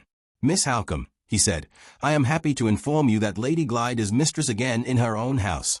I thought it might be more agreeable to you to hear of this change for the better from me than from Sir Percival, and I have therefore expressly returned to mention it. Admirable delicacy, said Madame Fosco, paying back her husband's tribute of admiration with the Count's own coin, in the Count's own manner. He smiled and bowed as if he had received a formal compliment from a polite stranger, and drew back to let me pass out first. Sir Percival was standing in the hall. As I hurried to the stairs, I heard him call impatiently to the Count to come out of the library. What are you waiting there for? He said. I want to speak to you. And I want to think a little by myself, replied the other. Wait till later, Percival, wait till later. Neither he nor his friend said any more. I gained the top of the stairs and ran along the passage. In my haste and my agitation I left the door of the antechamber open, but I closed the door of the bedroom the moment I was inside it. Laura was sitting alone at the far end of the room, her arms resting wearily on a table, and her face hidden in her hands. She started up with a cry of delight when she saw me. How did you get here? She asked. Who gave you leave? Not Sir Percival. In my overpowering anxiety to hear what she had to tell me, I could not answer her. I could only put questions on my side. Laura's eagerness to know what had passed downstairs proved, however, too strong to be resisted. She persistently repeated her inquiries. The Count, of course, I answered impatiently. Whose influence in the house? She stopped me with a gesture of disgust. Don't speak of him, she cried. The Count is the vilest creature breathing. The Count is a miserable spy. Before we could either of us say another word we were alarmed by a soft knocking at the door of the bedroom. I had not yet sat down, and I went first to see who it was. When I opened the door Madame Fosco confronted me with my handkerchief in her hand. You dropped this downstairs, Miss Halcombe, she said, and I thought I could bring it to you, as I was passing by to my own room. Her face, naturally pale, had turned to such a ghastly whiteness that I started at the sight of it. Her hands, so sure and steady at all other times, trembled violently, and her eyes looked wolfishly past me through the open door, and fixed on Laura. She had been listening before she knocked. I saw it in her white face, I saw it in her trembling hands, I saw it in her look at Laura. After waiting an instant she turned from me in silence, and slowly walked away. I closed the door again. Oh, Laura, Laura, we shall both rue the day when you called the Count a spy. You would have called him so yourself, Marian, if you had known what I know. And Catherick was right. There was a third person watching us in the plantation yesterday, and that third person. Are you sure it was the Count? I am absolutely certain. He was Sir Percival's spy. He was Sir Percival's informer. He set Sir Percival watching and waiting, all the morning through, for Catherick and for me. Is and found? Did you see her at the lake? No. She has saved herself by keeping away from the place. When I got to the boathouse no one was there. Yes? Yes. I went in and sat waiting for a few minutes, but my restlessness made me get up again, to walk about a little. As I passed out I saw some marks on the sand, close under the front of the boathouse. I stooped down to examine them, and discovered a word written in large letters on the sand. The word was, "Look." "And you scraped away the sand, and dug a hollow place in it. How do you know that, Marian?" "I saw the hollow place myself when I followed you to the boathouse." "Go on, go on." "Yes, I scraped away the sand on the surface, and in a little while I came to a strip of paper hidden beneath, which had writing on it. The writing was signed with Catheric's initials." "Where is it?" "Sir Percival has taken it from me." "Can you remember what the writing was? Do you think you can repeat it to me?" "In substance I can, Marian. It was very short. You would have remembered it, word for word." "Try to tell me what the substance was before we go any further." She complied. I write the lines down here exactly as she repeated them to me. They ran thus. "I was seen with you, yesterday, by a tall, stout old man, and had to run to save myself. He was not quick enough on his feet to follow me, and he lost me among the trees. I dare not risk coming back here today at the same time. I write this, and hide it in the sand, at 6 in the morning, to tell you so. When we speak next of your wicked husband's secret we must speak safely, or not at all. Try to have patience. I promise you shall see me again, and that soon. AC." The reference to the tall, stout old man, the terms of which Laura was certain that she had repeated to me correctly, left no doubt as to who the intruder had been. I called to mind that I had told Sir Percival, in the Count's presence the day before, that Laura had gone to the boathouse to look for her brooch. In all probability he had followed her there, in his officious way, to relieve her mind about the matter of the signature, immediately after he had mentioned the change in Sir Percival's plans to me in the drawing-room. In this case he could only have got to the neighborhood of the boathouse at the very moment when Catherick discovered him. The suspiciously hurried manner in which he parted from Laura had no doubt prompted his useless attempt to follow her. Of the conversation which had previously taken place between them he could have heard nothing. The distance between the house and the lake, and the time at which he left me in the drawing-room, as compared with the time at which Laura and Catherick had been speaking together, proved that fact to us at any rate, beyond a doubt. Having arrived at something like a conclusion so far, my next great interest was to know what discoveries Sir Percival had made after Count Fosco had given him his information. "How came you to lose possession of the letter?" I asked. "What did you do with it when you found it in the sand?" "After reading it once through," she replied, "I took it into the boathouse with me to sit down and look over it a second time. While I was reading a shadow fell across the paper. I looked up, and saw Sir Percival standing in the doorway watching me." "Did you try to hide the letter?" "I tried, but he stopped me. 'You needn't trouble to hide that,' he said. 'I happened to have read it.' I could only look at him helplessly. I could say nothing. 'You understand,' he went on, 'I have read it. I dug it up out of the sand 2 hours since, and buried it again, and wrote the word above it again, and left it ready to your hands. You can't lie yourself out of the scrape now. You saw Catherick in secret yesterday, and you have got her letter in your hand at this moment. I have not caught her yet, but I have caught you. Give me the letter.' He stepped close up to me. I was alone with him. Marian, what could I do? I gave him the letter." "What did he say when you gave it to him?" "At first he said nothing. He took me by the arm, and led me out of the boathouse, and looked about him on all sides, as if he was afraid of our being seen or heard. Then he clasped his hand fast round my arm, and whispered to me, 'What didn't Catherick say to you yesterday? I insist on hearing every word, from first to last.' "Did you tell him?" "I was alone with him, Marian. His cruel hand was bruising my arm. What could I do?" "Is the mark on your arm still? Let me see it." "Why do you want to see it?" "I want to see it, Laura, because our endurance must end, and our resistance must begin today. That mark is a weapon to strike him with. Let me see it now. I may have to swear to it at some future time." "Oh, Marian, don't look so, don't talk so. It doesn't hurt me now." "Let me see it." She showed me the marks. I was past grieving over them, past crying over them, past shuddering over them. They say we are either better than men, or worse. If the temptation that has fallen in some women's way, and made them worse, had fallen in mine at that moment, thank God. My face betrayed nothing that his wife could read. The gentle, innocent, affectionate creature thought I was frightened for her and sorry for her, and thought no more. "Don't think too seriously of it, Marian," she said simply, as she pulled her sleeve down again. "It doesn't hurt me now. I will try to think quietly of it, my love, for your sake. Well, Well, and you told him all that and Catherick had said to you, all that you told me? Yes, all. He insisted on it. I was alone with him. I could conceal nothing. Did he say anything when you had done? He looked at me, and laughed to himself in a mocking, bitter way. I mean to have the rest out of you, he said. Do you hear, the rest? I declared to him solemnly that I had told him everything I knew. Not you, he answered. You know more than you choose to tell. Won't you tell it? You shall. I'll wring it out of you at home, if I can't wring it out of you here. He led me away, by a strange path through the plantation, a path where there was no hope of our meeting you, and he spoke no more till we came within sight of the house. Then he stopped again, and said, Will you take a second chance, if I give it to you? Will you think better of it, and tell me the rest? I could only repeat the same words I had spoken before. He cursed my obstinacy, and went on, and took me with him to the house. You can't deceive me, he said. You know more than you choose to tell. I'll have your secret out of you, and I'll have it out of that sister of yours as well. There shall be no more plotting and whispering between you. Neither you nor she shall see each other again till you have confessed the truth.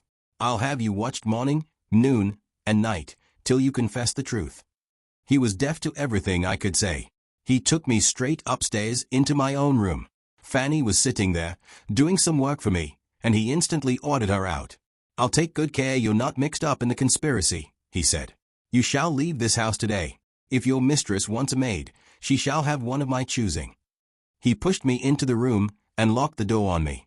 He set that senseless woman to watch me outside, Marian. He looked and spoke like a madman.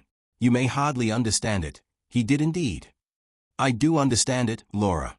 He is mad, mad with the terrors of a guilty conscience.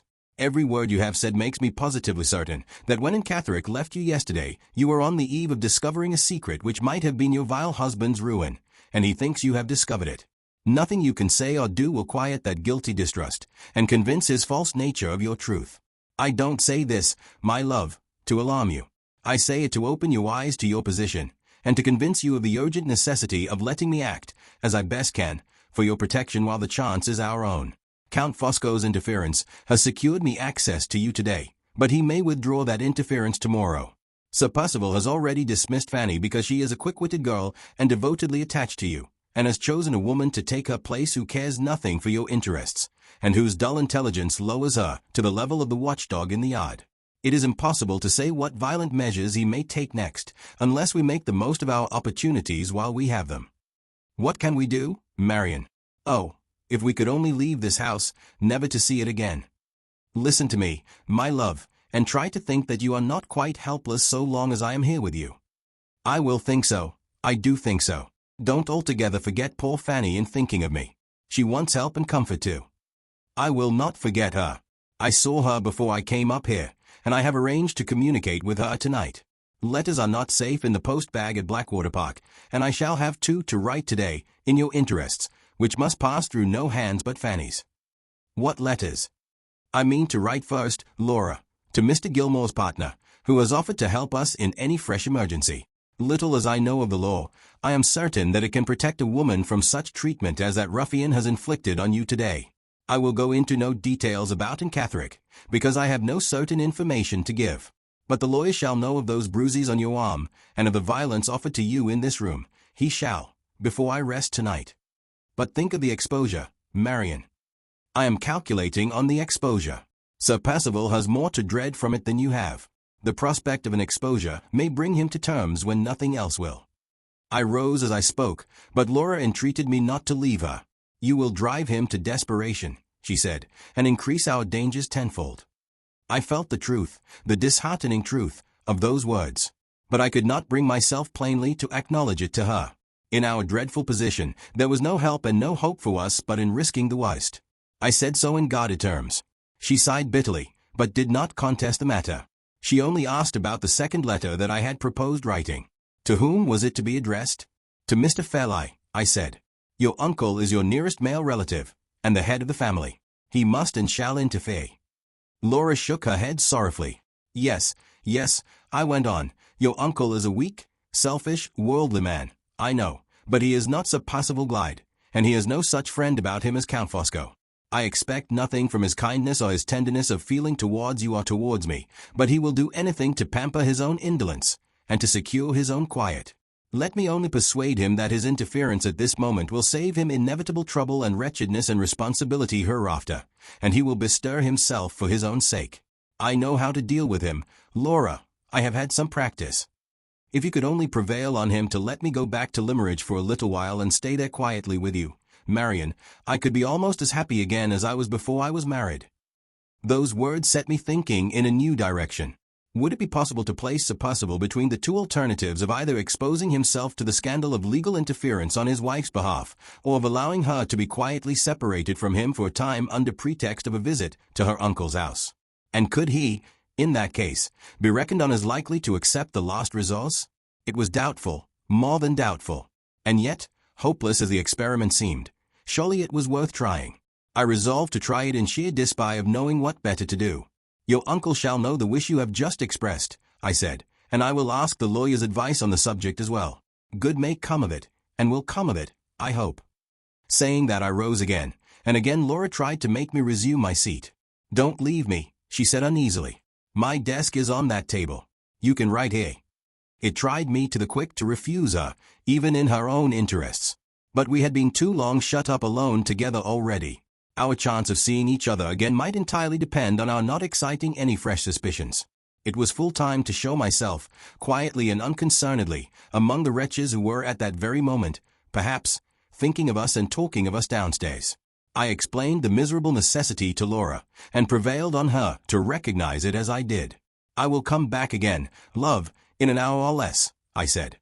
"The worst is over for today. Keep yourself quiet and fear nothing. Is the key in the door, Marian? Can I lock it on the inside?" "Yes, here is the key. Lock the door, and open it to nobody until I come upstairs again." I kissed her, and left her. It was a relief to me as I walked away to hear the key turned in the lock, and to know that the door was at her own command. June 19th. I had only got as far as the top of the stairs when the locking of Laura's door suggested to me the precaution of also locking my own door, and keeping the key safely about me while I was out of the room. My journal was already secured with other papers in the table drawer, but my writing materials were left out. These included a seal bearing the common device of two doves drinking out of the same cup, and some sheets of blotting paper, which had the impression on them of the closing lines of my writing in these pages traced during the past night. Distorted by the suspicion which had now become a part of myself, even such trifles as these looked too dangerous to be trusted without a guard. Even the locked table drawer seemed to be not sufficiently protected in my absence until the means of access to it had been carefully secured as well. I found no appearance of any one having entered the room while I had been talking with Laura. My writing materials, which I had given the servant instructions never to meddle with, were scattered over the table much as usual. The only circumstance in connection with them that at all struck me was that the seal lay tidily in the tray with the pencils and the wax. It was not in my careless habits, I am sorry to say, to put it there, neither did I remember putting it there.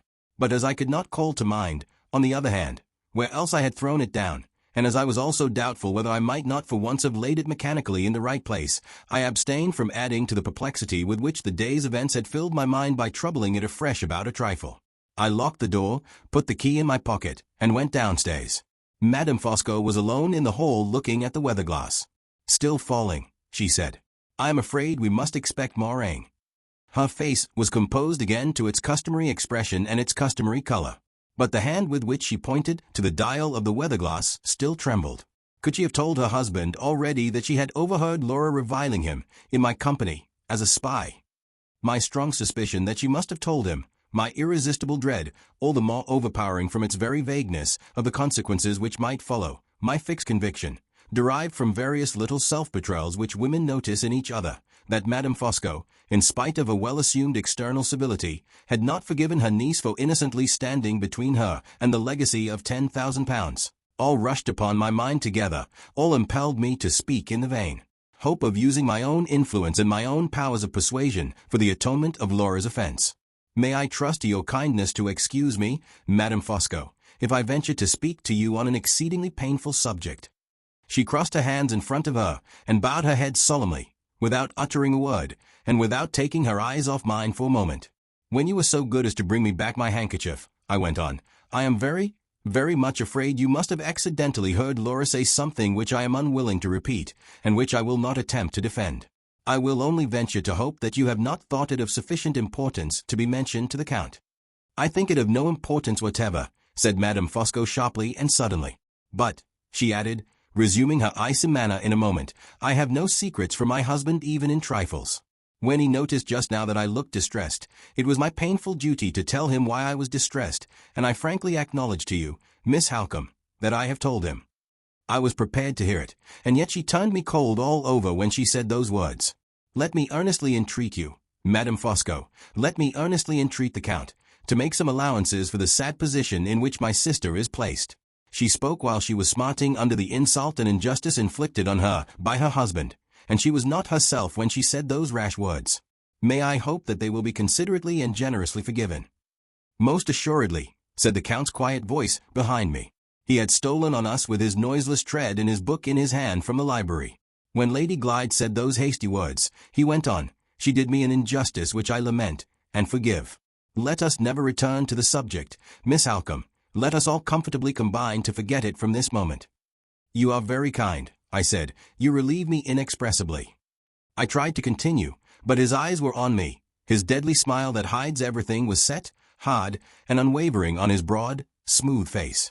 My distrust of his unfathomable falseness, my sense of my own degradation in stooping to conciliate his wife and himself, so disturbed and confused me, that the next words failed on my lips, and I stood there in silence. "I beg you on my knees to say no more, Miss Halcombe. I am truly shocked that you should have thought it necessary to say so much." With that polite speech he took my hand. Oh, how I despise myself! Oh, how little comfort there is even in knowing that I submitted to it for Laura's sake! He took my hand and put it to his poisonous lips. Never did I know all my horror of him till then. That innocent familiarity turned my blood as if it had been the vilest insult that a man could offer me. Yet I hid my disgust from him.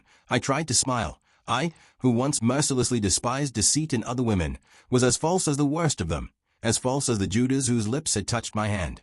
I could not have maintained my degrading self-control. It is all that redeems me in my own estimation to know that I could not, if he had still continued to keep his eyes on my face. His wife's tigerish jealousy came to my rescue and forced his attention away from me the moment he possessed himself of my hand. Her cold blue eyes caught light, her dull white cheeks flushed into bright color. She looked years younger than her age in an instant. "Count," she said, "your foreign forms of politeness are not understood by Englishwomen." "Pardon me, my angel. The best and dearest Englishwoman in the world understands them." With those words he dropped my hand and quietly raised his wife's hand to his lips in place of it. I ran back up the stairs to take refuge in my own room. If there had been time to think, my thoughts, when I was alone again, would have caused me bitter suffering. But there was no time to think. Happily for the preservation of my calmness and my courage, there was time for nothing but action. The letters to the lawyer and to Mr. Fairlie were still to be written, and I sat down at once without a moment's hesitation to devote myself to them. There was no multitude of resources to perplex me. There was absolutely no one to depend on, in the first instance, but myself. Sir Percival had neither friends nor relatives in the neighborhood whose intercession I could attempt to employ. He was on the coldest terms, in some cases on the worst terms, with the families of his own rank and station who lived near him. We two women had neither father nor brother to come to the house and take our parts. There was no choice but to write those two doubtful letters, or to put Laura in the wrong and myself in the wrong, and to make all peaceable negotiation in the future impossible by secretly escaping from Blackwater Park.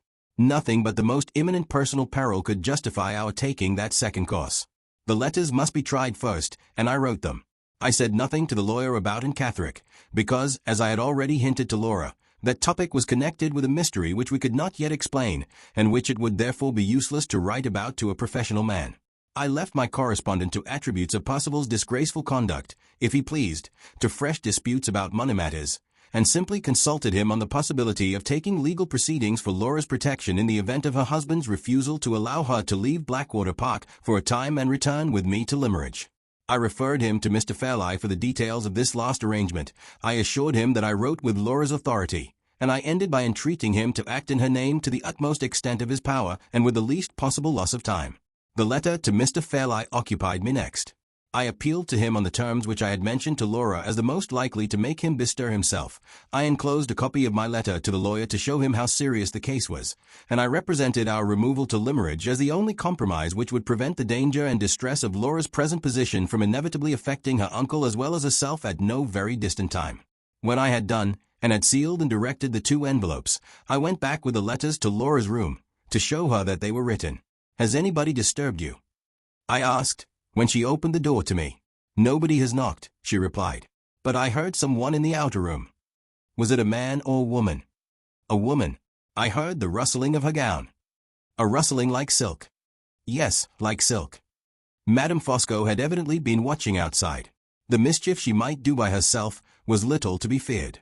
But the mischief she might do, as a willing instrument in her husband's hands, was too formidable to be overlooked. What became of the rustling of the gown when you no longer heard it in the anteroom? I inquired. Did you hear it go past your wall, along the passage? Yes. I kept still and listened, and just heard it. Which way did it go? Towards your room. I considered again. The sound had not caught my ears.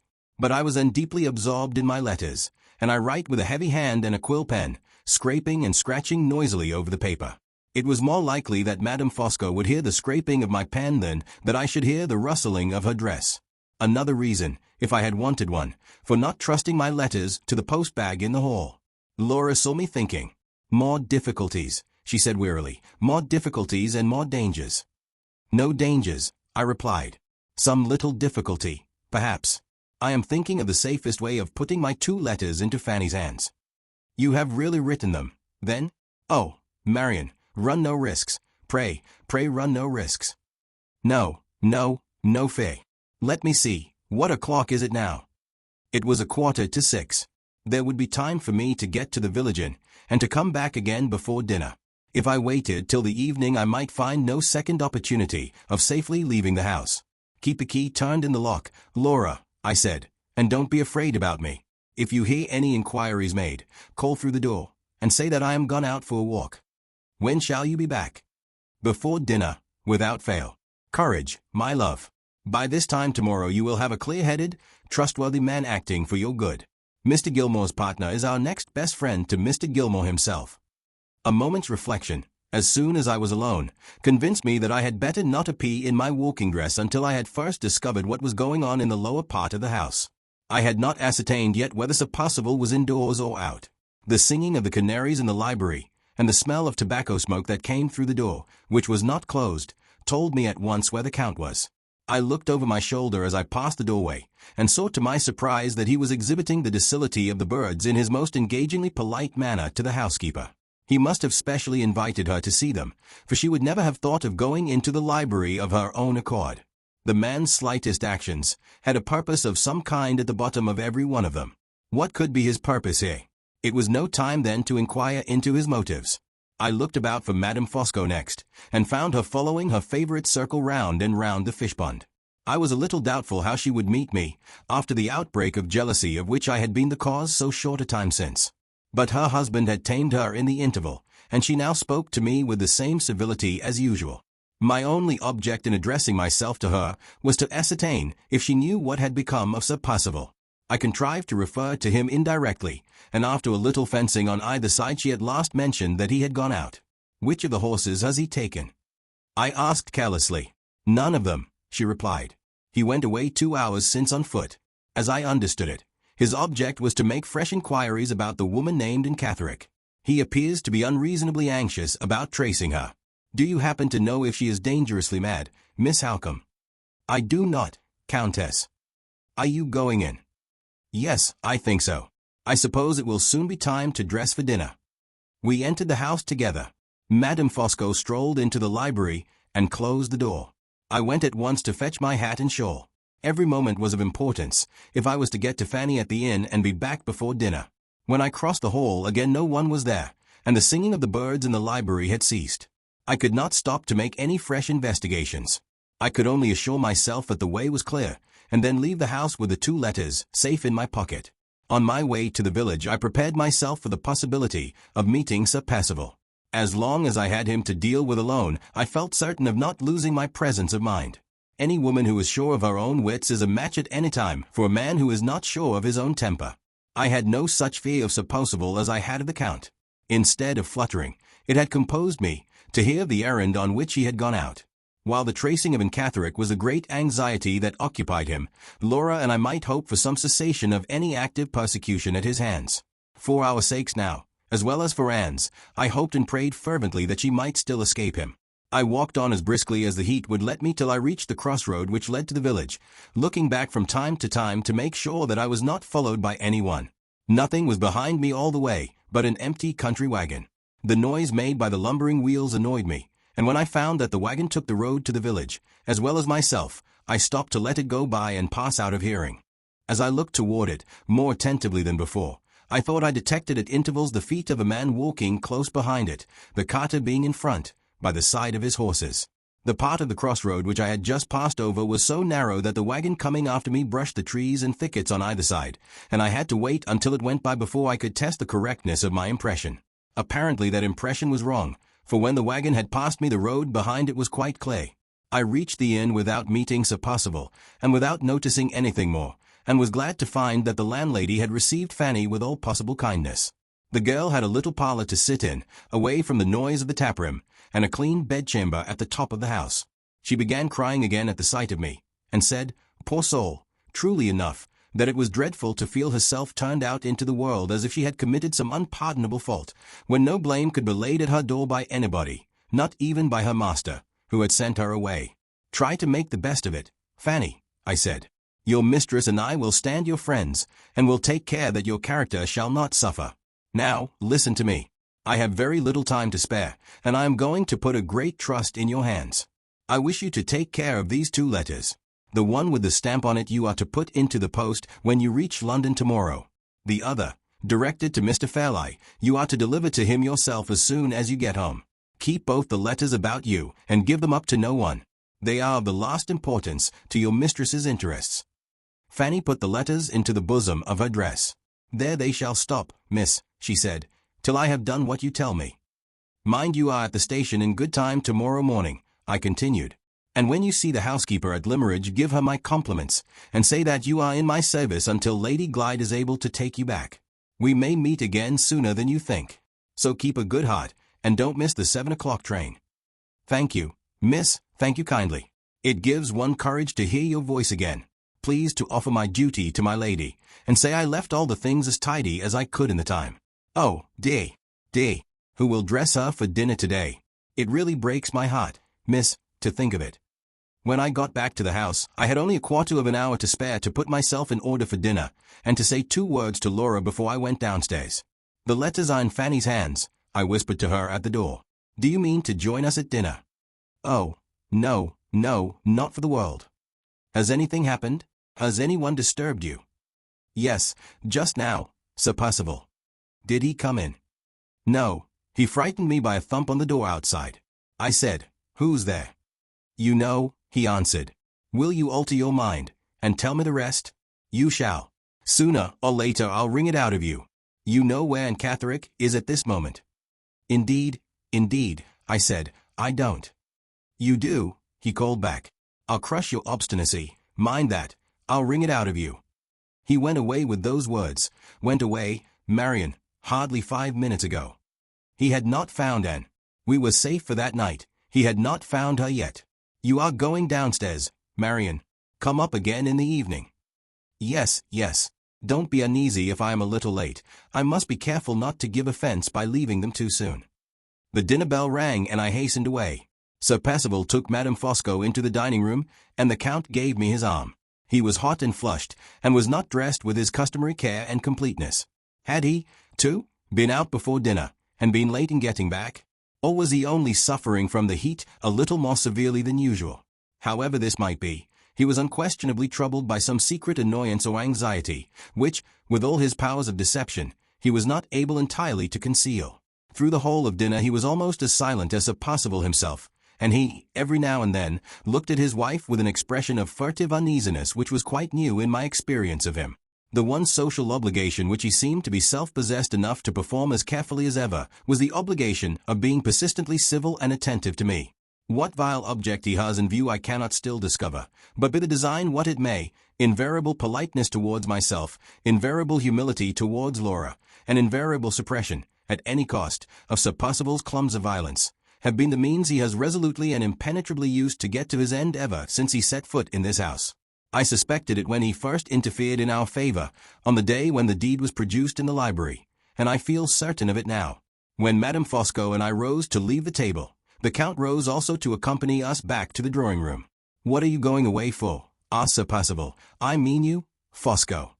"I am going away because I have had dinner enough and wine enough," answered the Count. "Be so kind, Percival, as to make allowances for my foreign habit of going out with the ladies, as well as coming in with them." "Nonsense. Another glass of claret won't hurt you. Sit down again like an Englishman. I want half an hour's quiet talk with you over our wine." "A quiet talk, Percival, with all my heart, but not now, and not over the wine. Later in the evening, if you please, later in the evening." "Civil," said Sir Percival savagely. "Civil behavior, upon my soul, to a man in his own house." I had more than once seen him look at the Count uneasily during dinner-time, and had observed that the Count carefully abstained from looking at him in return. This circumstance, coupled with the host's anxiety for a little quiet talk over the wine, and the guest's obstinate resolution not to sit down again at the table, revived in my memory the request which Sir Percival had vainly addressed to his friend earlier in the day to come out of the library and speak to him. The Count had deferred granting that private interview when it was first asked for in the afternoon, and had again deferred granting it when it was a second time asked for at the dinner table. Whatever the coming subject of discussion between them might be, it was clearly an important subject in Sir Percival's estimation, and perhaps, judging from his evident reluctance to approach it, a dangerous subject as well, in the estimation of the Count. These considerations occurred to me while we were passing from the dining-room to the drawing-room. Sir Percival's angry commentary on his friend's desertion of him had not produced the slightest effect. The Count obstinately accompanied us to the tea-table, waited a minute or two in the room, went out into the hall, and returned with the post-bag in his hands. It was then 8 o'clock, the hour at which the letters were always dispatched from Blackwater Park. "Have you any letter for the post, Miss Halcombe?" he asked, approaching me with the bag. I saw Madame Fosco, who was making the tea, pause, with the sugar tongs in her hand, to listen for my answer. "No, Count, thank you. No letters today." He gave the bag to the servant, who was then in the room, sat down at the piano, and played the air of a lively Neapolitan street song, La Mia Carolina, twice over. His wife, who was usually the most deliberate of women in all her movements, made the tea as quickly as I could have made it myself, finished her own cup in 2 minutes, and quietly glided out of the room. I rose to follow her example, partly because I suspected her of attempting some treachery upstairs with Laura, partly because I was resolved not to remain alone in the same room with her husband. Before I could get to the door, the Count stopped me by a request for a cup of tea. I gave him the cup of tea, and tried a second time to get away. He stopped me again, this time by going back to the piano, and suddenly appealing to me on a musical question in which he declared that the honor of his country was concerned. I vainly pleaded my own total ignorance of music and total want of taste in that direction. He only appealed to me again with a vehemence which set all further protest on my part at defiance. The English and the Germans, he indignantly declared, were always reviling the Italians for their inability to cultivate the higher kinds of music. We were perpetually talking of our oratorios, and they were perpetually talking of their symphonies. Did we forget, and did they forget his immortal friend and countryman, Rossini? What was Moses in Egypt but a sublime oratorio, which was acted on the stage instead of being coldly sung in a concert room? What was the overture to Guillaume Tell but a symphony under another name? Had I heard Moses in Egypt? Would I listen to this, and this, and this, and say if anything more sublimely sacred and grand had ever been composed by mortal man? And without waiting for word of assent or dissent on my part, looking me hard in the face all the time, he began thundering on the piano, and singing to it with loud and lofty enthusiasm, only interrupting himself, at intervals, to announce to me fiercely the titles of the different pieces of music: Chorus of Egyptians in the Plague of Darkness, Miss Halcombe; Recitativo of Moses with the Tables of the Law; Prayer of Israelites, at the Passage of the Red Sea. Aha! Aha! Is that sacred? Is that sublime? The piano trembled under his powerful hands, and the teacups on the table rattled, as his big bass voice thundered out the notes, and his heavy foot beat time on the floor. There was something horrible, something fierce and devilish, in the outburst of his delight at his own singing and playing, and in the triumph with which he watched its effect upon me as I shrank nearer and nearer to the door. I was released at last, not by my own efforts, but by Sir Percival's interposition. He opened the dining-room door, and called out angrily to know what that infernal noise meant. The Count instantly got up from the piano. "Ah, if Percival is coming," he said, "harmony and melody are both at an end. The muse of music, Miss Halcombe, deserts us in dismay, and I, the fat old minstrel, exhale the rest of my enthusiasm in the open air." He stalked out into the veranda, put his hands in his pockets, and resumed the recitativo of Moses, sotto voce, in the garden. I heard Sir Percival call after him from the dining-room window. But he took no notice. He seemed determined not to hear. That long-deferred quiet talk between them was still to be put off, was still to wait for the Count's absolute will and pleasure. He had detained me in the drawing-room nearly half an hour from the time when his wife left us. Where had she been, and what had she been doing in that interval? I went upstairs to ascertain, but I made no discoveries, and when I questioned Laura, I found that she had not heard anything. Nobody had disturbed her. No faint rustling of the silk dress had been audible, either in the anteroom or in the passage. It was then 20 minutes to 9. After going to my room to get my journal, I returned and sat with Laura, sometimes writing, sometimes stopping to talk with her. Nobody came near us, and nothing happened. We remained together till 10 o'clock. I then rose, said my last cheering words, and wished her good night. She locked her door again after we had arranged that I should come in and see her the first thing in the morning. I had a few sentences more to add to my diary before going to bed myself, and as I went down again to the drawing-room after leaving Laura for the last time that weary day, I resolved merely to show myself there, to make my excuses, and then to retire an hour earlier than usual for the night. Sir Percival and the Count and his wife were sitting together. Sir Percival was yawning in an easy-chair. The Count was reading. Madame Fosco was fanning herself. Strange to say, her face was flushed now. She, who never suffered from the heat, was most undoubtedly suffering from it tonight. I am afraid, Countess, you are not quite so well as usual. I said. The very remark I was about to make to you, she replied. You are looking pale, my dear. My dear. It was the first time she had ever addressed me with that familiarity. There was an insolent smile too on her face when she said the words. I am suffering from one of my bad headaches, I answered coldly. Ah, indeed? Want of exercise, I suppose? A walk before dinner would have been just the thing for you. She referred to the walk with a strange emphasis. Had she seen me go out? No matter if she had. The letters were safe now in Fanny's hands. Come and have a smoke, Fosco, said Sir Percival, rising, with another uneasy look at his friend. With pleasure, Percival, when the ladies have gone to bed, replied the Count. Excuse me, Countess, if I set you the example of retiring, I said. The only remedy for such a headache as mine is going to bed. I took my leave. There was the same insolent smile on the woman's face when I shook hands with her. Sir Percival paid no attention to me. He was looking impatiently at Madame Fosco, who showed no signs of leaving the room with me. The Count smiled to himself behind his book. There was yet another delay to that quiet talk with Sir Percival, and the Countess was the impediment this time. June 19th. Once safely shut into my own room, I opened these pages, and prepared to go on with that part of the day's record which was still left to write. For 10 minutes or more I sat idle, with the pen in my hand, thinking over the events of the last 12 hours. When I at last addressed myself to my task, I found a difficulty in proceeding with it which I had never experienced before. In spite of my efforts to fix my thoughts on the matter in hand, they wandered away with the strangest persistency in the one direction of Sir Percival and the Count, and all the interest which I tried to concentrate on my journal centered instead in that private interview between them which had been put off all through the day, and which was now to take place in the silence and solitude of the night. In this perverse state of my mind, the recollection of what had passed since the morning would not come back to me, and there was no resource but to close my journal and to get away from it for a little while.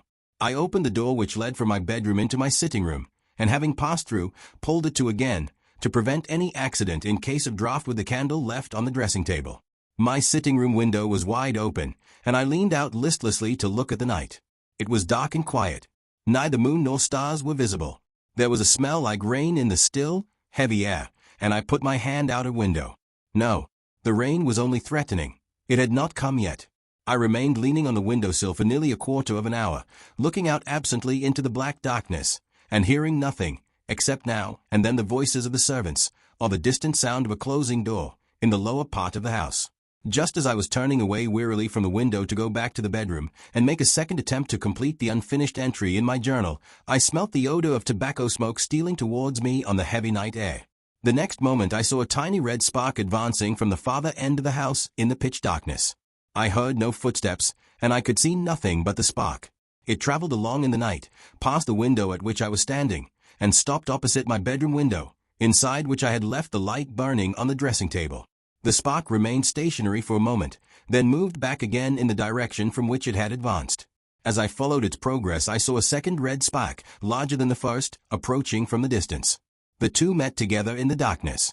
Remembering who smoked cigarettes and who smoked cigars, I inferred immediately that the Count had come out first to look and listen under my window, and that Sir Percival had afterwards joined him.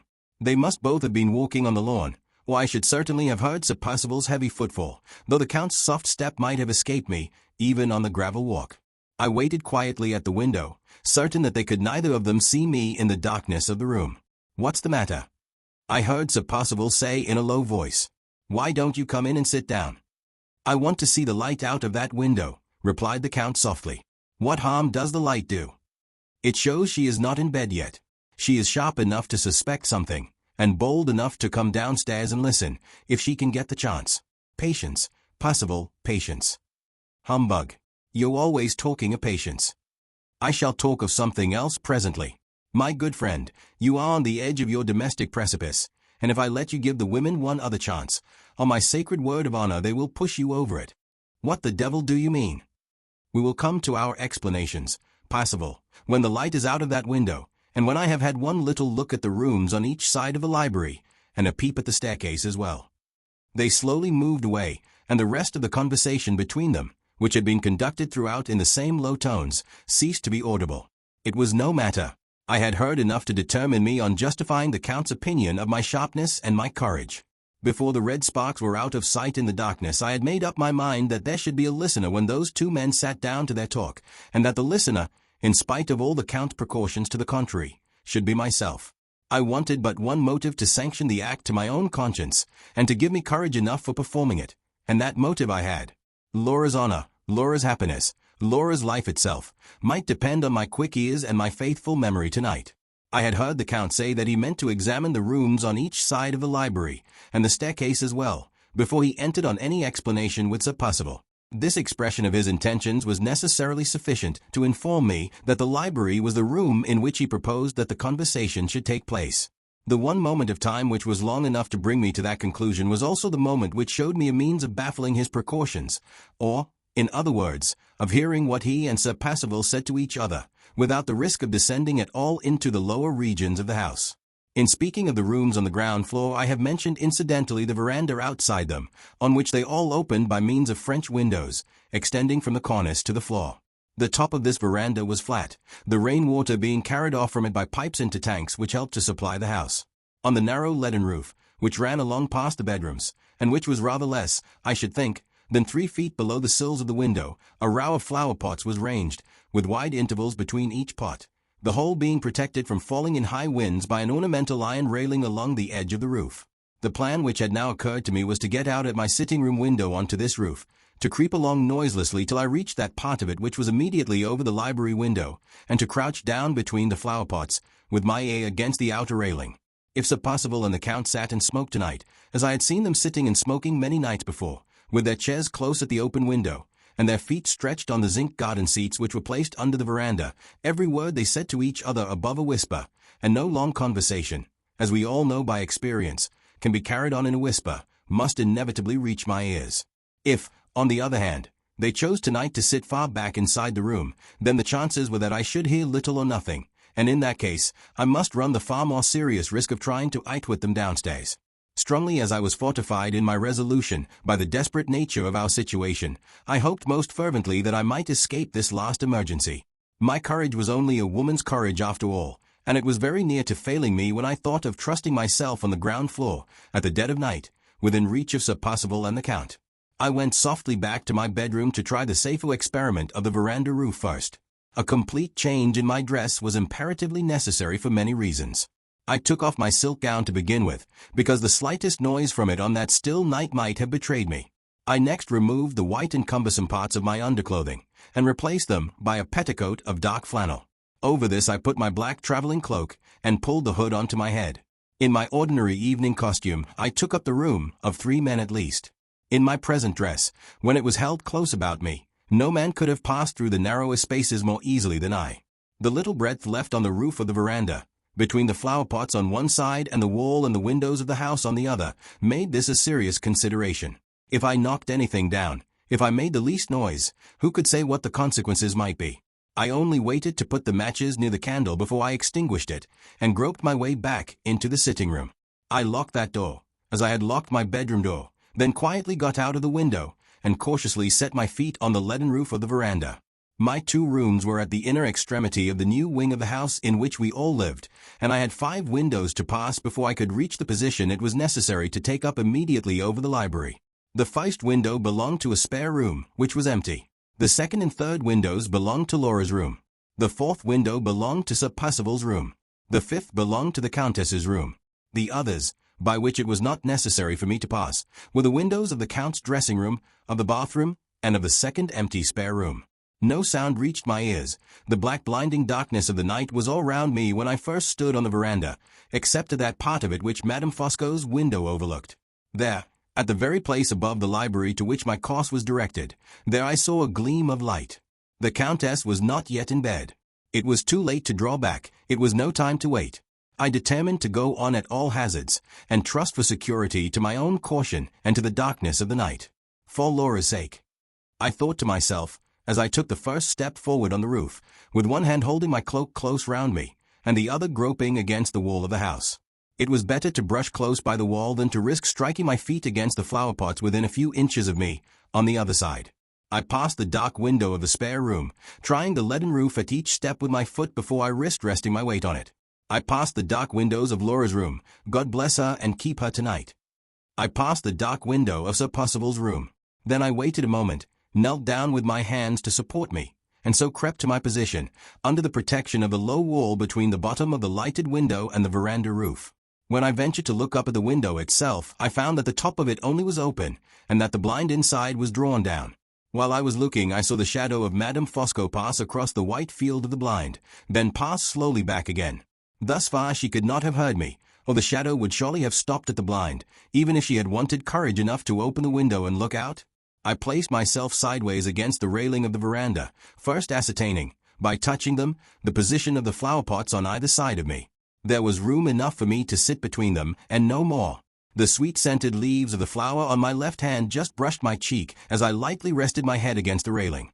The first sound that reached me from below were caused by the opening or closing, most probably the latter, of 3 doors in succession. The doors, no doubt, leading into the hall and into the rooms on each side of the library, which the Count had pledged himself to examine.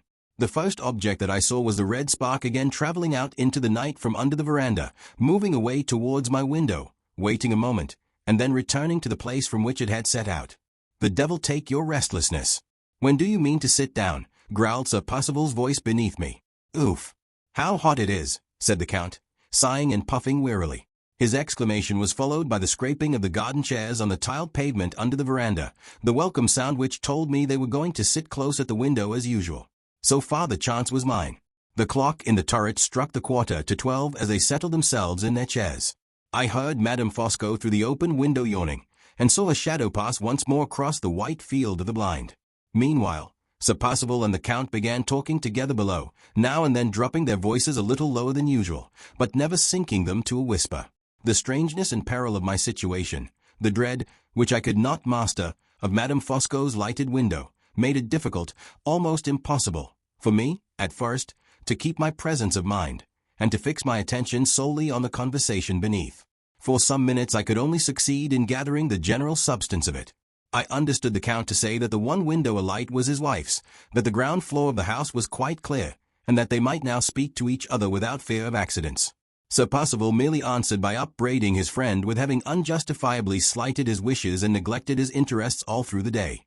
The Count thereupon defended himself by declaring that he had been beset by certain troubles and anxieties which had absorbed all his attention, and that the only safe time to come to an explanation was a time when they could feel certain of being neither interrupted nor overheard.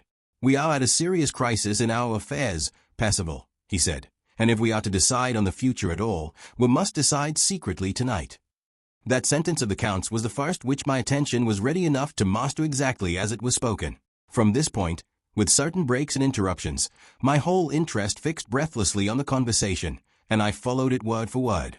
"Crisis," repeated Sir Percival. "It's a worse crisis than you think for, I can tell you." "So I should suppose, from your behavior for the last day or two," returned the other coolly.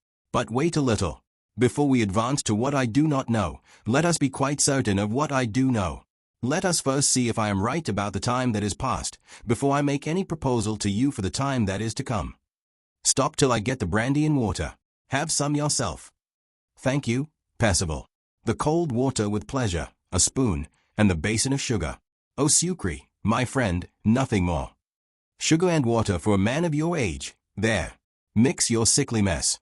You foreigners are all alike. Now listen, Percival. I will put our position plainly before you, as I understand it, and you shall say if I am right or wrong. You and I both came back to this house from the continent with our affairs very seriously embarrassed. Cut it short. I wanted some thousands and you some hundreds, and without the money we were both in a fair way to go to the dogs together. There's the situation. Make what you can of it. Go on. Well, Percival, in your own solid English words, you wanted some thousands and I wanted some hundreds, and the only way of getting them was for you to raise the money for your own necessity, with a small margin beyond for my poor little hundreds, by the help of your wife.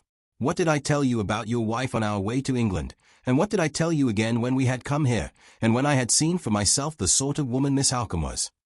How should I know? You talked 19 to the dozen, I suppose, just as usual. I said this: human ingenuity, my friend, has hitherto only discovered two ways in which a man can manage a woman. One way is to knock her down, a method largely adopted by the brutal lower orders of the people, but utterly abhorrent to the refined and educated classes above them. The other way, much longer, much more difficult, but in the end not less certain, is never to accept a provocation at a woman's hands. It holds with animals, it holds with children, and it holds with women, who are nothing but children grown up. Quiet resolution is the one quality the animals, the children, and the women all fail in. If they can once shake this superior quality in their master, they get the better of him. If they can never succeed in disturbing it, he gets the better of them. I said to you, remember that plain truth when you want your wife to help you to the money. I said, remember it doubly and trebly in the presence of your wife's sister, Miss Halcombe. Have you remembered it? Not once in all the implications that have twisted themselves about us in this house. Every provocation that your wife and her sister could offer to you, you instantly accepted from them. Your mad temper lost the signature to the deed, lost the ready money, set Miss Halcombe writing to the lawyer for the first time. First time. Has she written again? Yes, she has written again today. A chair fell on the pavement of the veranda, fell with a crash, as if it had been kicked down. It was well for me that the Count's revelation roused Sir Percival's anger as it did. On hearing that I had been once more discovered, I started, so that the railing against which I leaned cracked again. Had he followed me to the inn? Did he infer that I must have given my letters to Fanny when I told him I had none for the post-bag? Even if it was so, how could he have examined the letters when they had gone straight from my hand to the bosom of the girl's dress? Thank your lucky star, I heard the Count say next, that you have me in the house to undo the harm as fast as you do it. Thank your lucky star that I said no when you were mad enough to talk of turning the key today on Miss Halcombe, as you turned it in your mischievous folly on your wife. Where are your eyes? Can you look at Miss Halcombe and not see that she has the foresight and the resolution of a man? With that woman for my friend I would snap these fingers of mine at the world. With that woman for my enemy, I, with all my brains and experience, I, Fosco, cunning as the devil himself, as you have told me 100 times, I walk, in your English phrase, upon eggshells. And this grand creature, I drink her health in my sugar and water, this grand creature, who stands in the strength of her love and her courage, firm as a rock, between us two and that poor, flimsy, pretty blonde wife of yours, this magnificent woman, whom I admire with all my soul, though I oppose her in your interests and in mine, you drive to extremities as if she was no sharper and no bolder than the rest of her sex. Percival, Percival, you deserve to fail, and you have failed. There was a pause. I write the villain's words about myself because I mean to remember them, because I hope yet for the day when I may speak out once for all in his presence, and cast them back one by one in his teeth. Sir Percival was the first to break the silence again. Yes, yes, bully and bluster as much as you like, he said sulkily. The difficulty about the money is not the only difficulty. You would be for taking strong measures with the women yourself, if you knew as much as I do. We will come to that second difficulty all in good time, rejoined the Count. You may confuse yourself, Percival, as much as you please, but you shall not confuse me. Let the question of the money be settled first. Have I convinced your obstinacy? Have I shown you that your temper will not let you help yourself, or must I go back, and, as you put it in your dear straightforward English, bully and bluster a little more? Pooh. It's easy enough to grumble at me. Say what is to be done, that's a little harder. Is it? Bah. This is what is to be done. You give up all direction in the business from tonight. You leave it for the future in my hands only. I am talking to a practical British man. Huh? Well, practical. Will that do for you? What do you propose if I leave it all to you? Answer me first. Is it to be in my hands or not? Say it is in your hands. What then? A few questions, passable, to begin with. I must wait a little yet, to let circumstances guide me, and I must know, in every possible way, what those circumstances are likely to be. There is no time to lose. I have told you already that Miss Halcombe has written to the lawyer today for the second time. How did you find it out? What did she say? If I told you, passable, we should only come back at the end to where we are now. Enough that I have found it out, and the finding has caused that trouble and anxiety which made me so inaccessible to you all through today.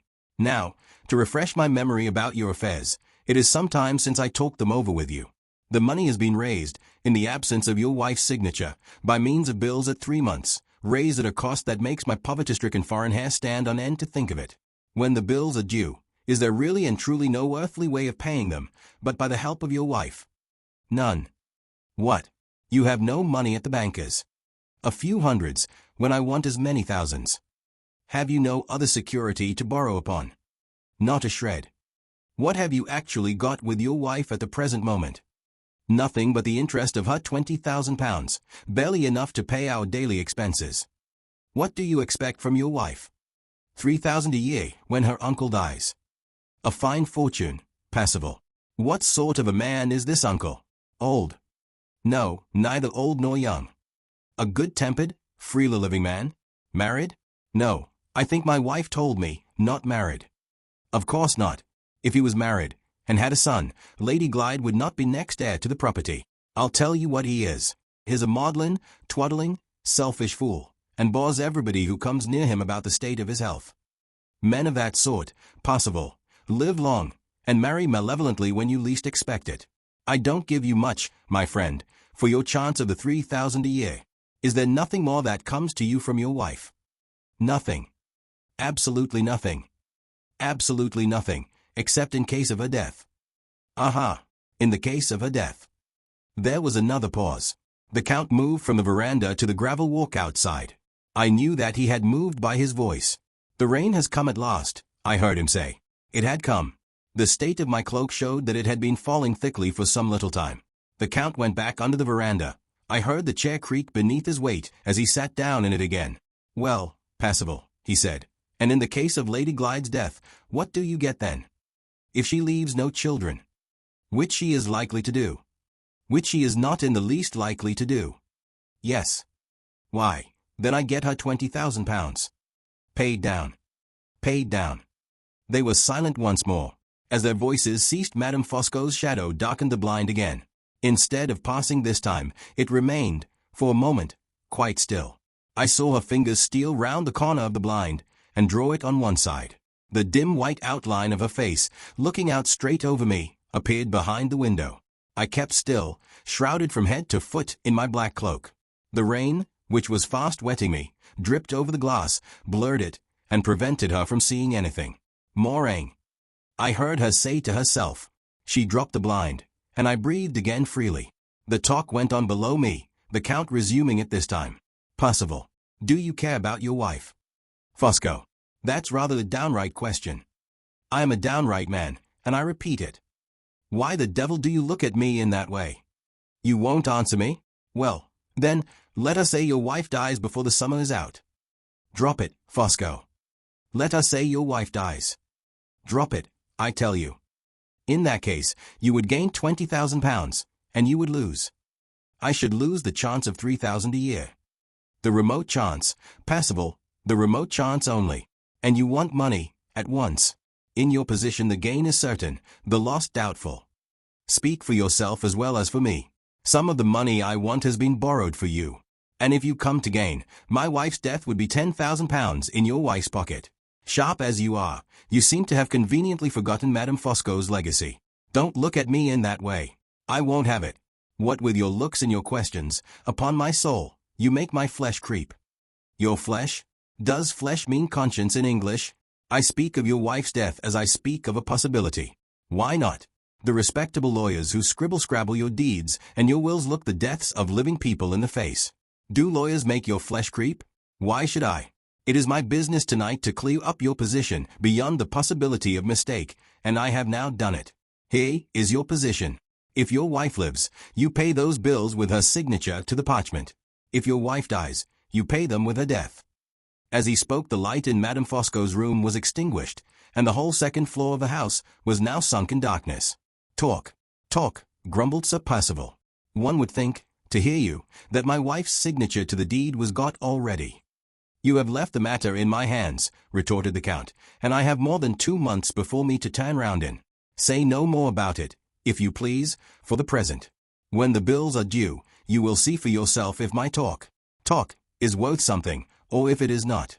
And now, Percival, having done with the money matters for tonight, I can place my attention at your disposal, if you wish to consult me on that second difficulty which has mixed itself up with our little embarrassments, and which has so altered you for the worse, that I hardly know you again. Speak, my friend, and pardon me if I shock your fiery national tastes by mixing myself a second glass of sugar and water. It's very well to say speak, replied Sir Percival, in a far more quiet and more polite tone than he had yet adopted, but it's not so easy to know how to begin. Shall I help you? Suggested the Count. Shall I give this private difficulty of yours a name? What if I call it Ancatheric? Look here, Fosco, you and I have known each other for a long time, and if you have helped me out of 1 or 2 scrapes before this, I have done the best I could to help you in return, as far as money would go. We have made as many friendly sacrifices, on both sides, as men could, but we have had our secrets from each other, of course, haven't we? You have had a secret from me, Percival. There is a skeleton in your cupboard here at Blackwater Park that has peeped out in these last few days at other people besides yourself. Well, suppose it has. If it doesn't concern you, you needn't be curious about it, need you? Do I look curious about it? Yes, you do. So, my face speaks the truth. Then, what an immense foundation of good there must be in the nature of a man who arrives at my age, and whose face has not yet lost the habit of speaking the truth. Come, glide. Let us be candid one with the other. This secret of yours has sought me. I have not sought it. Let us say I am curious. Do you ask me, as your old friend, to respect your secret, and to leave it, once for all, in your own keeping? Yes, that's just what I do ask. Then my curiosity is at an end. It dies in me from this moment. Do you really mean that? What makes you doubt me? I have had some experience, Fosco, of your roundabout ways, and I am not so sure that you won't worm it out of me after all. The chair below suddenly creaked again. I felt the trellis-work pillar under me shake from top to bottom. The Count had started to his feet, and had struck it with his hand in indignation. Percival, he cried passionately, do you know me no better than that? Has all your experience shown you nothing of my character yet? I am a man of the antique type. I am capable of the most exalted acts of virtue, when I have the chance of performing them. It has been the misfortune of my life that I have had few chances. My conception of friendship is sublime. Is it my fault that your skeleton has peeped out at me? Why do I confess my curiosity? You poor superficial Englishman, it is to magnify my own self-control. I could draw your secret out of you, if I liked, as I draw this finger out of the palm of my hand. You know I could. But you have appealed to my friendship, and the duties of friendship are sacred to me. See, I trample my base curiosity under my feet. My exalted sentiments lift me above it. Recognize them, Percival. Imitate them, Percival. Shake hands, I forgive you. His voice faltered over the last words, faltered, as if he were actually shedding tears.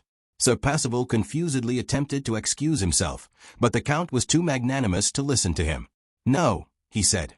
When my friend has wounded me, I can pardon him without apologies. Tell me, in plain words, do you want my help? Yes, badly enough.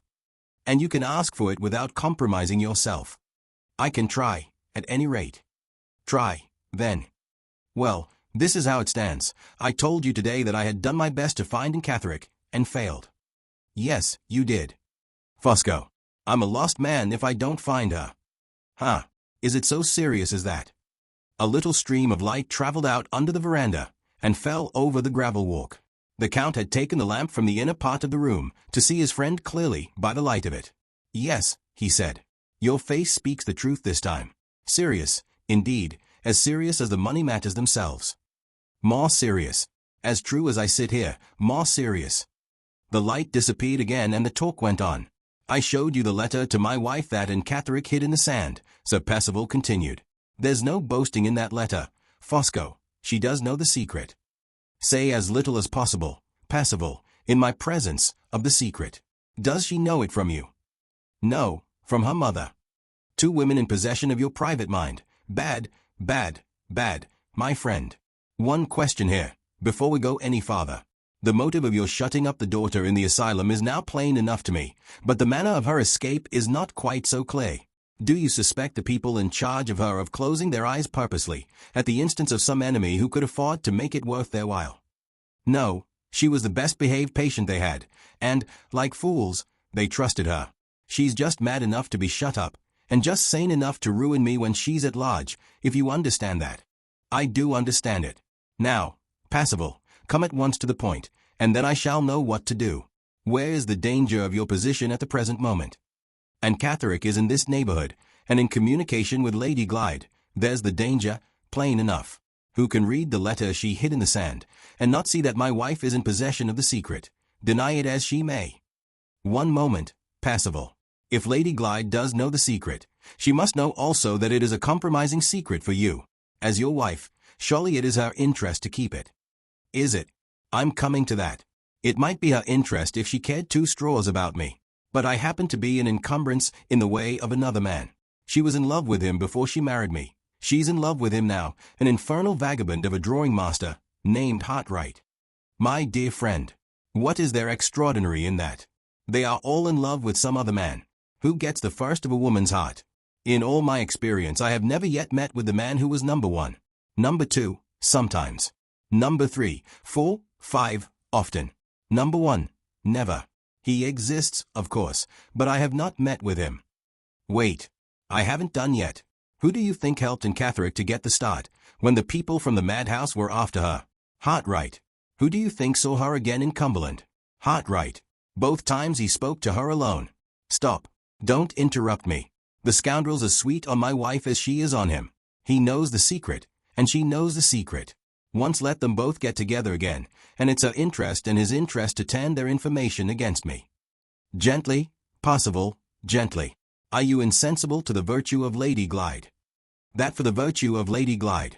I believe in nothing about her, but her money. Don't you see how the case stands? She might be harmless enough by herself, but if she and that vagabond Hartright. Yes, I see. Where is Mr. Hartright? Out of the country. If he means to keep a whole skin on his bones, I recommend him not to come back in a hurry. Are you sure he is out of the country? Certain. I had him watched from the time he left Cumberland to the time he sailed. Oh, I've been careful, I can tell you. And Catherick lived with some people at a farmhouse near Limmeridge. I went there myself, after she had given me the slip, and made sure that they knew nothing. I gave her mother a form of letter to write to Miss Halcombe, exonerating me from any bad motive in putting her under restraint. I've spent, I'm afraid to say how much, in trying to trace her, and in spite of it all, she turns up here and escapes me on my own property. How do I know who else may see her, who else may speak to her? That prying scoundrel, Hartright, may come back without my knowing it, and may make use of her tomorrow. Not he, Percival. While I am on the spot, and while that woman is in the neighborhood, I will answer for our laying hands on her before Mr. Hartright, even if he does come back. I see. Yes, I see. The finding of Catherick is the first necessity. Make your mind easy about the rest. Your wife is here, under your thumb. Miss Halcombe is inseparable from her, and is, therefore, under your thumb also. And Mr. Hartright is out of the country. This invisible and of yours is all we have to think of for the present. You have made your inquiries. Yes. I have been to her mother, I have ransacked the village, and all to no purpose. Is her mother to be depended on? Yes. She has told your secret once. She won't tell it again. Why not? Are her own interests concerned in keeping it, as well as yours? Yes, deeply concerned. I am glad to hear it, Percival, for your sake. Don't be discouraged, my friend. Our money matters, as I told you. Leave me plenty of time to turn round in, and I may search for Catherick tomorrow to better purpose than you. One last question before we go to bed. What is it? It is this. When I went to the boathouse to tell Lady Glyde that the little difficulty of a signature was put off, accident took me there in time to see a strange woman parting in a very suspicious manner from your wife. But accident did not bring me near enough to see this same woman's face plainly. I must know how to recognize our invisible Anne. What is she like? Like? Come. I'll tell you in 2 words. She's a sickly likeness of my wife. The chair creaked, and the pillars shook once more. The Count was on his feet again, this time in astonishment. What? He exclaimed eagerly. Fancy my wife, after a bad illness, with a touch of something wrong in her head, and there is in Catherick for you, answered Sir Percival. Are they related to each other? Not a bit of it. And yet so like. Yes, so like. What are you laughing about? There was no answer, and no sound of any kind. The Count was laughing in his smooth, silent, internal way.